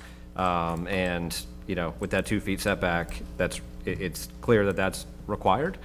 And other than knocking the fence down to 4 feet so that it could directly abut it. But again, then you're gonna have other issues because you have to have the 6-foot fence with outdoor And it's storage. not, the 2-foot requirement isn't something new. It was there in 2021. Right, no, this has been in existence and, you know, I believe it came about sometime in 2017. Okay. Because there is a grandfathering provision for any fences that existed prior to 2017. So either if the drawings do show 2 foot or more, then it was put in incorrectly. So again, Correct. it's going to have to be something that's pursued further, and it's really out of our hands to be able to do anything about it. Yeah, I mean, you all do not have the ability to, you know, Okay. kind Say of, prove okay it, it, right. okay. You know, I think as the photograph showed, you know, certainly it's not set back the 2 feet that's required. Right. You know, the other specifics related to the permit that unfortunately, you know, I can't provide right now because I don't have the plans in front of me. I don't want to say that they're irrelevant because I can understand the property owner's perspective that, yes, if I got this approved, but then there's other avenues that could be, you know, pursued if that was the case, so. So this sounds like to me that we're going to have to roll this in pretty much the same way as the other question. All of this seems to land back on zoning. They're going to have to talk to zoning. Correct, and either pursue that variance, because again, they could tie this into that same variance request if they wanted to keep the mesh to not meet the 2-foot setback Yeah. requirement, so. And maybe somewhere along the way, somebody will pull up the plans and you can see what was what. Yeah, and we've requested those, we just haven't Haven't received. gotten them yet. And they may have them. Yeah, I mean, you guys may have a copy of those, right? Well, I think a point of clarification here, does the code actually state that it's 2 feet from the sidewalk or 2 feet from the property line? 2 feet from the sidewalk. That's not what was given to us, though. It says 2 feet from the property line. Fences and walls over 4 feet in height, which are adjacent to a sidewalk, shall be set back a minimum of 2 feet from the edge of the sidewalk. But this other part says property line, 2 feet from the property line. Shall be a setback a minimum of 2 feet from the property line. I'm not sure where, are you, 4, Section 16.40040.3.5 B and C, and then you get down to 4 there. I personally would love to see zoning and codes and these folks all in the same room and have this out once and for all. Just fight it out. Nevertheless, Whatever. all we're gonna do is give you time. Okay. You're gonna have to go deal with this, with zoning, as the chair said. Or spend a little time figuring out what qualifies as a sports field and throw a couple of those inside the fence. Maybe you need to start a new business. Basketball hoop? Pickleball. Pickleball. That's it. Okay. All right, Did you want to read the? Yeah, I can just read the exact. Yeah, go ahead. Based upon the evidence presented in this case, I move that the board issue the following findings of fact and conclusions of law. The board finds that the violations of the St. Petersburg City Code, as stated by the code's investigator, have not been corrected. The board orders 2719 Fairfield LLC to correct the violation within 120 days or by April 16th, 2026. If this order is not complied with, a fine of $200 per day shall be imposed. This is to apply to items number 16 through 21 and addresses 642 28th Street South through 604 28th Street South. Second. Can I do it that way? Is she okay? Case numbers? Can you just read the case numbers? I just want to make sure the record's accurate, I'm sorry. All right. All right. So I'm going to amend my motion to include case numbers 25-25128, 25-25129, 25-25130, 25-25131, 25-25132, and 25-25133. Second. All righty. Let's go ahead and vote. Yeah. Okay, Seklis? Yes. Schneider? Yes. Hanshaw? Yes. Henser? Yes. Wilson? Yes. Alrighty, you have the same number of days as the other one. Get thee to zoning and see what you can work out. Yeah. Good luck. Good luck, Mr. Harper. Thank you, guys. Yeah. Thanks for having a nice fence. Thank you. So, Mr. Waugh, Yes, where are we as far as lunch goes? the food is here, and we still have 15 cases left, so again, not a situation where we're gonna be able to push through by any means. Right. I would suggest then that we hear one more case and then break for lunch. So for everybody in the audience, so we still have 15 more cases to go. We have another hearing after this one. So we're gonna have to break for lunch for staff and for the board. So we're gonna hear this next case and then break for lunch. And I'd imagine we'd be back at 1 o'clock. So everybody's welcome to go as well. And then just make sure you're back here at 1 o'clock and then we'll proceed at that point in time. Okay, so we're item number 8. Item number 8, Platinum Marketing and Sales LLC, Investigator Bonnie Green. Okay.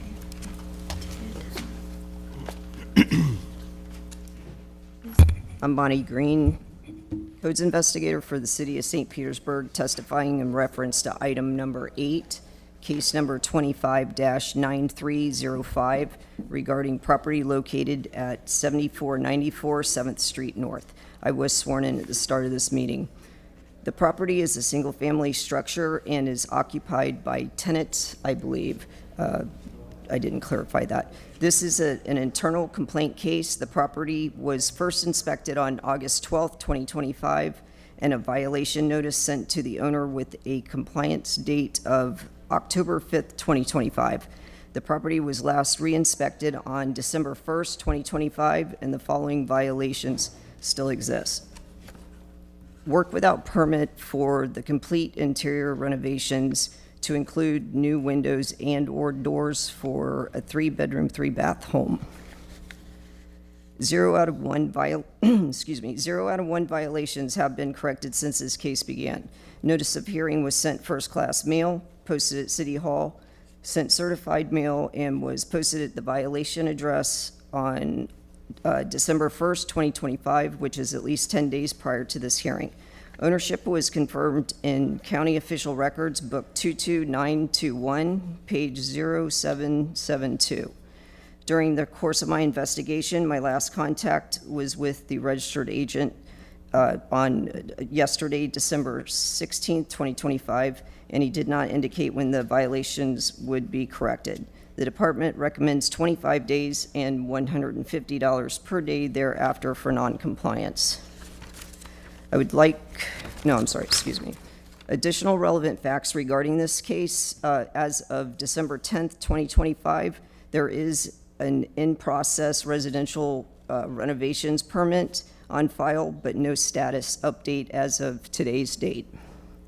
I would like to enter into evidence as Exhibit 1, photos which were taken on August 11th, 2025, and also Google screenshots with various dates. Document 081125-305BG and photos 1 through 10. This is a Google image from August 2022, just showing the front of the property prior to the remodel.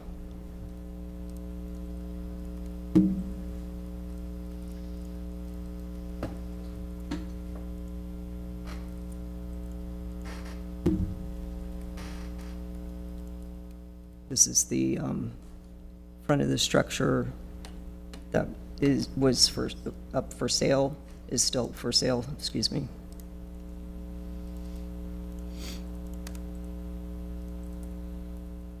This is showing that it was for that home for sale online.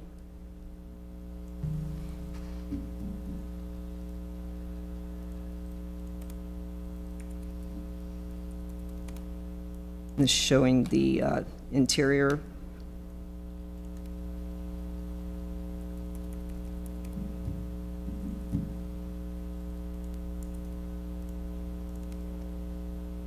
It's one of the 3 bathrooms.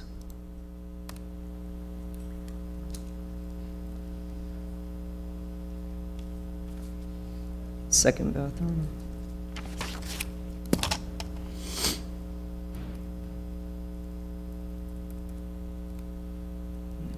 Third bathroom.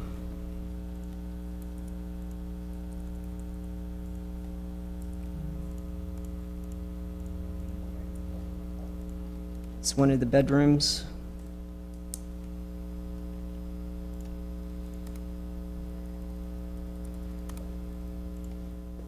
This is a exterior of the left side of the structure where the sliding glass doors have been changed out.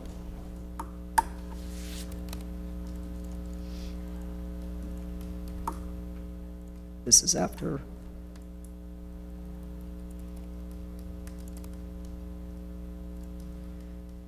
I would like to enter this fact sheet into evidence as Exhibit 2. This concludes my presentation.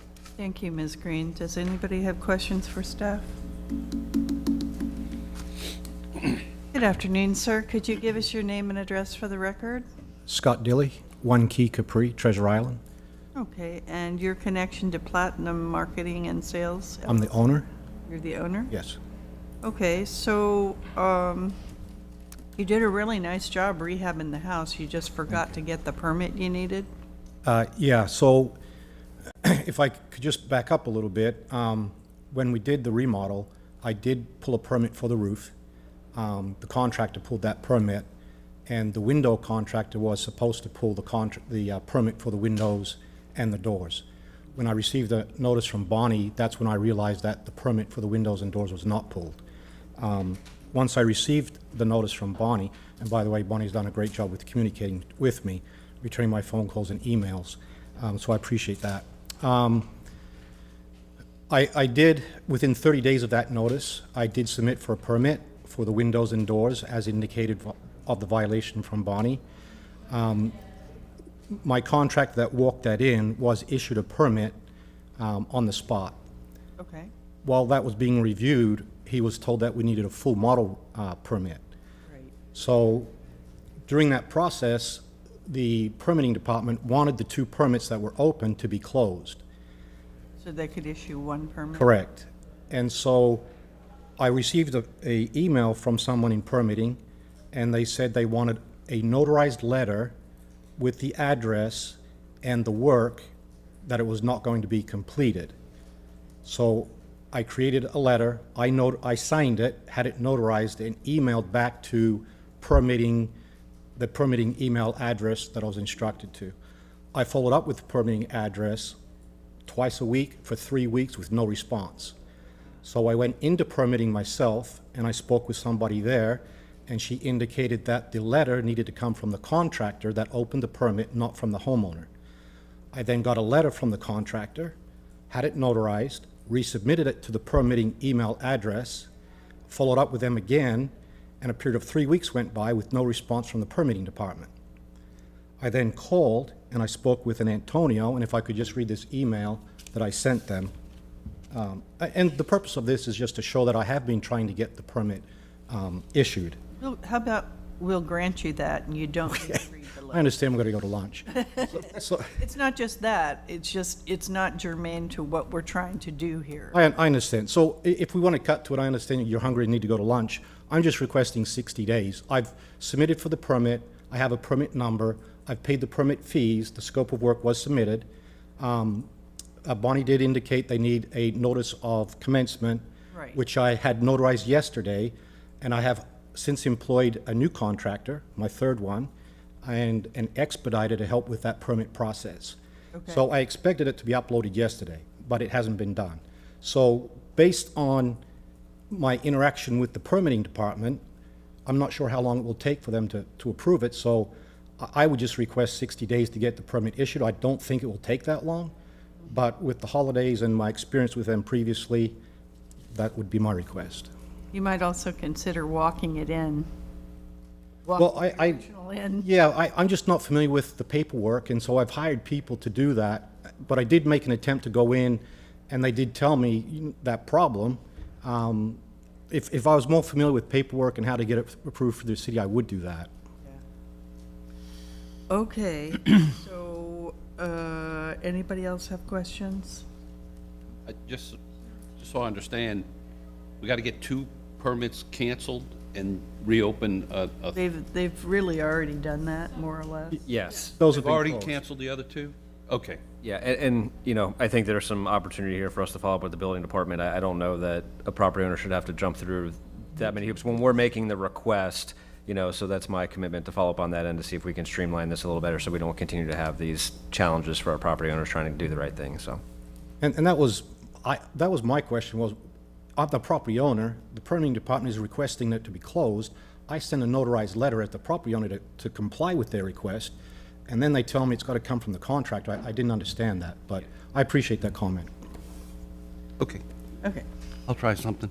Based upon the evidence presented in this case, I move that the board issue the following findings of fact and conclusions of law. The board finds that the violations of the St. Petersburg City Code as stated by the codes investigator have not been corrected. The board orders Platinum Marketing and Sales, LLC, to correct the violations within 60 days or by February 15th, 2026. If this order is not complied with, a fine of $150 per day shall be imposed. Second. Okay, we have a motion and a second. Any discussion? Let's vote. Auseklis? Yes. Schneider? Yes. Hanshaw? Yes? Hensler? Yes. Wilson? Yes. Okay, you have 60 days, and it sounds like you have help in your corner. Okay, thank you very much. We wish you all the luck. All right, thank you. Good job, Bonnie. You did a great job. All right, we are breaking for lunch.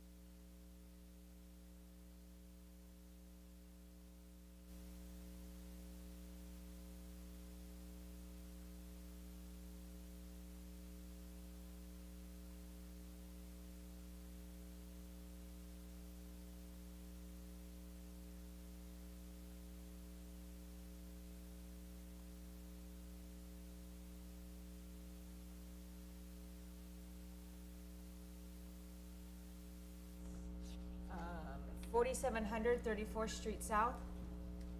Anybody in the room for 4734th Street South?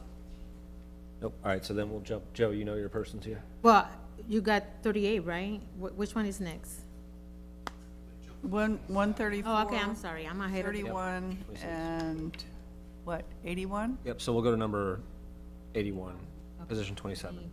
Get out of here. You want me to do it for you so you could start? Yeah, sure. Okay, so 24 and 20. So we're on 442 92nd Ave North? Well, they're probably not like the next 5. And I'll just, Up here, that way we're not trying to get somebody to go Yeah. upstairs, you know. Are we up, Paige? right here, I'll do the, Oh. yeah, thank you. Are we up? We are up, yeah.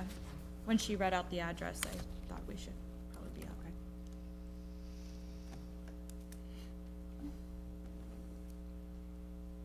Okey-dokey. Did you want to do roll call again before we? Let's do that Proceed. because a member has gone. Okay. Seklis? Schneider? Here. Hanshaw. Here. Hensler. Here. Wait. Wilson. Here. Okay. Okay. Williams and Hobbs, not here.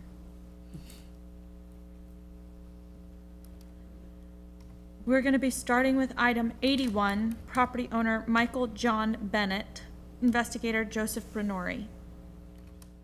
I am Joseph Bernori, Codes Investigator for the City of St. Petersburg, testifying in reference to item number 81, case 2524870, regarding the property located at 442 92nd Avenue North. I was sworn in at the start of this meeting. This property is a single-family structure and is occupied by owner. It's a codes follow-up case. Property was first inspected on September 25th, 2025, and violation notice sent to the owner with a compliance date of October 30th, 2025. Property was last re-inspected on December 4th, 2025, and the following violations still exist. Permits are required for installation of exterior awnings and carport. Side porch awning and carport are encroaching NS1 single-family home regulation standards. Please contact zoning. 0 out of 2. Violations have been corrected since this case began. Notice of hearing was sent first-class mail, posted at City Hall, sent certified mail, delivered by certified mail, and was posted at the violation address on December 4th, 2025. Ownership was confirmed in County Official Records, Book 22933, page 2134.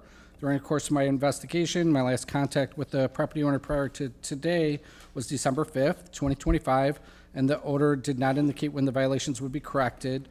Department recommends 25 days and $100 thereafter for noncompliance. Additional relevant facts regarding this case are there is an ARES permit in process, permit 2511001846, and it has building department notes from November 25th that they were waiting on an engineering report for the awning and carport build. And I have spoken with the owner of the property, and this has been completed and submitted. It's not reflecting yet in the permitting program. I'd like to enter into evidence as exhibit number 1, photographs which were taken on December 4th, document 1204-295-870 JCB, and photos 1 and 2. Here you have elevation view of the property. We'll also zoom in and see some of the awnings that were put on in the front and the side, and then one view of the carport here, and I'll give you the other view from the other side of the property.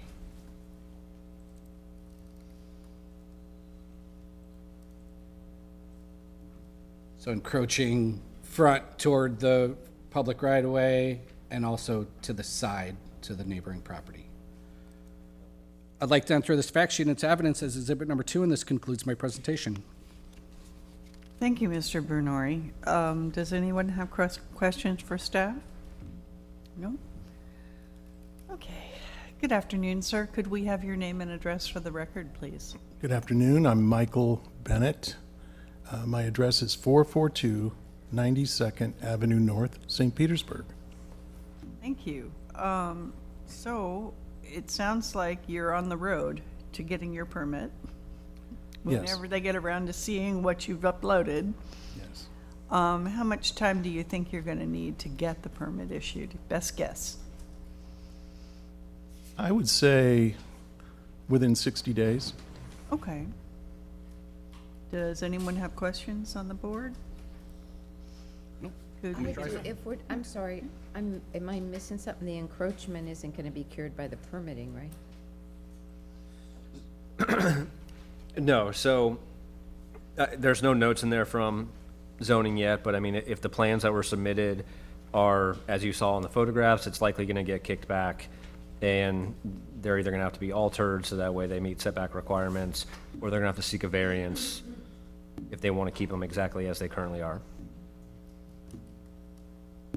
So what is your intention as far as curing the encroachment? So I engaged the same architectural firm to do first a full inspection of all of the new items in the front of my house. Now, this is Mind you, I inherited my house 5 days before Helene, and I was homeless for a long time, and I'm trying to get back in.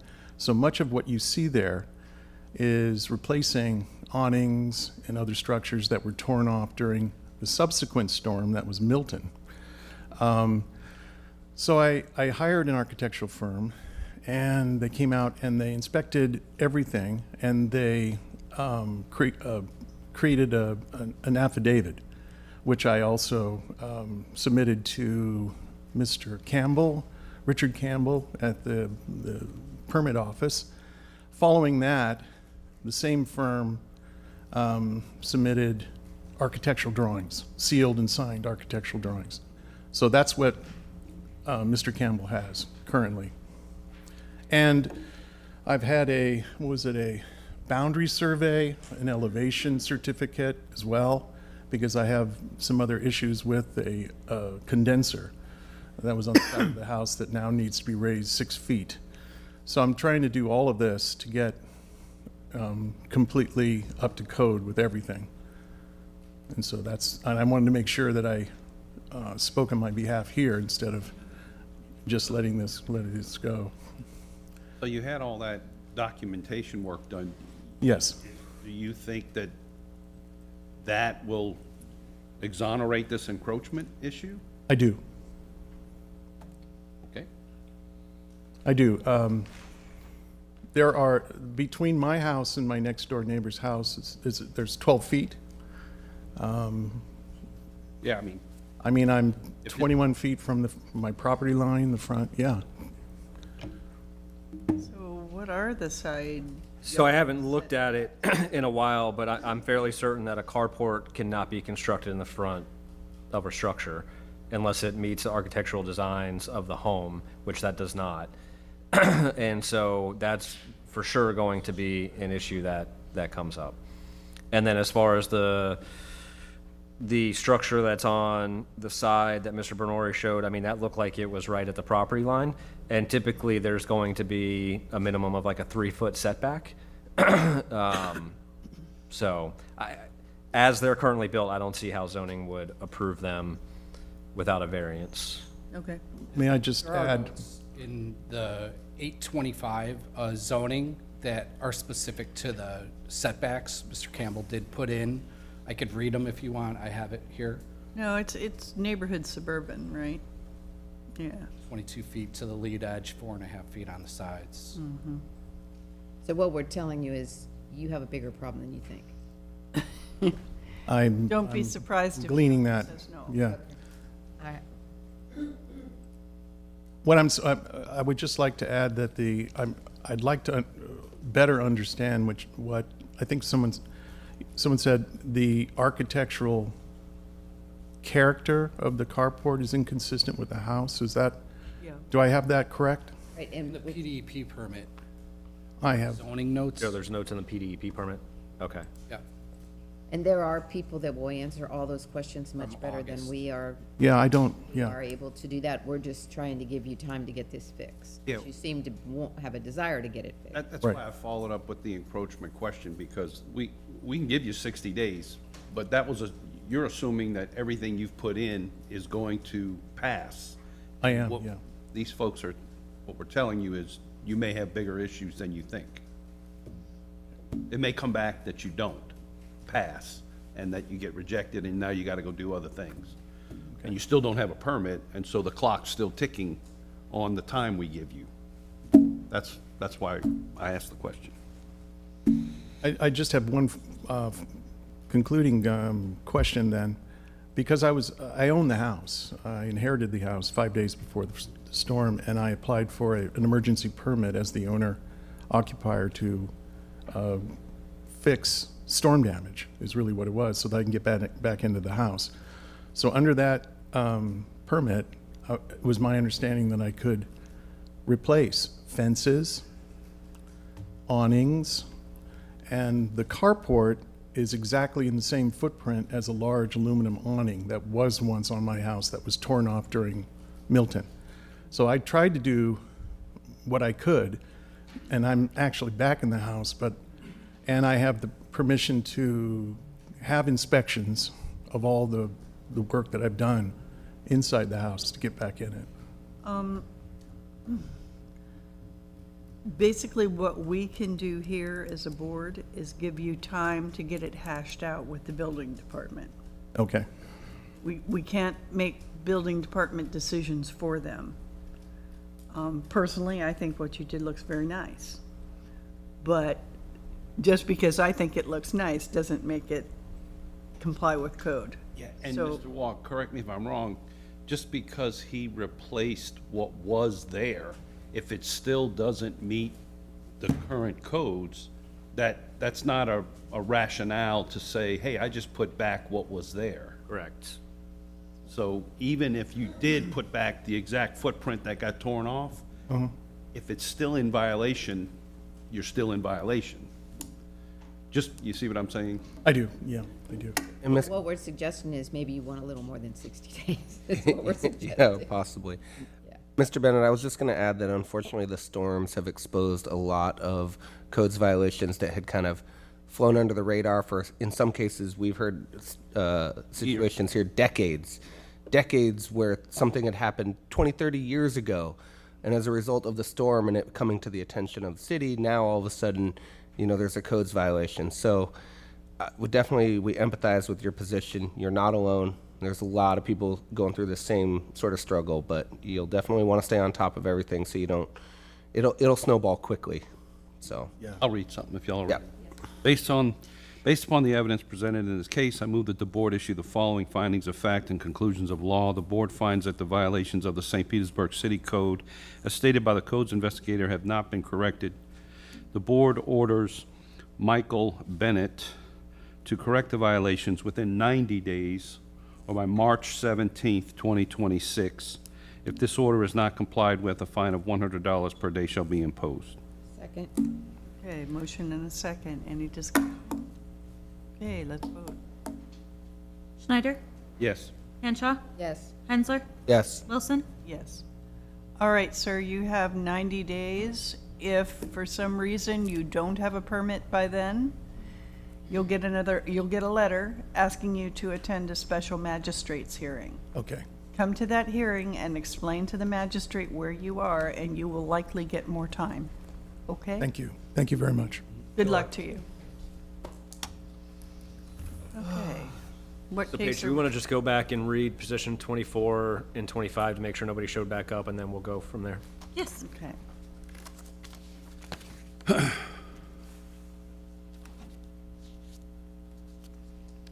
Item 134, property owner Katrina LaShawn Wilson. Not here.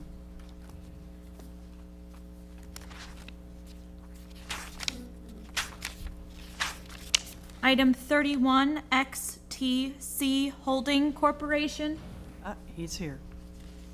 Investigator Brian Greenman. Okay, and what number was that? 31. 31. Thank you.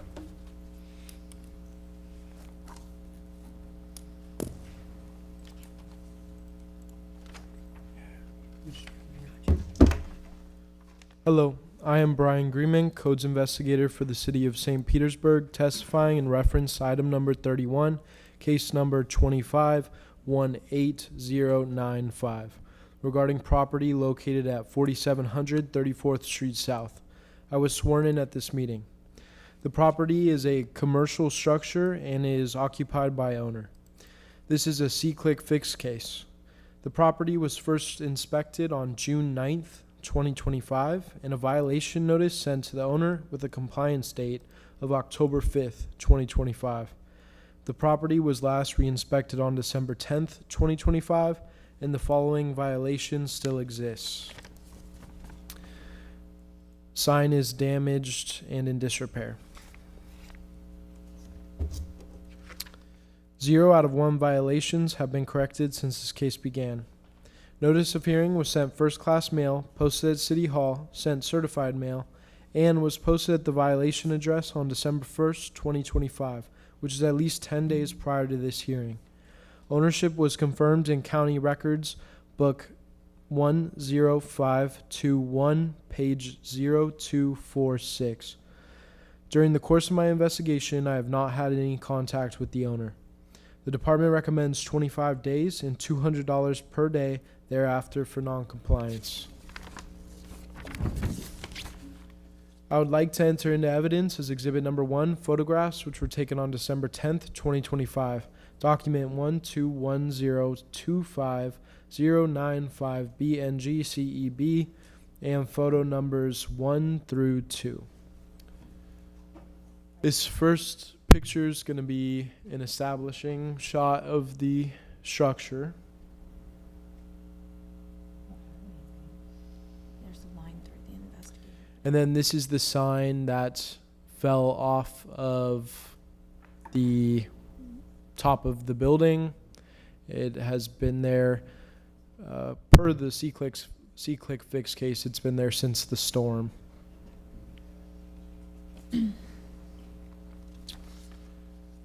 I would like to enter this fact sheet into evidence as Exhibit Number 2. This concludes my presentation. Okay, thank you so much. Is the sign damaged, or is it? When it fell off the building and crashed onto the ground, I mean, it would be considered damage / disrepair because it's no longer attached to the building.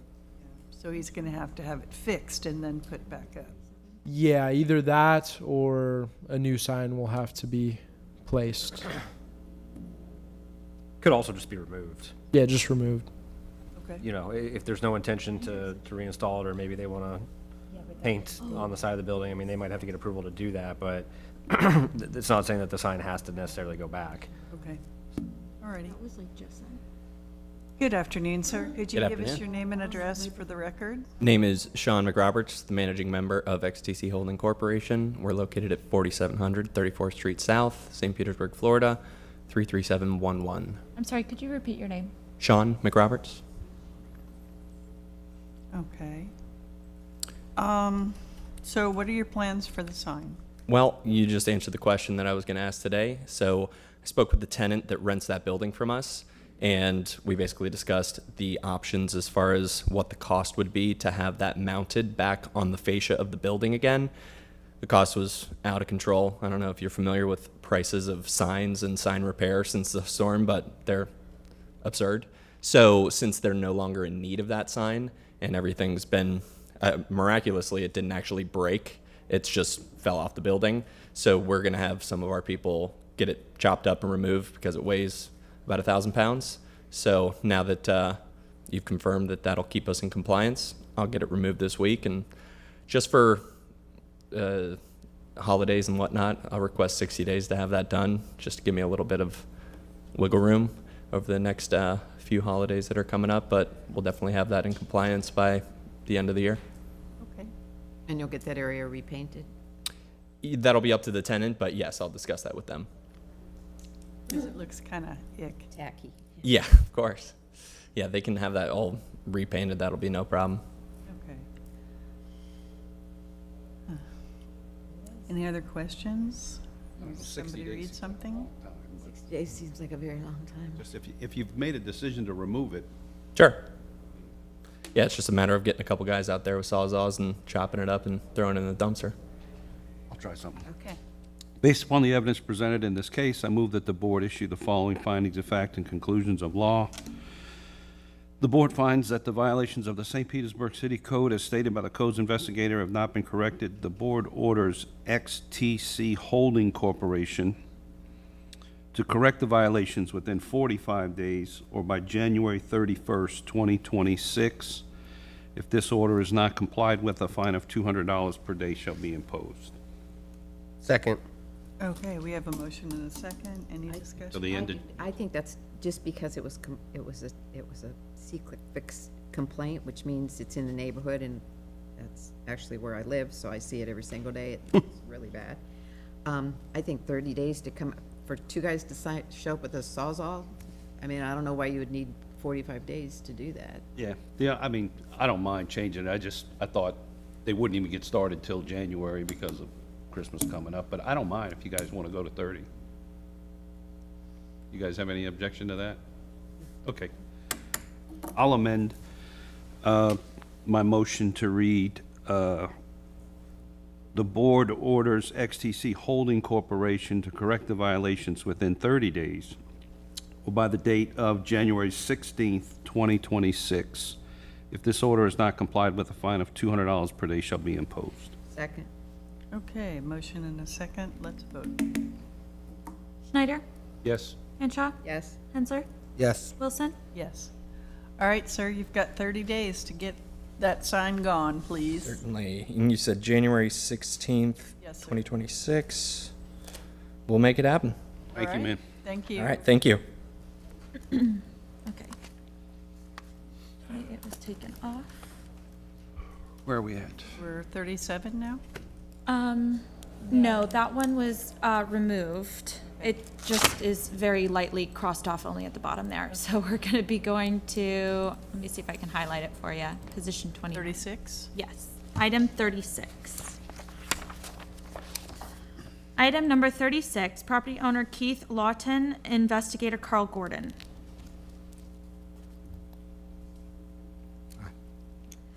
I'm Carl Gordon, codes investigator for the city of St. Petersburg, testifying in reference to item number 36, case number 25-17677 regarding property located at 2145 Quincy Street South.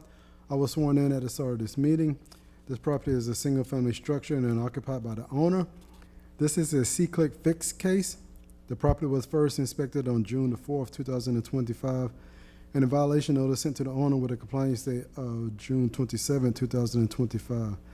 The property was last re-inspected on December the 5th, 2025, and the following violations still exist.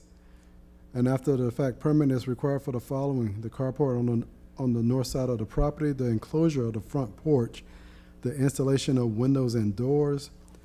The rear structure has been modified with unpermitted work. The exterior of the property shows areas with missing paint. The attachment of fabric, mesh cloth, or other materials to the chain link fence or similar open style fence is not permitted. And the fascia located on the front of the property is loose. 3 out of 7 violations have been corrected since this case began.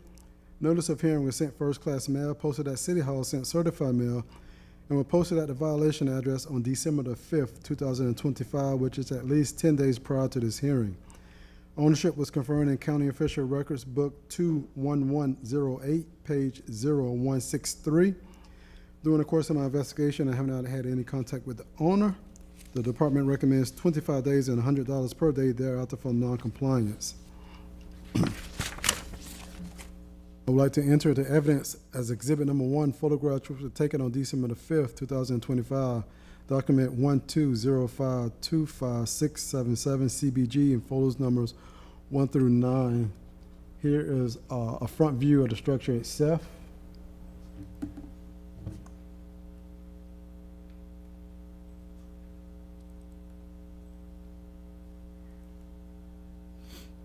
This is a side view of what the structure used to look like.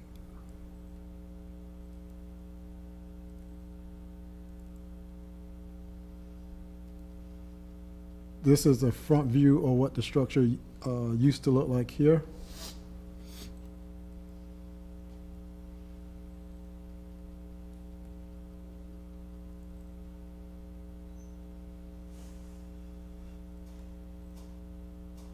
Here is the carport that was installed to the structure here.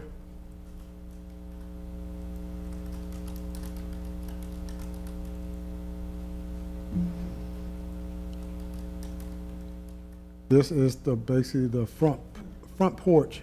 If you remember in the picture what it showed that what it used to look like, this was not enclosed. So as you can see, this is enclosed here.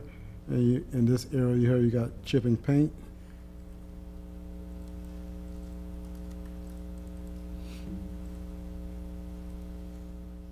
Here is the rear of the structure, the unpermitted work that was done in the rear of the structure, and also you can see there were windows here, new windows on the structure.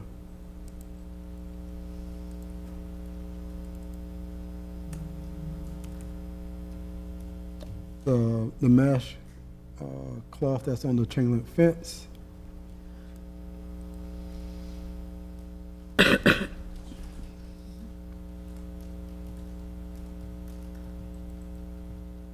And here is the fascia board that is loose. I would like to enter this fact sheet into evidence as exhibit number 2, and this concludes my presentation.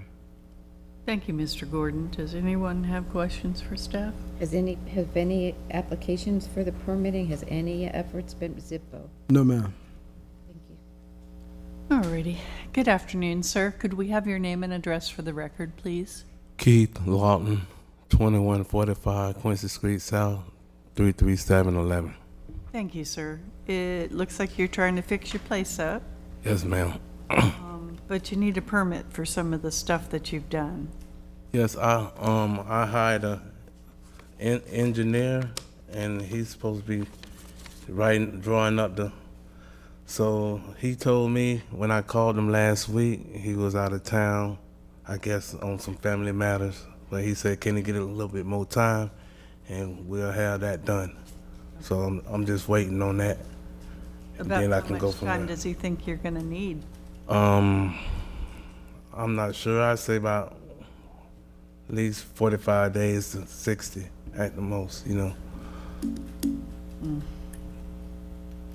Chair, if I may. Absolutely. Mr. Lawton, are you planning to take that material off of the chain link fence as well? 'Cause that's one of the ones they've got listed for you, and I think you were here earlier when we were talking with the other gentleman. That Yes, sir. That screening on the fence. I wouldn't want you to get everything else wrapped up, and then you get that one to get you in trouble still. Oh, so I got to take that off? It does sound like it from the robust discussion we had earlier about it. You can talk to your codes investigator, and he can tell you, he can give you some guidance on what has to come off and what can stay. Yes, sir, because when I bought the house, it was already like that.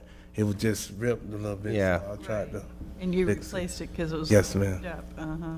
I mean, I think it looks nice personally, but the codes are written where that material's not acceptable. Well, and, I mean, the other property was a commercial property. Yeah, This is- yeah.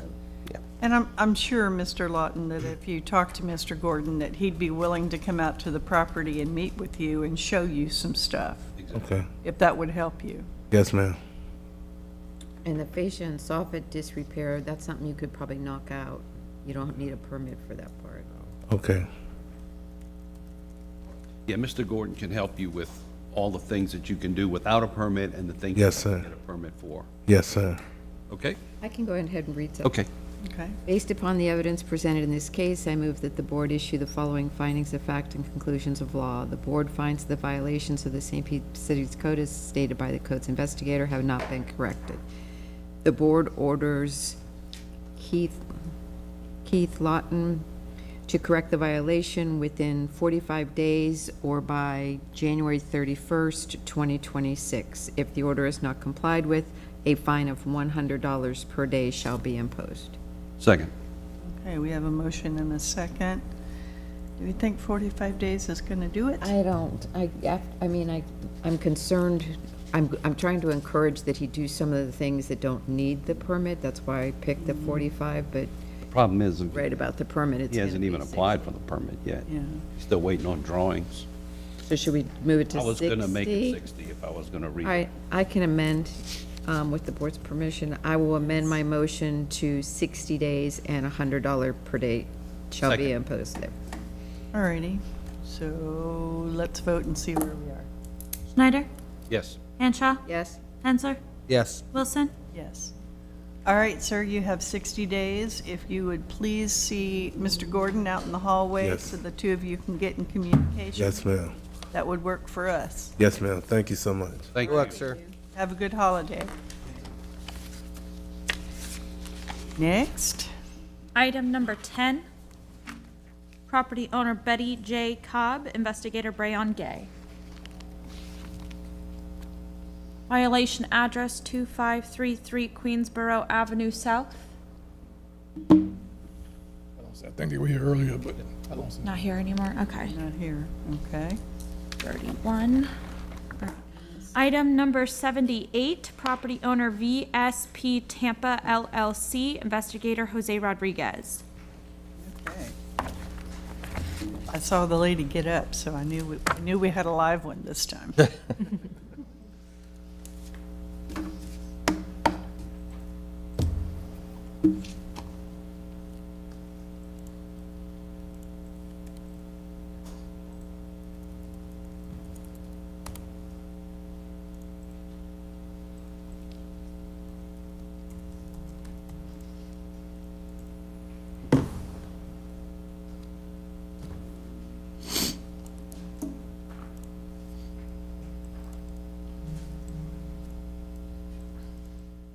Okay, please forgive me. Good afternoon. I am Jose Rodriguez, Codes Investigator for the City of St. Petersburg, testifying in reference to item number 78, case number 25-24361, regarding property located at 1244 12th Avenue South, and I was sworn in at this meeting.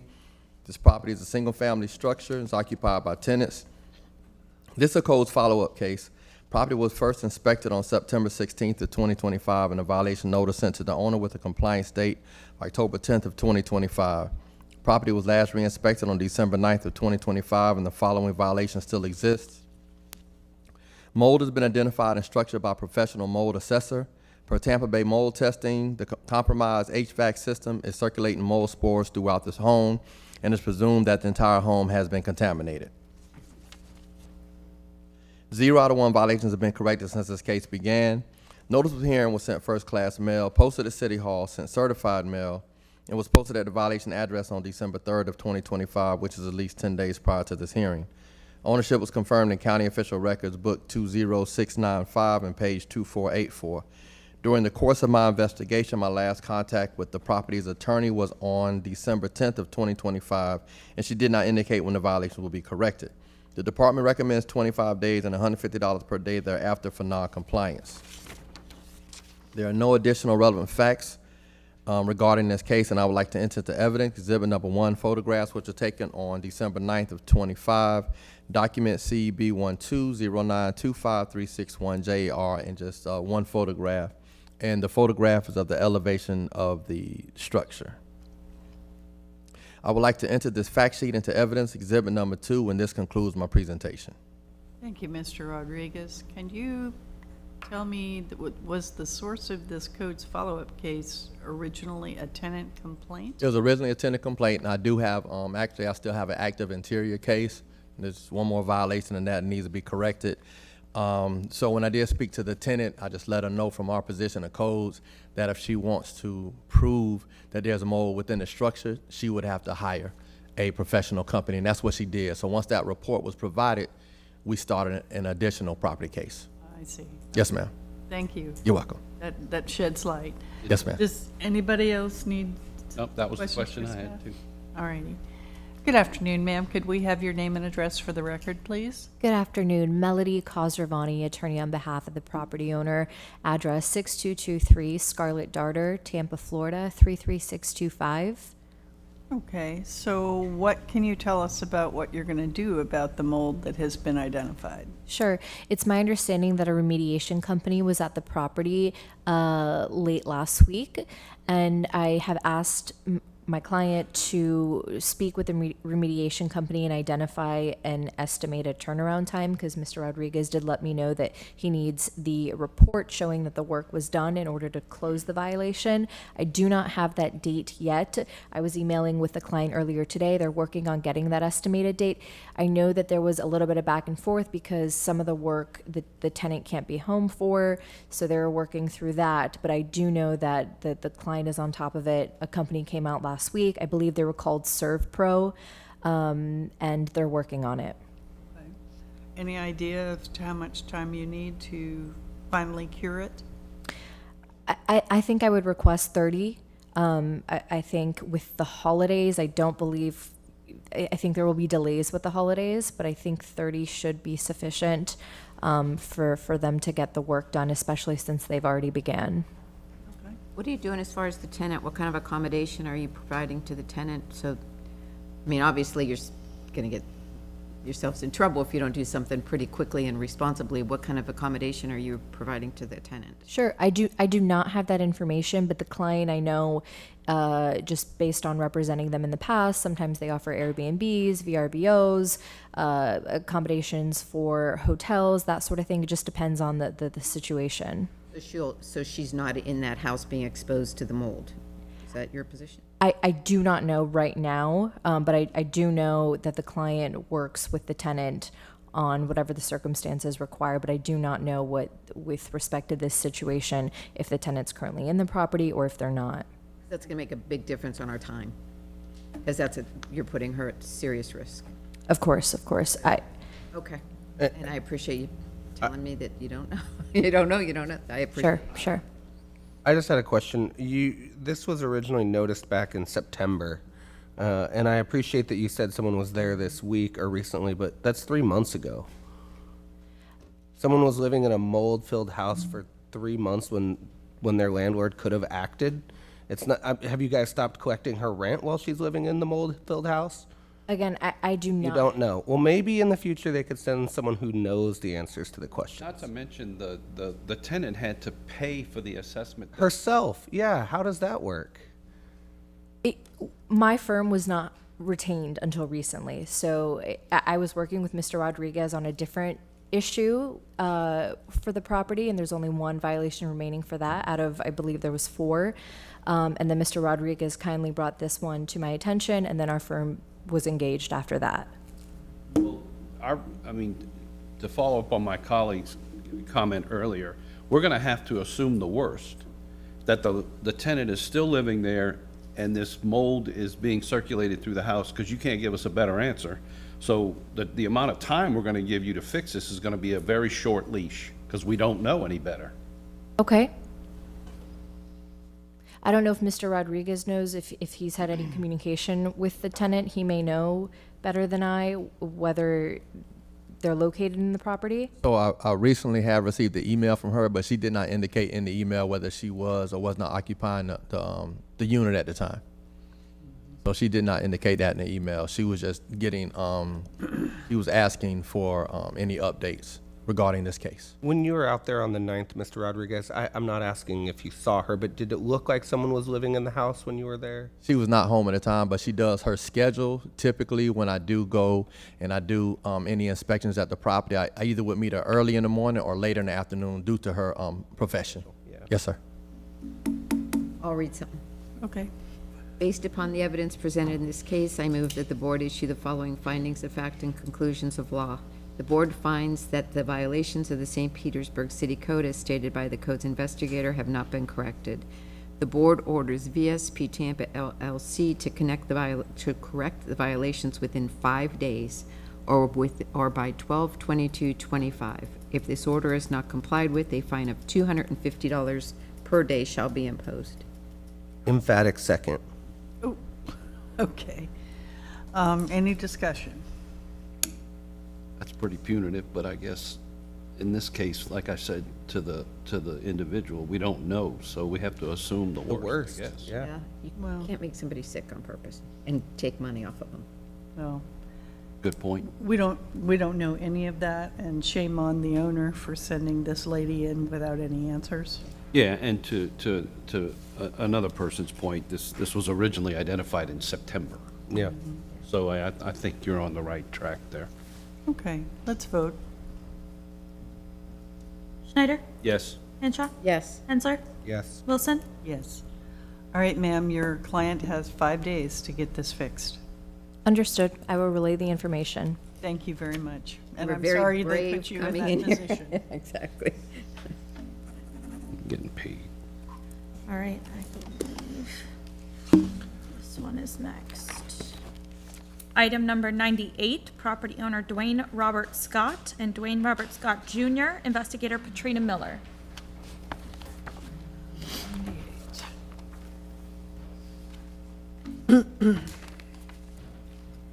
I am Patrina Miller, Codes Investigator for the City of St. Petersburg, testifying in reference to item number 98, case number 25-24141, regarding property located at 600 16th Avenue South.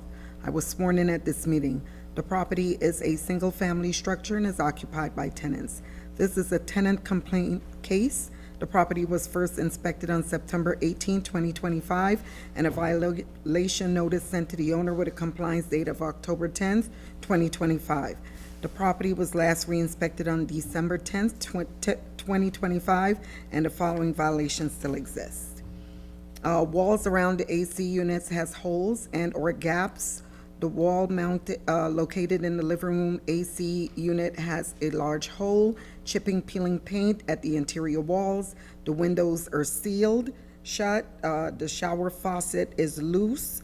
Kitchen cabinets are broken and/or missing areas. Kitchen counter tiles are broken. Hall closet door is broken. Missing door handle at the bedroom door.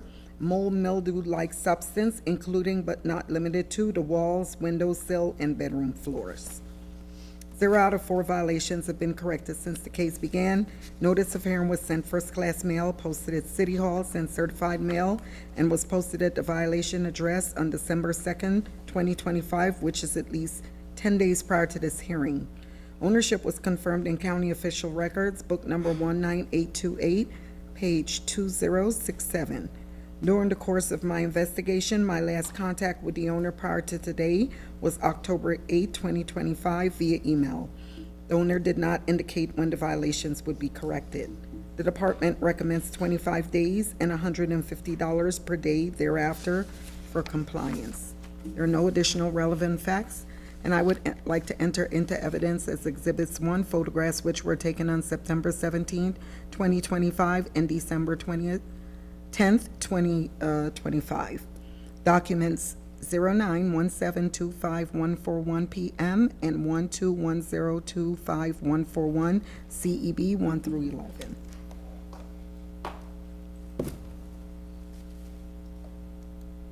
This is the elevation shot of the property.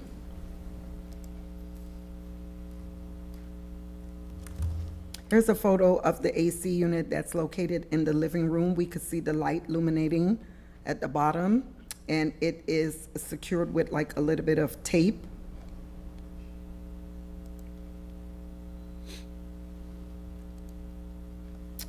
This is the window in the living room area. We can see that, well, I'm not sure if it's very clear to you guys, but there's like mold mildew-like substance, a little rust around the window area and windowsill.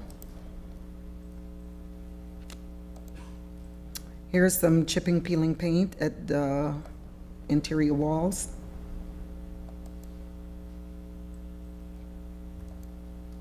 Here's more chipping, peeling paint at the interior walls. Here we have, in the kitchen cabinet, there's a missing part.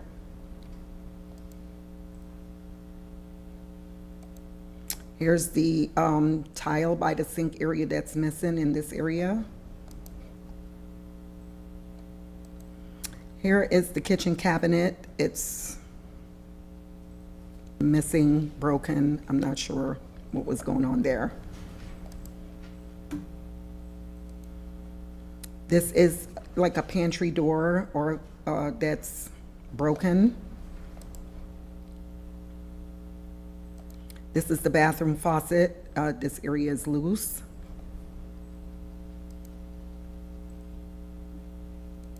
This is the AC that's in the bedroom.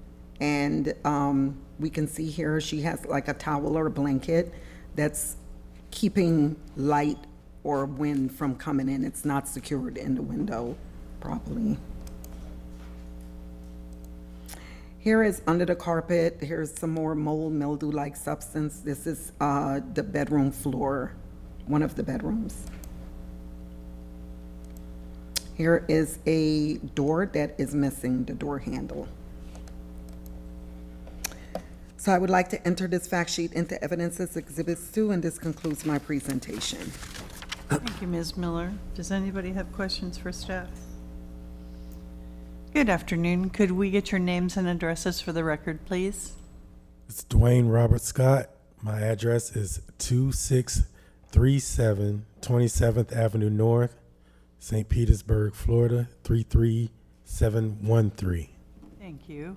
Tamika Scott, 2637 27th Avenue North, St. Petersburg, Florida, 33713. Thank you. And are you Scott or Scott Jr.? I'm Scott, Senior. senior. Scott Sr. Yes. Scott Senior. And this is my wife.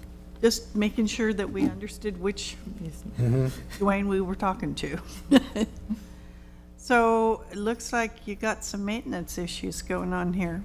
Yeah, the problem is we can't get access to the house, period. Why did I know I was going to? Who's living, And some, I want to ask, who's Ma'am. living in that house? so she started out as a friend of the family. This has turned into a true nightmare. So there's one person in the household? Well, the last time I actually spoke to her, she doesn't respond to any of my texts. She won't let us in the house. She's changed the locks. We can't get in and do any repairs if we wanted to. So, I mean, not that we don't want to. I didn't mean it. I didn't mean it like that. We want to try to do some of the repairs. Some of those things weren't like that before.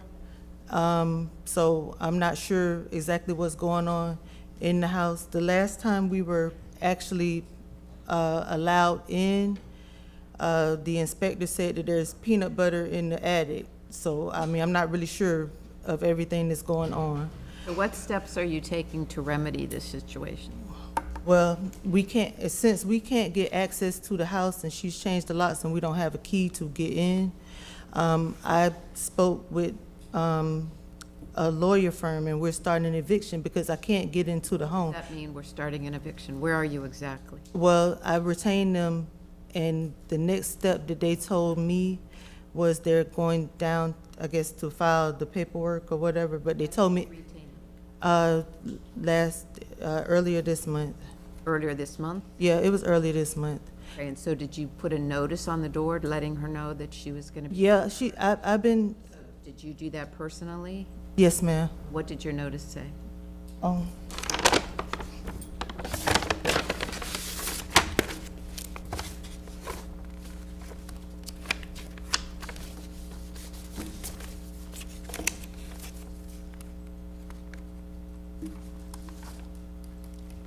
Do you want me to read it, or? No, just how many, what's the basis of the notice? The basis of the notice is that she's being evicted for non-payment of rent. She hasn't been paying any rent.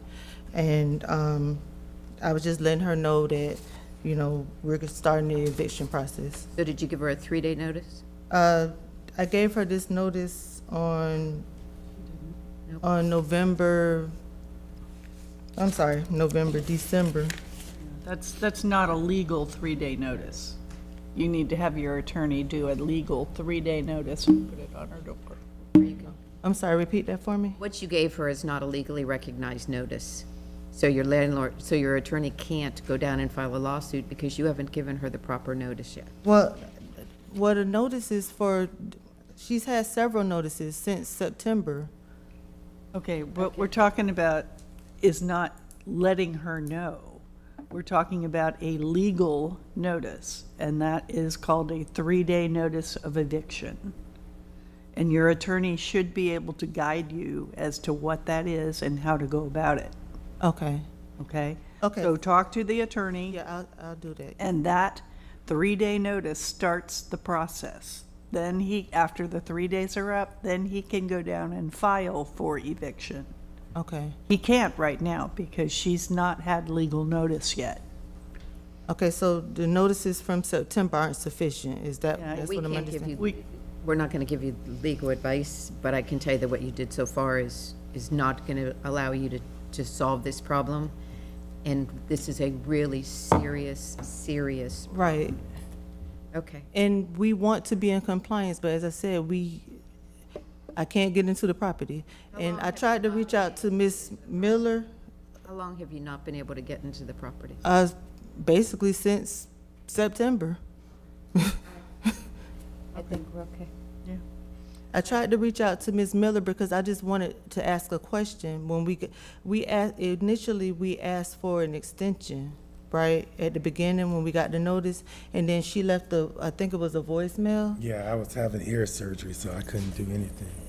Yeah, she left us a message saying that I guess we couldn't get an extension because there was a tenant my only question for her at the time was that if we can't get into the property, like, how do we, rectify this? And there's laws on the book. I mean, you knew to go see an attorney, you could have gone to an attorney a long time ago, and instead this property is not even, it's barely habitable. You're gonna. Well, the tenant keeps telling me every month that she's gonna move, but then she doesn't move. I mean, I don't know, how do I put this? I didn't want to spend money on an attorney to try to evict her. I didn't even want to try to go that route. Part of what happens being a landlord, you have to be a responsible landlord and you have to follow the law. It's just part of what comes with the job. Yes. And you heard the last folks, it's going to be very similar because you can't allow somebody to live like that. You just can't. We just won't allow that in the city. Okay. Okay. Based upon the evidence presented in this case, I move that the board issue the following findings of fact and conclusions of law. The board finds that the violations of the St. Petersburg City Code, as stated by the code's investigator, have not been corrected. The board orders Dwayne Robert Scott and Dwayne Robert Scott Jr. to correct the violation within 5 days or by 12/22/25. If this order is not complied with, a fine of $250 per day shall be imposed.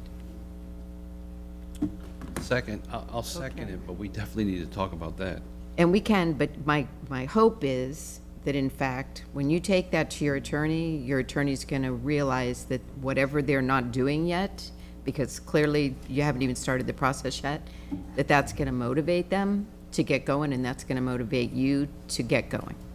So if you want me to change it to more than 5, I certainly can, but Yeah, I feel pretty strongly about that. Knowing that the, so let's say they can't comply with the 5 days just because it's not enough time. They're gonna get a message, they're gonna get a notice to come to a magistrate meeting, right? And that's not until the end of January, right? So knowing that, maybe it's okay. It is As long as they know that that's what the, And Madam Chair will explain to them that they'll get an opportunity to plead their case a second time. okay. Well, and hopefully by then, they'll have gotten her out. Exactly. Yeah, I mean, by the end of January, hopefully something's happened. Yeah. And I'll be frank about it. The damage that I saw inside did not happen in September. No, I get it. May I interrupt? Not right now. Hold on. No, I agree with you. It's been it's not something that's happened. All of that hasn't happened since September. Right.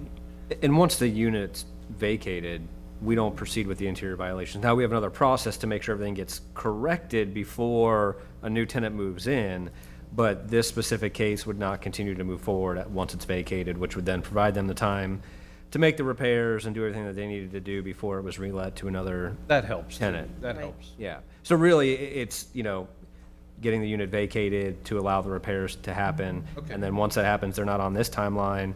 There's a separate process. And if they do rent it out before we can confirm, then there's other penalties that go with that. Okay. Yeah. We can vote. Okay, let's vote. Excuse me. Okay. Schneider? Yes. Henshaw? Yes. Hensler? Yes. Wilson? Yes. All right, ma'am. I'm sorry I cut you off, but what did you want to say? I just wanted to add that whatever that is on the floor, that may have started when it flooded during the last hurricane. So that much I understand. You're telling me this home had flood damage? Well, I don't know. This is what I'm saying. I didn't even see that was up under the carpet until she saw, the picture up there. From the pictures that I saw, the deterioration, particularly in the outside wall, where you can see daylight, that didn't happen in September.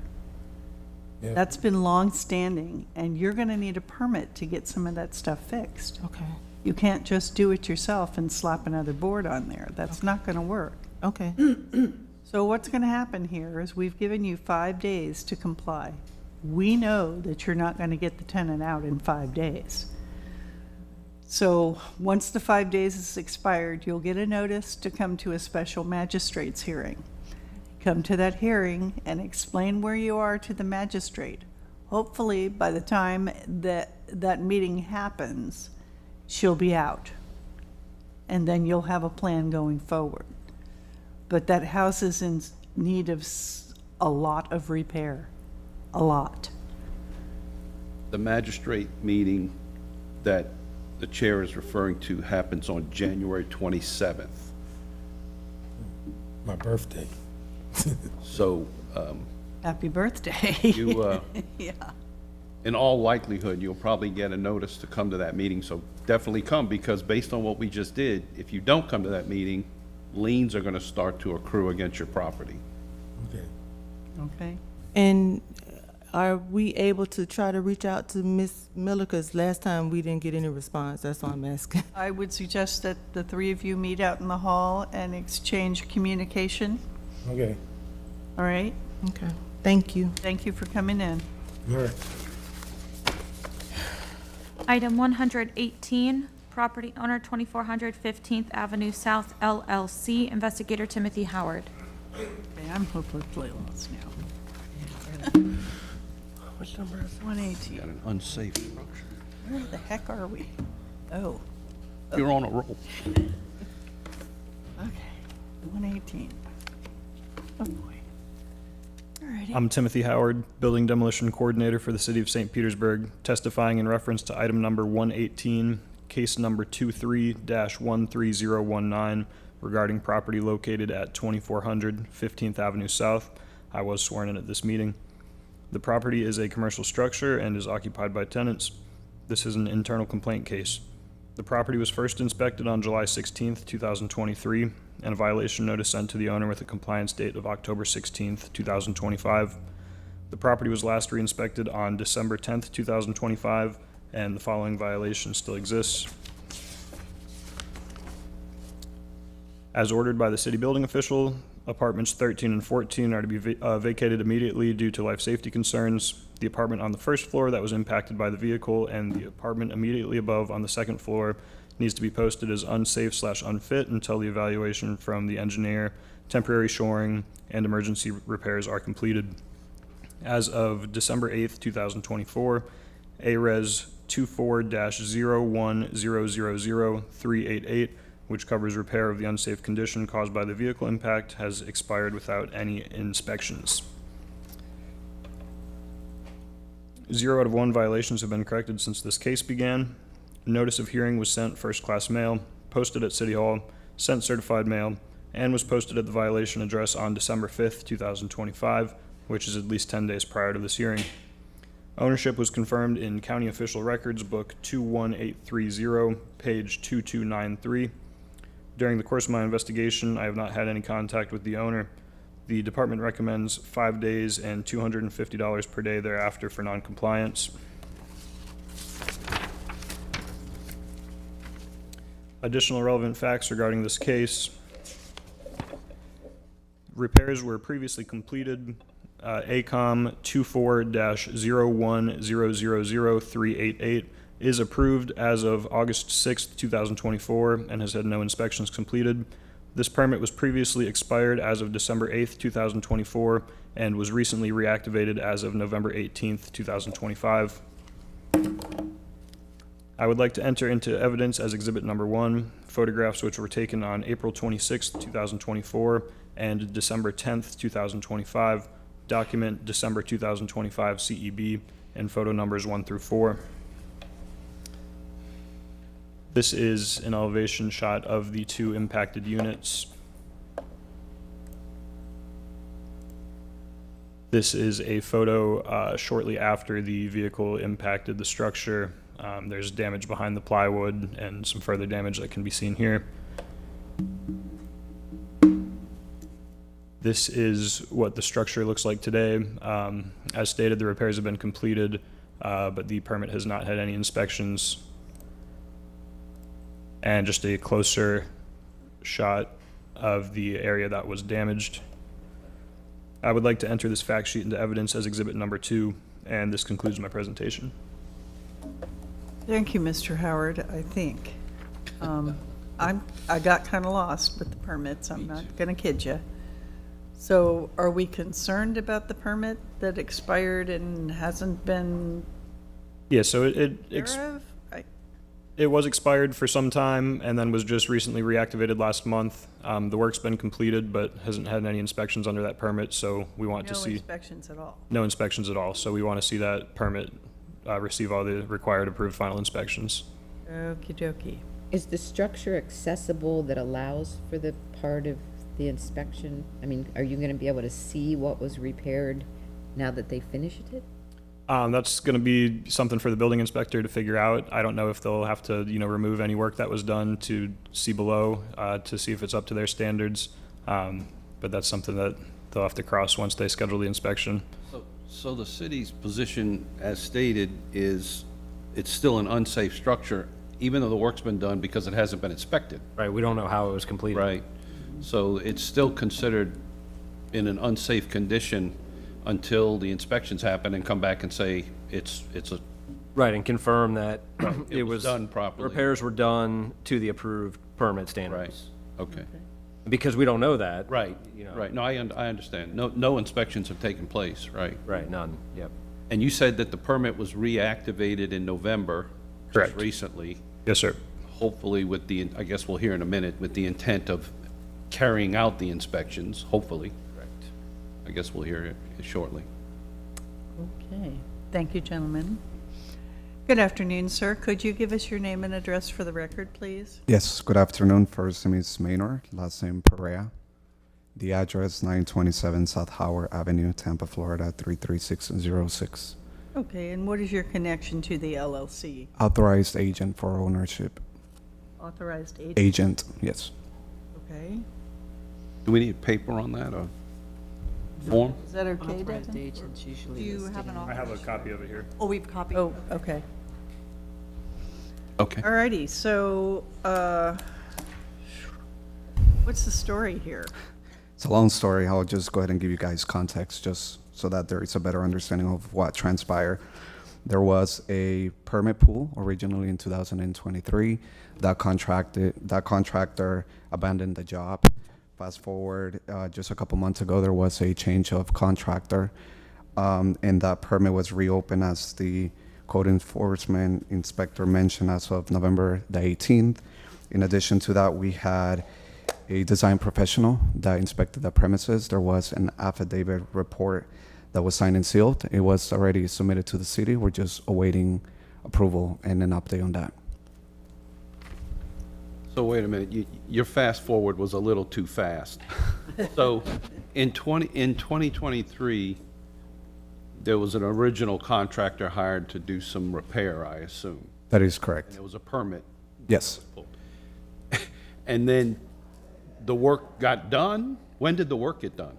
I don't have any knowledge as to when that work was completed, but yes, that is correct. The work was completed without any inspections. By the original contractor? By the, yeah.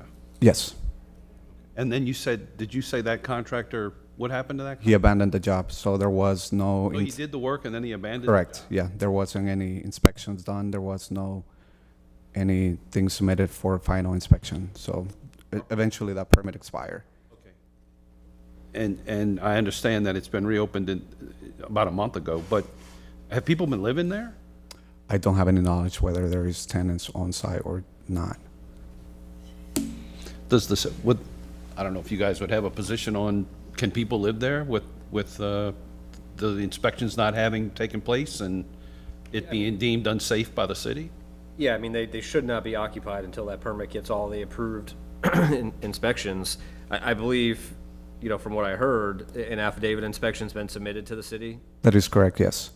So, if that's what the building department and the building department reviews that and says, yep, this is good to go, then that resolves this issue. I understand. So understanding that an architect engineer went out there, looked at it, signed off that yes, this was all this was done to the approved permit, building department will review that. So in this case, they won't even have to wait for a city inspection to go out there and do all of that. They'll be confirming it through the affidavit inspection. And did you pull that up, the affidavit? I can't, I don't see that that's been submitted now. Granted, it's not as swift as when the inspectors, because the inspectors are actively in the same system as us, and they're doing their inspection, they're entering their results. Right. So we see that pretty much in live time. A lot of times there's a little bit of delay because they're reviewing that affidavit inspection, then once it finally gets approved, then it And they gets enter it. put into the system, correct? Okay. Yep. I do have a copy on my phone, just in case anybody would like to review. Well, if just amongst ourselves, if the affidavit is legit and done properly, then the window here shouldn't be that long. Nope. It's just a matter of the city reviewing it, and if it's all in order, approving it. And then that's it, right? Correct. Well, we could give them 25 days so the paperwork can catch up. Yeah. I don't know, Yeah, I don't think it needs to be much longer than that if everything that has been presented is accurate. and if it hasn't, then they need to tell it to the magistrate. Yeah, exactly. Okay. Want me to read something? Yes. Okay. Based upon the evidence presented in this case, I move that the board issue the following findings of fact and conclusions of law. The board finds that the violations of the St. Petersburg City Code as stated by the codes investigator have not been corrected. The board orders 2400 15th Avenue South LLC to correct the violations within 25 days or by January 11th, 2026. If this order is not complied with, a fine of $250 per day shall be imposed. Second. Okay, motion and a second. Any discussion? Let's vote. Schneider? Yes. Henshaw? Yes. Hensler? Yes. Wilson? Yes. All right, sir, you've got 25 days. Thank you very much. Stay on top of the building department and make sure they read that affidavit and get the permit closed. Yes, ma'am. Okay? Thank you for coming in. Thank you. You got the next case. Item number 133, property owner Sable Palms Owner LLC, investigator Zoraida Melendez. Good afternoon, I am Zoraida Melendez, co-investigator for the city of St. Petersburg in reference to item 133, case number 251964, regarding property located at 2026 4th Street South. I was sworn in at the beginning of this meeting. This property is a multi-family structure and is occupied by tenants. This is an internal complaint case. The property was first inspected on January 30th, 2025, and violation notice sent to the owner with compliance date of October 9, 2025. The property was last re-inspected on December 2nd, 2025, and the violation, and the following violations still exist. Work has been performed in a designated flood zone without the requirement permit, which include but not limited to wall, drywalls, and other interior areas require a permit to ensure compliance with flood zone regulation. Floors, bedroom doors, bathroom vanity, and any other interior work might require permit. So 0 out of 1 violation have been corrected since this case began. Notice of hearing was sent first class mail, posted at City Hall, sent certified mail, and it was posted at the violation address on December 2nd, 2025, which is at least 10 days prior to this hearing. The ownership was confirmed in the county official record book 21855, page 1543.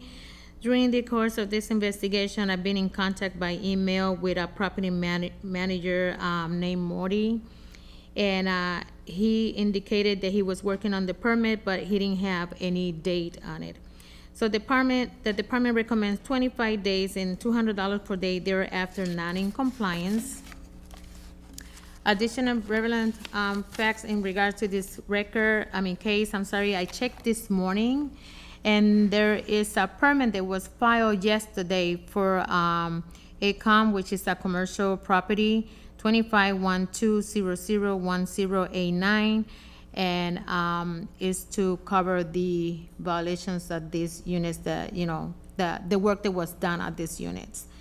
I would like to enter into evidence Exhibit 1 photos which were taken on CEB document 121725 4964 CM, and I got photos 1 to 10. So this is the front elevation, is 4 units.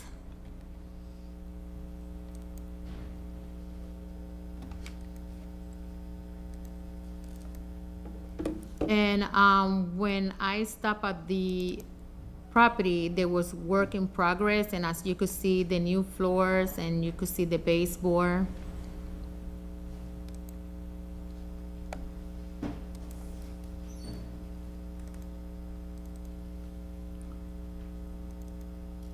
This is another picture of one of the interior units. You can see all the doors and the baseboard and the floor.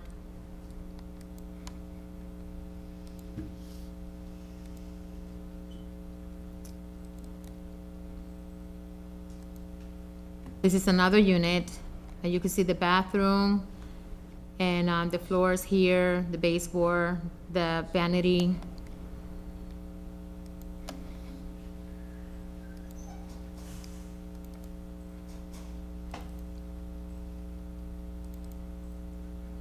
So this is another unit.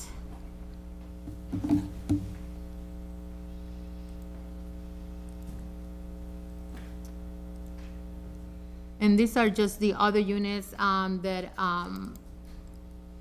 they were working on it. So there's 4 units here. Okay, I would like to introduce fact sheets into evidence exhibit 2, and this will conclude my presentation. Thank you, Ms. Melendez. Does anybody have any questions for staff? All right, sir. Name and address again. First name Maynard, last name Perea, address 927 South Howard Avenue, Tampa, Florida 33606. Okay, and again, how are you connected to this LLC? Authorized agent for ownership. Have a signed form? My understanding is it was sent over to. I don't have one that I haven't received one.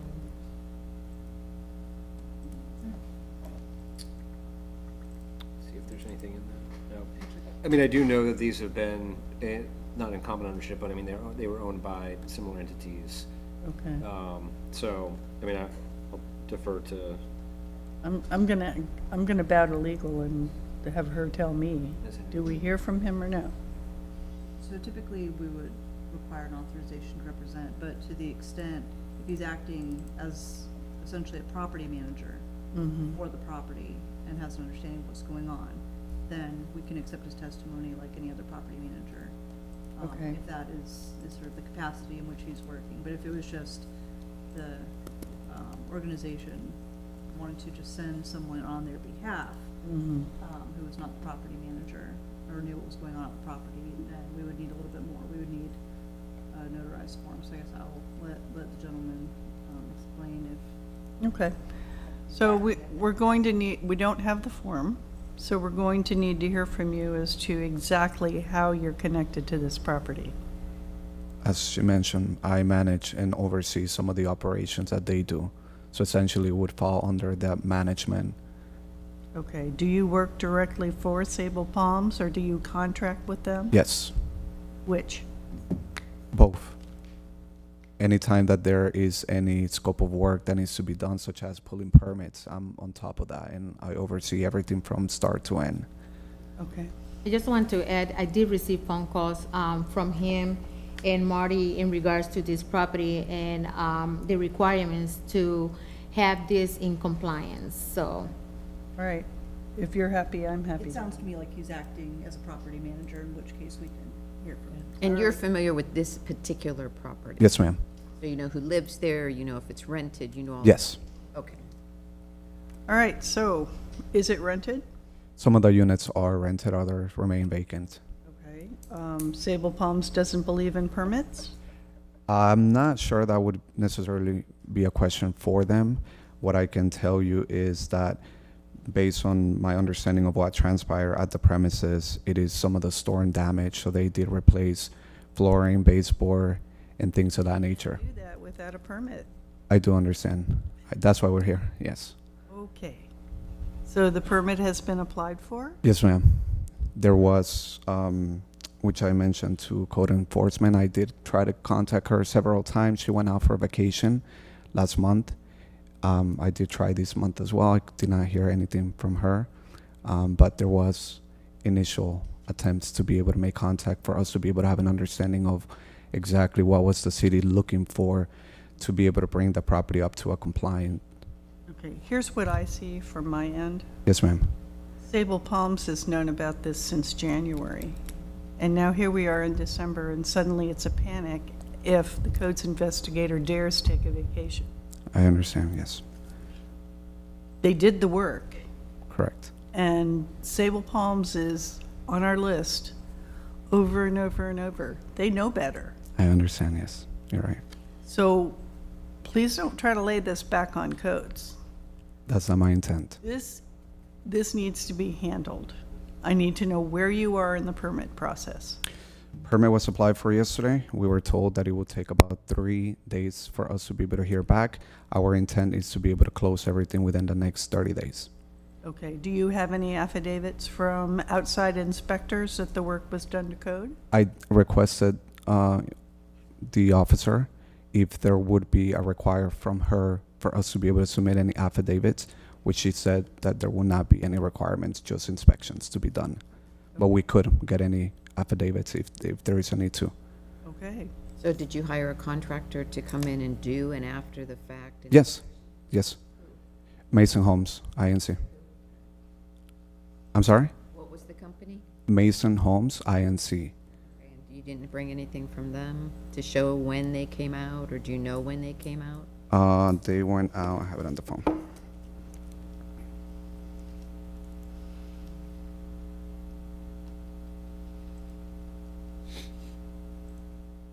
November the 26th. I just want to make one point real quick. Earlier in your testimony, and I'll paraphrase, you said, "I'm the one that's responsible for pulling the permits." Correct. Well, I would say you didn't pass that test. It's been a year, and you're just now telling us you pulled the permit last week? I was just retained by them 2 weeks ago. Had I known about this matter back then it would have been easier for me to do it. Okay. Permit was filed yesterday. Yesterday, even better. Did you file that permit yesterday? Yes, we went to the city in person and filed and did all the paperwork. See, I struggle with this because when it's a homeowner who, trying to figure out how to do all their stuff, and they're going to a job every day, and they're doing childcare and elder care, it's a little bit more understanding that it's a struggle to do. But when there are these for-profit businesses collecting rent, and they're sitting on these things for a year, it's incredibly frustrating. And it's not you personally, but then you come up here to give testimony, and, well, I was retained 2 weeks ago. Okay, what are we supposed to do? Just to get, If I may just provide some clarification, and this has come up a couple of times. So these cases were all started in January because of the flooding that happened and the damage assessments. Right. The notice was issued in September. Okay, So even so. I understand that. I heard some conversation thinking, there's potentially almost coming up to a year here, but we didn't find the violation until September. They were notified at that point in time. Obviously, yeah, still, Good point. Thank you. But it's Sable Palms is on this list for one thing or another monthly. yeah, they shouldn't have to wait till you This is- found it. Yeah. They should know. Correct, yeah, understandable, yeah. I'm done with the corporations trying to do stuff and slide out from under it when, And collect rent in the process. So, just so I understand where we are and everything, did I hear that the testimony was that as was in the last case, there's been an inspection and I'm not 100% sure. I can't tell. There couldn't be an inspection, they don't have a permit. No, What he means is. he hired an outside person, just like in the last case. Oh, but there's no, the last one was, there was an affidavit and it Right, was but- provided, it has to be approved. There is no Hasn't it, affidavit. no, I know there's no affidavit, but has the inspection been carried out? There was an architect that came out to the premises as well as a general contractor. Okay. And With the goal being an affidavit or not? yes, and I requested that information from her, and I asked her earlier today if there is a need for an affidavit report to be submitted for us to be able to finalize. Your choice. That's the owner's choice as to Without- whether you do a permit and have the city people do the final, or whether you have an affidavit. That's up to the owner of the property. That's not for us to say. And you recognize that because you did that on the. Correct. That is correct. So you can't. And if you don't do one, you gotta wait on the city to come out. I understand, and I'm not trying to put anything on code enforcement. All I'm asking is for directives for us to be able to make sure we're doing the right thing. That's all. Okay, at this point, it's all on you and Sable Palm. I understand, and I can tell you that there are other issues and discrepancies and violations, and slowly but surely our goal and our intent is for us to be able to make sure that this is not a name that you guys continue to see on a list on a monthly basis. Would be nice. Yes. Would somebody read something? Based upon the evidence presented in this case, I move that the board issue the following findings of fact and conclusions of law. The board finds that the violations of the St. Petersburg City Code, as stated by the codes investigator, have not been corrected. The board orders Sable Palms Owner LLC to correct the violations within 15 days or by January 1st, 2026. If this order is not complied with, a fine of $200 per day shall be imposed. Second. Okay, so any discussion? Let's vote. Schneider, Yes. Henshaw, Yes. Hensler, Yes. Wilson. Yes. You got 15 days on this one. Yes, ma'am. Thank you very much. Have a good one.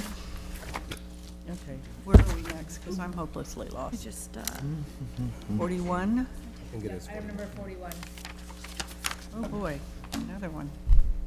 Yep. Position 39, though. yes, position 39. Item number 41, property owner Mary Ann Lynch, investigator David Rockwalker. Good afternoon. I'm David Rockwalker, Codes Investigator for the City of St. Petersburg, testifying in reference to Item 41, Case 25-23289, regarding property located at 436 4th Avenue South. I was sworn in at this meeting. The property is a commercial structure and is occupied by tenants. This is a tenant complaint case. The property was first inspected on September 12, 2025, and a violation notice was sent to the owner with a compliance date of October 6, 2025. The property was last re-inspected on December 10th, 2025, excuse me, and the following violations still exist. Evidence of roaches and termites throughout the apartment. Various electrical outlets are not operating properly. Overhead light in the bathroom needs to be properly covered, and various sections of interior walls have soft spots and areas of disrepair. 0 out of 4 violations have been corrected since this case began. Notice of hearing was sent first-class mail, posted at City Hall, and was posted at the violation address on December 3rd, 2025, which is at least 10 days prior to this meeting. Ownership was confirmed in County Official Records, Book 11739, page 0020. The department recommends 10 days and $200 per day thereafter for non-compliance. I would like to enter into evidence as Exhibit 1, photographs which were taken on December 10th, 2025, documents December 2025 CB. Photos 1 through 6. This is the front shot of the apartment complex. Right here is, I took a front shot of the door just to let you know I was there.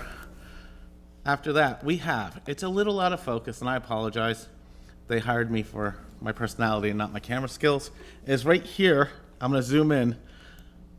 Right here is, it's a little cockroach. And then we have another one right up here on this red tile, right there. Next, we have, this is a light that's in the bathroom that doesn't have a fixture on it, and we have chip and peeling paint, as you can see above, and in the corner over here, you have the same thing. It just looked like chip and peeling paint, little disrepair, nothing crazy, didn't look like a water spot at the time. Right here is some more chip and peeling paint that you can see, and for our last, oops. Is that a wall or a ceiling? That's a wall. Sorry about that. No problem. And for our last picture right here, the wall, this is a plug that's in question that doesn't work right here. And then I just took this because there's also this lovely wall right here with a little disrepair. I would like to enter this fact sheet into evidence as Exhibit 2. This concludes my presentation. Thank you, Mr. Walker. Does anyone have questions for staff? I just noticed that instead of the, I'll call it traditional 25 days, the city's recommending 10 in this case, as well as a $200 fine, $200 per day recommendation. It's because the tenant still lives there. Is that? Oh, I'm sorry, sir. Yeah, so we've made some changes in our recommendations understanding, that already in this process, the property owners had a decent amount of time to get these issues corrected. The tenant's still occupying it, they're still living in these conditions. And so taking that into account, a lower amount of time to correct the violations, and then an increased fine to try to encourage that we're getting our rental properties in the minimum standards. Okay. And is that something that you guys will be carrying forward? Yes, yep. I just want, that's perfect, because I wanted to know if it was like a sea change that way, or if there was something special about this case we needed. Yeah, no, that's gonna be our general recommendation for tenant occupied cases with violations Perfect. moving Thank forward. you. Sounds good, thank you. Good afternoon, sir. Could we have your name and address for the record, please? Yes, my name is Rob Elliott. I reside at 701 61st Avenue Northeast. Okay, and your connection to Mary Ann Lynch? Maintenance supervisor now. Okay. Is that recent? It's been recent this year, so I've had a slew of problems come across my desk that I'm trying to handle, and it is a very large number. Yeah, we know. All right, so where are we with this? I was aware of a codes compliance problems that I had in unit number 8 where the tenant had vacated. I was under the assumption that I was dealing with that unit number, not unit number 3. Now that I know that this is a different unit, I will have it addressed as quickly as possible. I just asked for any kind of lenience as far as more than 10 days, but if 10 days is the best I can get, not a problem, I'll make it taken care of. Well, I can't speak for the whole board, but to be honest with you, Mary Ann Lynch is a frequent flyer here. I'm well aware of that. I wish I So could have more control over her, but May unfortunately I not hear a whole don't. lot of sympathy up here. Understood. Anybody have any more questions? We're encouraged by your presence and attitude, however. We would like to never see you again, so that would be good. I wish that were the case, but I wish I could solve all the problems, but unfortunately I'm having a huge slew of problems trying to solve them. Yeah, we imagine. Yes. Okay. Read some. Based upon the evidence presented in this case, I move that the board issue the following findings of fact and conclusions of law. The board finds that the violations of the St. Petersburg City Code, as stated by the codes investigator, have not been corrected.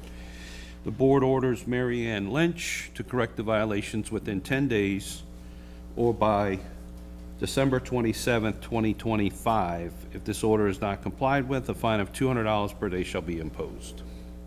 Second. Okay. Good. Let's vote. Schneider? Yes. Hanshaw? Yes? Hensler? Yes. Wilson? Yes.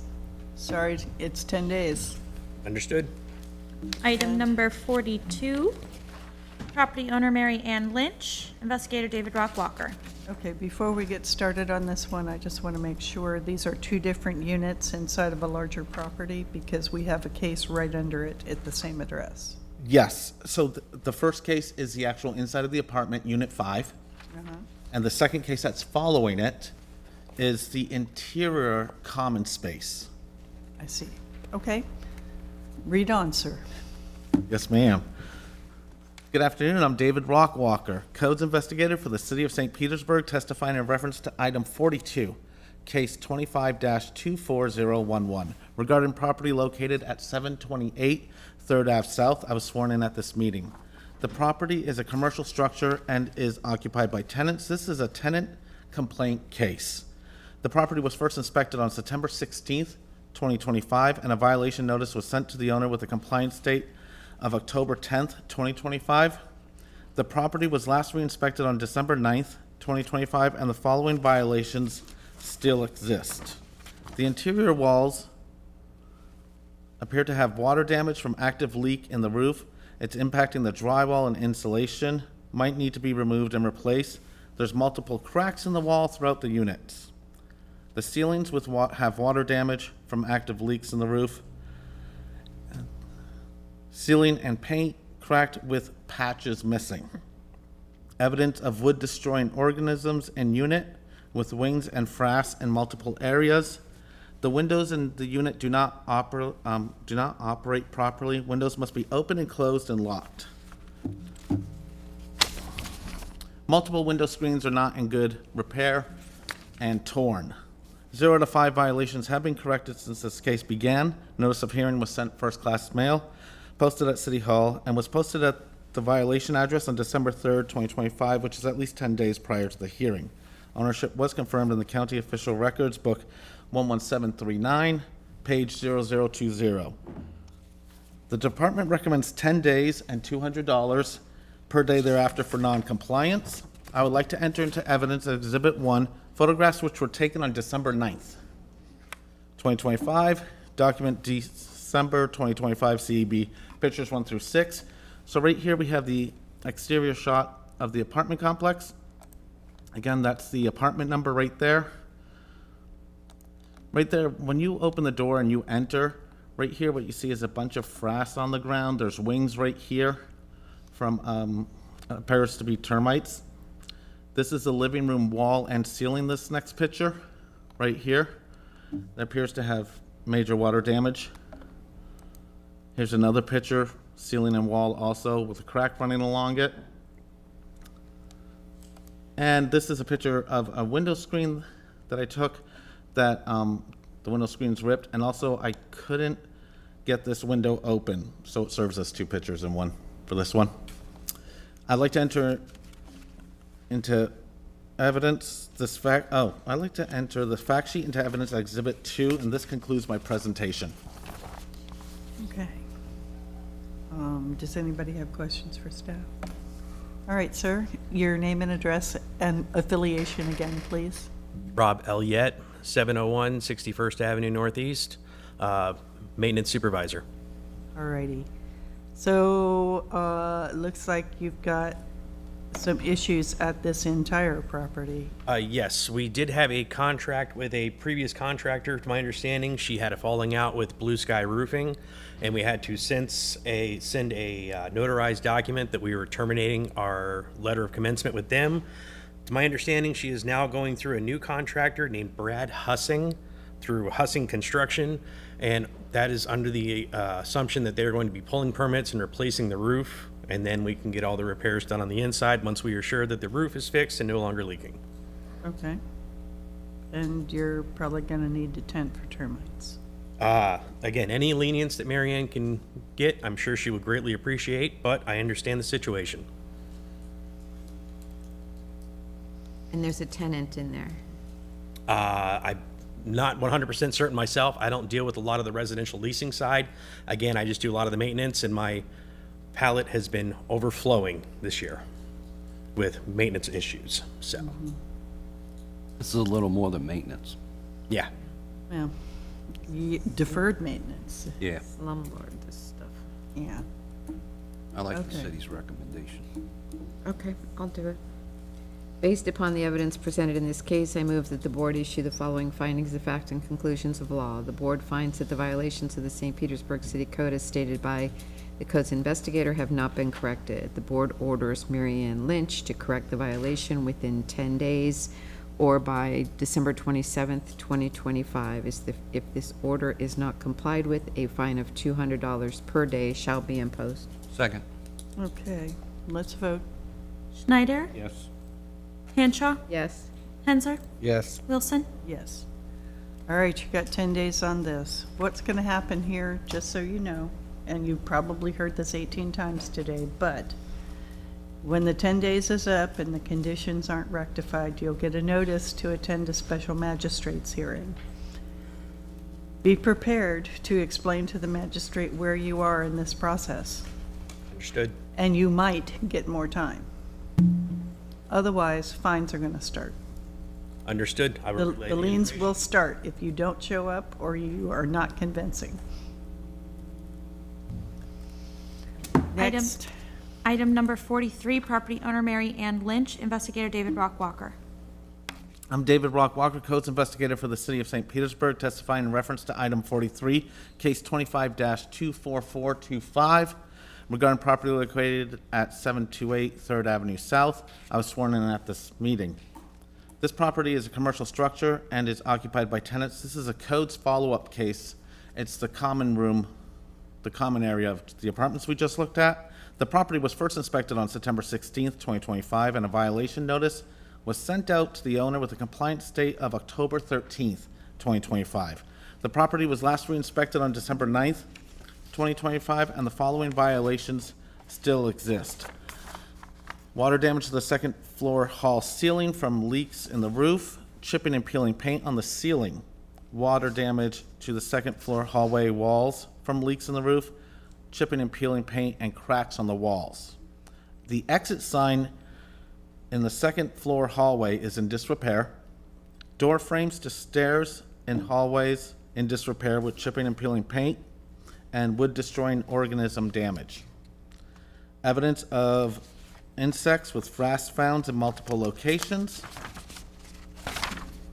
And flooring in the hallway with areas of rotten wood divots and areas that are soft and not in good repair. 0 out of 5 violations have been corrected since this case began. Notice of hearing was sent first-class mail posted at City Hall, sent certified mail, and was posted at the violation address on December 3rd, 2025, which is at least 10 days prior to this hearing. Ownership was confirmed in the county official records, book 11739, and page 0020. The department recommends 25 days and $200 per day thereafter for non-compliance. I would like to enter into evidence as Exhibit 1 photographs which were taken on December 9th, 2025. Documents December 2025 CB. Photos 1 through 6. So we have the elevation shot right here. After that, this is in the hallway there. There is just frass in the corners. After that, this is some of the flooring and what it looks like in the hallways. We have the exit sign right there. This one is cracks in the wall right there. And then we have our ceiling that looks like there is water damage that appears to be there and on the wall. I would like to enter this fact sheet into evidence as Exhibit 2. This concludes my presentation. Thank you, Mr. Walker. Alrighty, name, address, and affiliation one more time. Rob Elliott, 701 61st Avenue Northeast, maintenance supervisor. Okey-doke. So, they've given you a little more time because this is a common area and doesn't directly affect a tenant's living space. Yes. But it's connected to the rest of the building. Understood. I know with that one, I'm going to have a certification from a pest control management company that there are no wood destroying organisms. So we would just ask if we could have a little bit more time on that one because we are most likely going to have to tent the building. That's going to be displacing eight units. Yeah. And that's how many? And that structure in the front, yes. Okay. How many units are in the entire building? The front building, there are 8 units. On the secondary building, on the south part of that parcel, there's 3 more units in the back. Separate, they don't have any connection whatsoever. And you have no idea whether they're all leased or not? I'm sorry? You have no idea whether those are all leased or not, do you? The one in the front, I believe we have a vacancy. That would be the building with the 8 units. There's 1 vacancy there. And in the building in the back with the 3 units, I believe those are all rented. Okay. But I may be mistaken. I'm not 100% certain. All right, we won't take it as gospel. Okay, I greatly appreciate that. So, and I should mention to you that that exit sign, that's a fire code violation. If the fire department comes in and inspects, you're gonna be in trouble. Yes, I'm guessing that that's recent from a move out that we had upstairs because the fire department did do inspections last year and that was not on my fire code report. But I will make sure that that is resolved quickly because Julie has me on speed dial and I don't want her shaking her finger at me as well. Okay. So does anyone else I'll have try. more questions? No, I don't. You guys ready? Read on. Based upon the evidence presented in this case, I move that the board issue the following findings of fact and conclusions of law. The board finds that the violations of the St. Petersburg City Code, as stated by the codes investigator, have not been corrected. The board orders Mary Ann Lynch to correct the violations within 25 days or by January 11th, 2026. If this order is not complied with, a fine of $200 per day shall be imposed. Second. Okay, let's vote. Schneider? Yes. Henshaw? Yes. Hensler? Yes. Wilson? Yes. Okay, 25 days on this one. Thank you very much. All righty, good luck. Thank you. I'm gonna need it. Chair, real quick, I just want to make sure. So we only have one more case. Are you here for the last bench property? Yes, I am. Okay. And then we only have 3 lien release. But there's 4 people in the crowd. So is anybody not here for lien release? What Are property? you here for a code enforcement board case? I've been here since 8:30 this morning, but at lunchtime, Okay. I went at lunch. I tried to hurry back. Yeah, no problem. I just want to make sure we get you before we move on. So Ms. Schultz will get your information. I thought there was potentially a I problem was there. counting bodies myself and couldn't quite figure it out. Yeah. Okay. Item number 115, property owner, It Hurts Me Too LLC, investigator Timothy Howard. I'm Timothy Howard, Building Demolition Coordinator for the City of St. Petersburg, testifying in reference to item number 115, case number 25-25551, regarding property located at 33 6th Street South. I was sworn in at this meeting. The property is a commercial structure and is occupied by tenants. This is a codes follow-up case. The property was first inspected on October 6th, 2025, and a violation notice sent to the owner with a compliance date of October 21st, 2025. The property was last re-inspected on December 10th, 2025, and the following violation still exists. Per the city building official, the exterior of the building is unfit/unsafe, and immediate action is required to mitigate the falling debris hazard to pedestrians. A report from a licensed engineer will be required to evaluate the entire facade veneer and metal cladding. Emergency repairs can be made under the direction of a licensed design professional, and an after-the-fact permit must be applied for within 48 hours. 0 out of 1 violations have been corrected since this case began. Notice of hearing was sent first-class mail, posted at City Hall, sent certified mail, and was posted at the violation address on December 5th, 2025, which is at least 10 days prior to this hearing. Ownership was confirmed in County Official Records Book 18066, page 1562.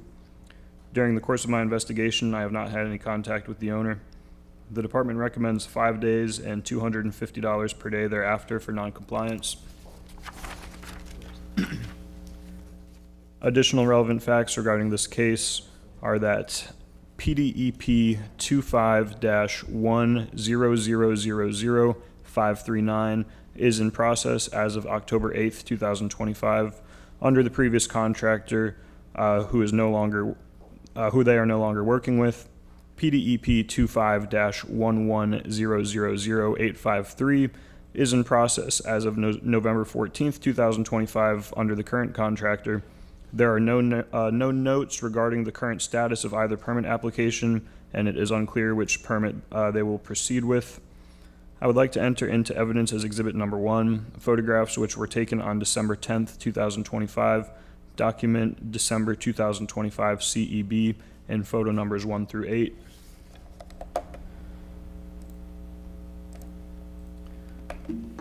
This is an elevation shot from the east side of the structure, and you can see some of that metal cladding there.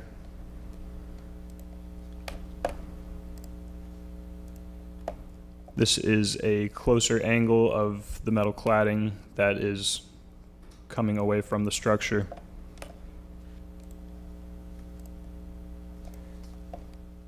Another area of that same issue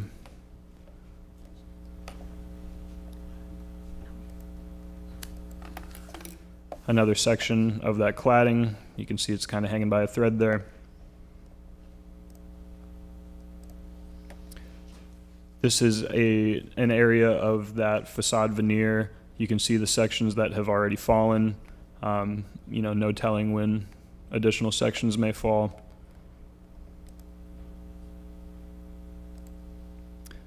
One more section. And then an elevation shot from the west side of the structure. I would like to enter this fact sheet into evidence as Exhibit Number 2, and this concludes my presentation. Thank you, Mr. Howard. This was storm damage, was it not? Yes. I thought I remembered it. It's just down the street from the crane. Yes. Okay. Name, address, and affiliation, please. Rob Elliott, 701 61st Avenue Northeast, Maintenance Supervisor. For It Hurts Me Too LLC? That is correct. You're wearing a few hats, huh? Quite a few hats. So what's the plan with this building, and are there actually tenants in it? There are tenants that do work out of that building. We have put up a structural covering on both the east and west entrances to the buildings. That way it's safe for entry. As I stated before, the owner had a contract with she had a letter of commencement with a contractor. They since had a falling out. We had to have a notarized document to cancel that contractor. She's now in talks with a new contractor, a Brad Hussing. He contacted me yesterday and said that he's in the works of getting permits for the cranes so they can get all the metal off the side of the roof. And he discovered that he also has to have a permit for the right-of-way for 6th Street for the sidewalk. So he claims that he's working on that for us. I don't have any documentation to confirm or disprove that. And that's where I stand, because all this is a little bit outside of my realm of maintenance. Yeah. Mr. Hussing has been before us before. Hopefully that's a good thing. Well, he at least had information, so that's a I good was hoping thing. maybe to solve issues, resolve problems. The problem here is the city has deemed this structure unsafe. And you got people coming in and out of the building during the day.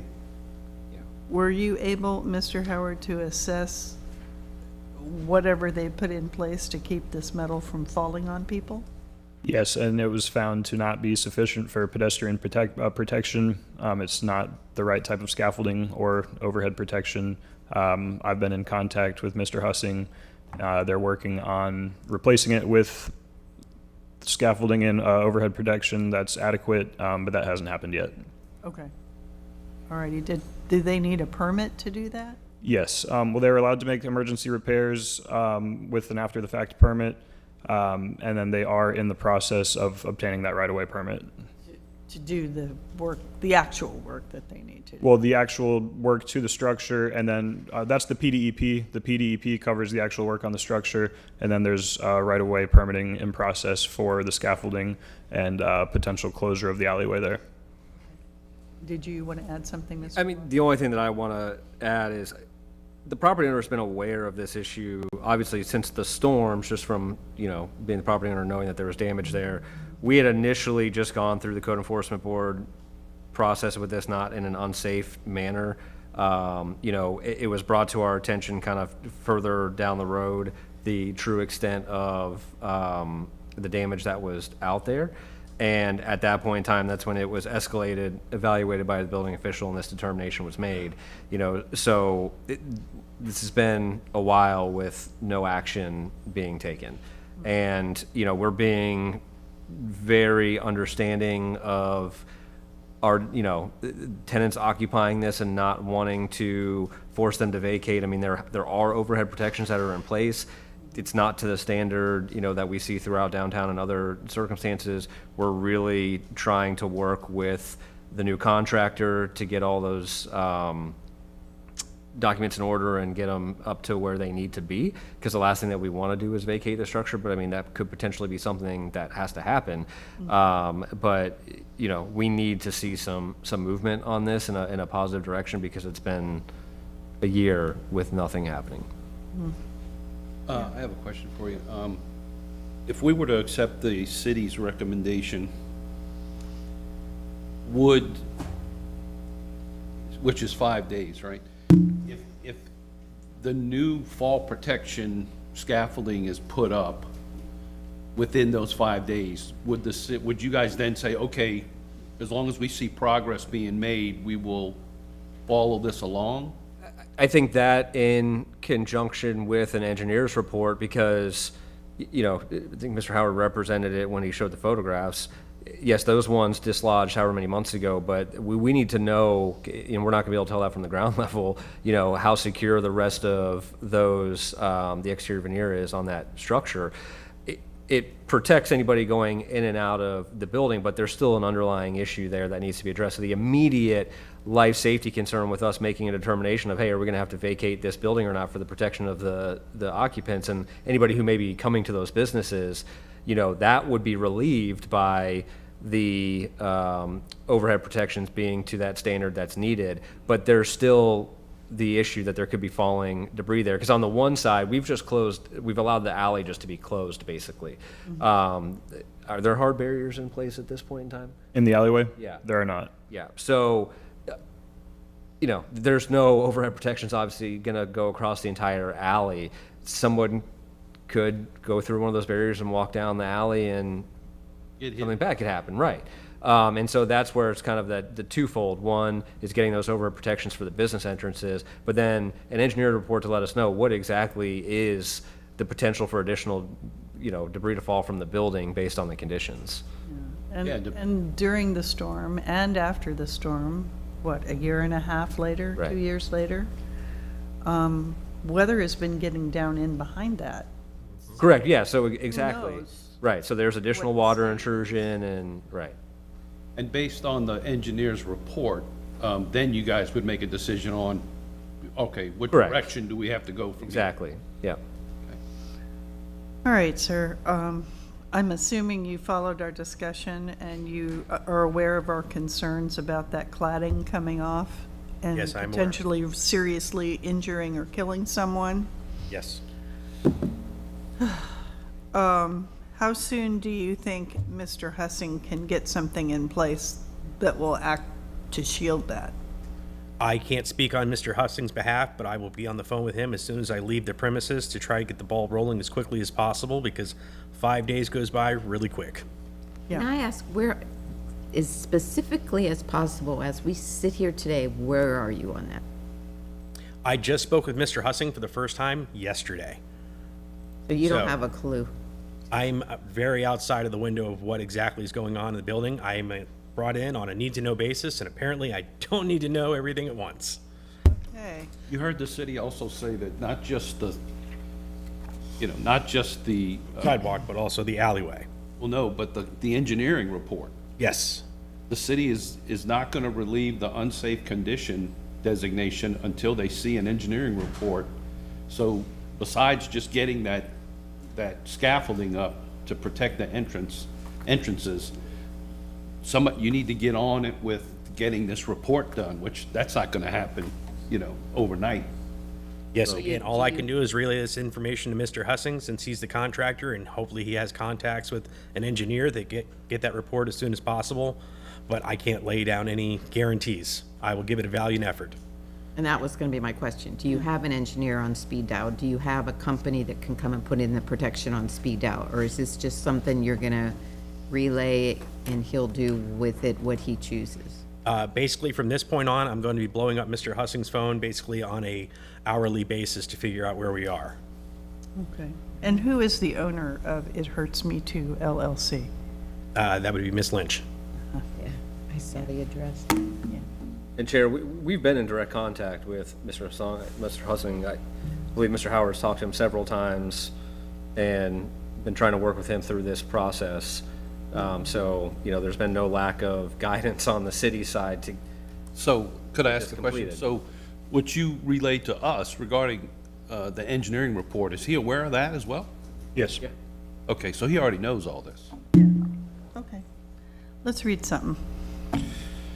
All right. Based upon the evidence presented in this case, I move that the board issue the following findings of fact and conclusions of law. The board finds that the violations of the St. Petersburg City Code as stated by the codes investigator have not been corrected. The board orders It Hurts Me Too LLC to correct the violations within 5 days or by December 22nd, 2025. If this order is not complied with, a fine of $250 per day shall be imposed. Second. Okay, let's vote. Wait, can I ask a question? What's the most we can find somebody? $250. 250. Yeah, that's I've been down that road before. Yeah, you have. I've tried higher, but I got. That could be changing, but for right now, it's As of right now, $250. that is the Thank you. Okay. I mean, my logic here is No, it's these fine. people, these people know everything, right? I mean, this is not like news to them. Okay. Okay, let's vote. Schneider, Yes. Henshaw, Yes. Hensler, Yes. Wilson. Yes. Okey doke. Time. We wish you the very best. Good luck, sir. Item number 10, property owner Betty J. Cobb, investigator Brayon Gay. Oh, okay. And the other lady never did show up? The other lady never did show up? Thanks for bearing with us. Did Zaritis? Good afternoon. I'm Breon Gay, codes investigator for the city of St. Petersburg, testifying in reference to item number 10, case 248037, regarding the property located at 2533 Queensboro Avenue South. I was sworn in at the beginning of this meeting. This property is a single-family structure and occupied by the owner. This is a codes follow-up case. The property was first inspected on May 8th, 2024, and a violation notice was sent to the owner with compliance date of May 31st, 2024. The property was last re-inspected on December 8th, 2025, and the following violations still exist.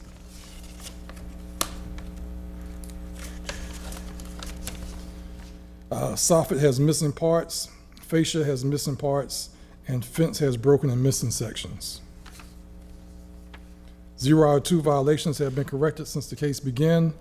The notice of hearing was sent first-class mail, posted at City Hall, sent certified mail, and was posted at the violation address on December 2nd, 2025, which is at least 10 days prior to the hearing. Ownership was confirmed in County Official Records, Book 10984 and page 2446. During the course of my investigation, I have not had contact with the owner. The department recommends 25 days and $100 per day thereafter for non-compliance.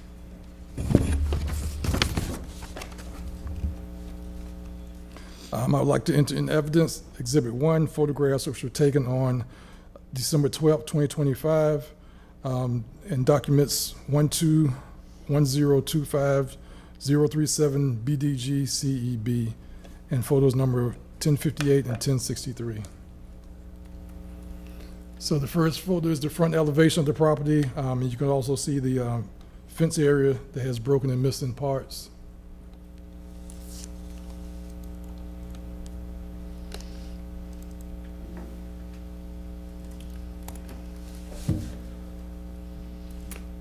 Another photo of the fence area.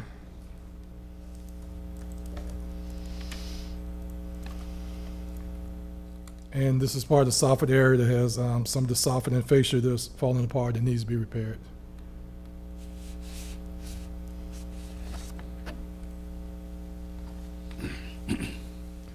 I would like to enter this fact sheet into evidence as exhibit number 2, and this concludes my presentation. Thank you very much, Mr. Gay. Does anybody have questions for staff?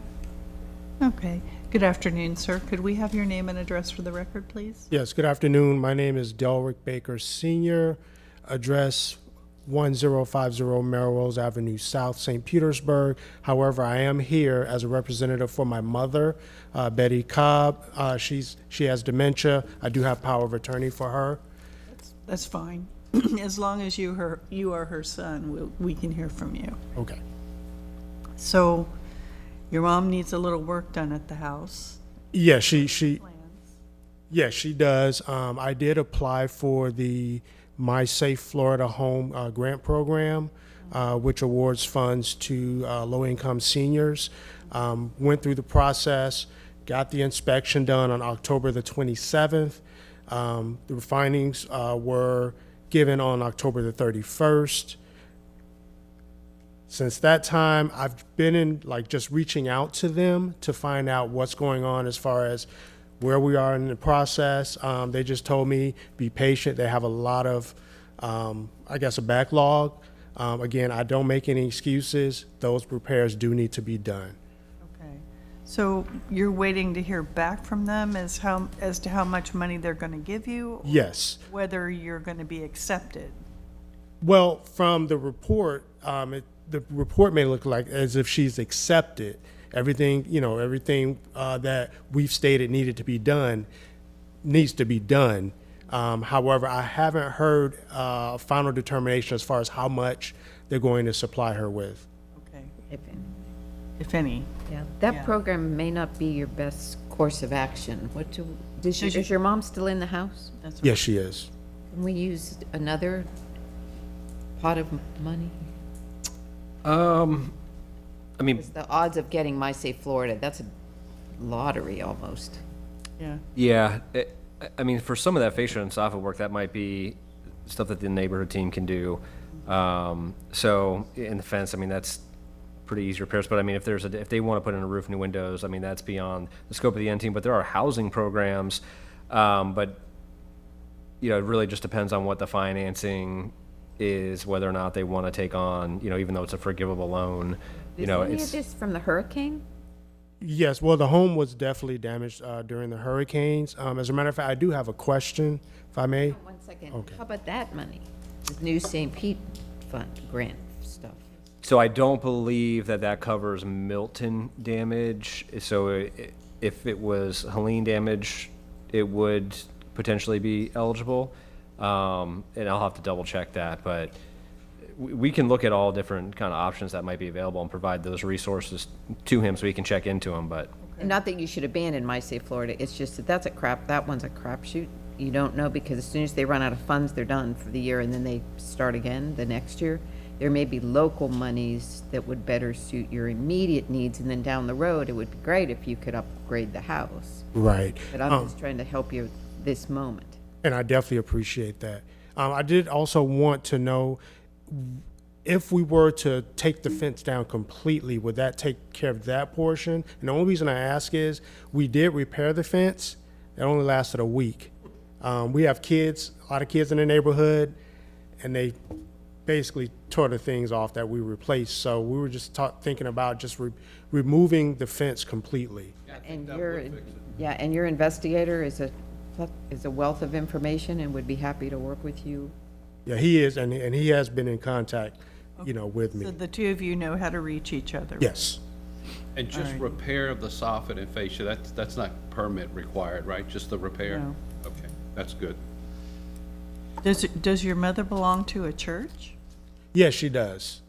Is there a church group that could maybe help with some of this? Well, we do have, well, I belong to the same church. It's called Mount Zion Human Services. I honestly have not inquired with them, but I definitely can. Because sometimes the churches will have a work party or somebody that can help you carry the load a little. Okay. I will definitely look into that. Got a lot going on. Yeah, we know you've got a lot going on. How much time are you looking for?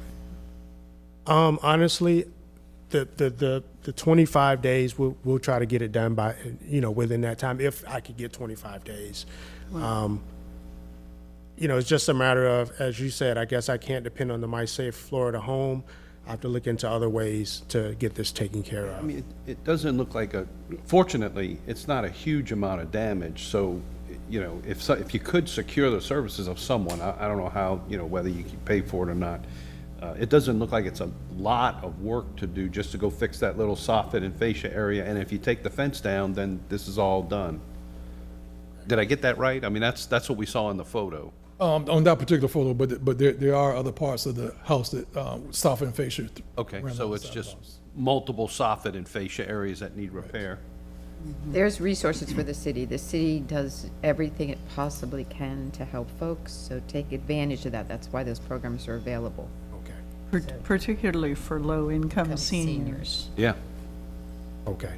They want to keep older people in their homes if they can. Okay. Is there a website that I could look into that? Or? I would get with your codes investigator. Okay. Because he can direct you as to where you need to go and what you need to do. I don't have that information personally, but I know he does. Okay, great. The only downside, not to that, but to this case, is that this has been going on since May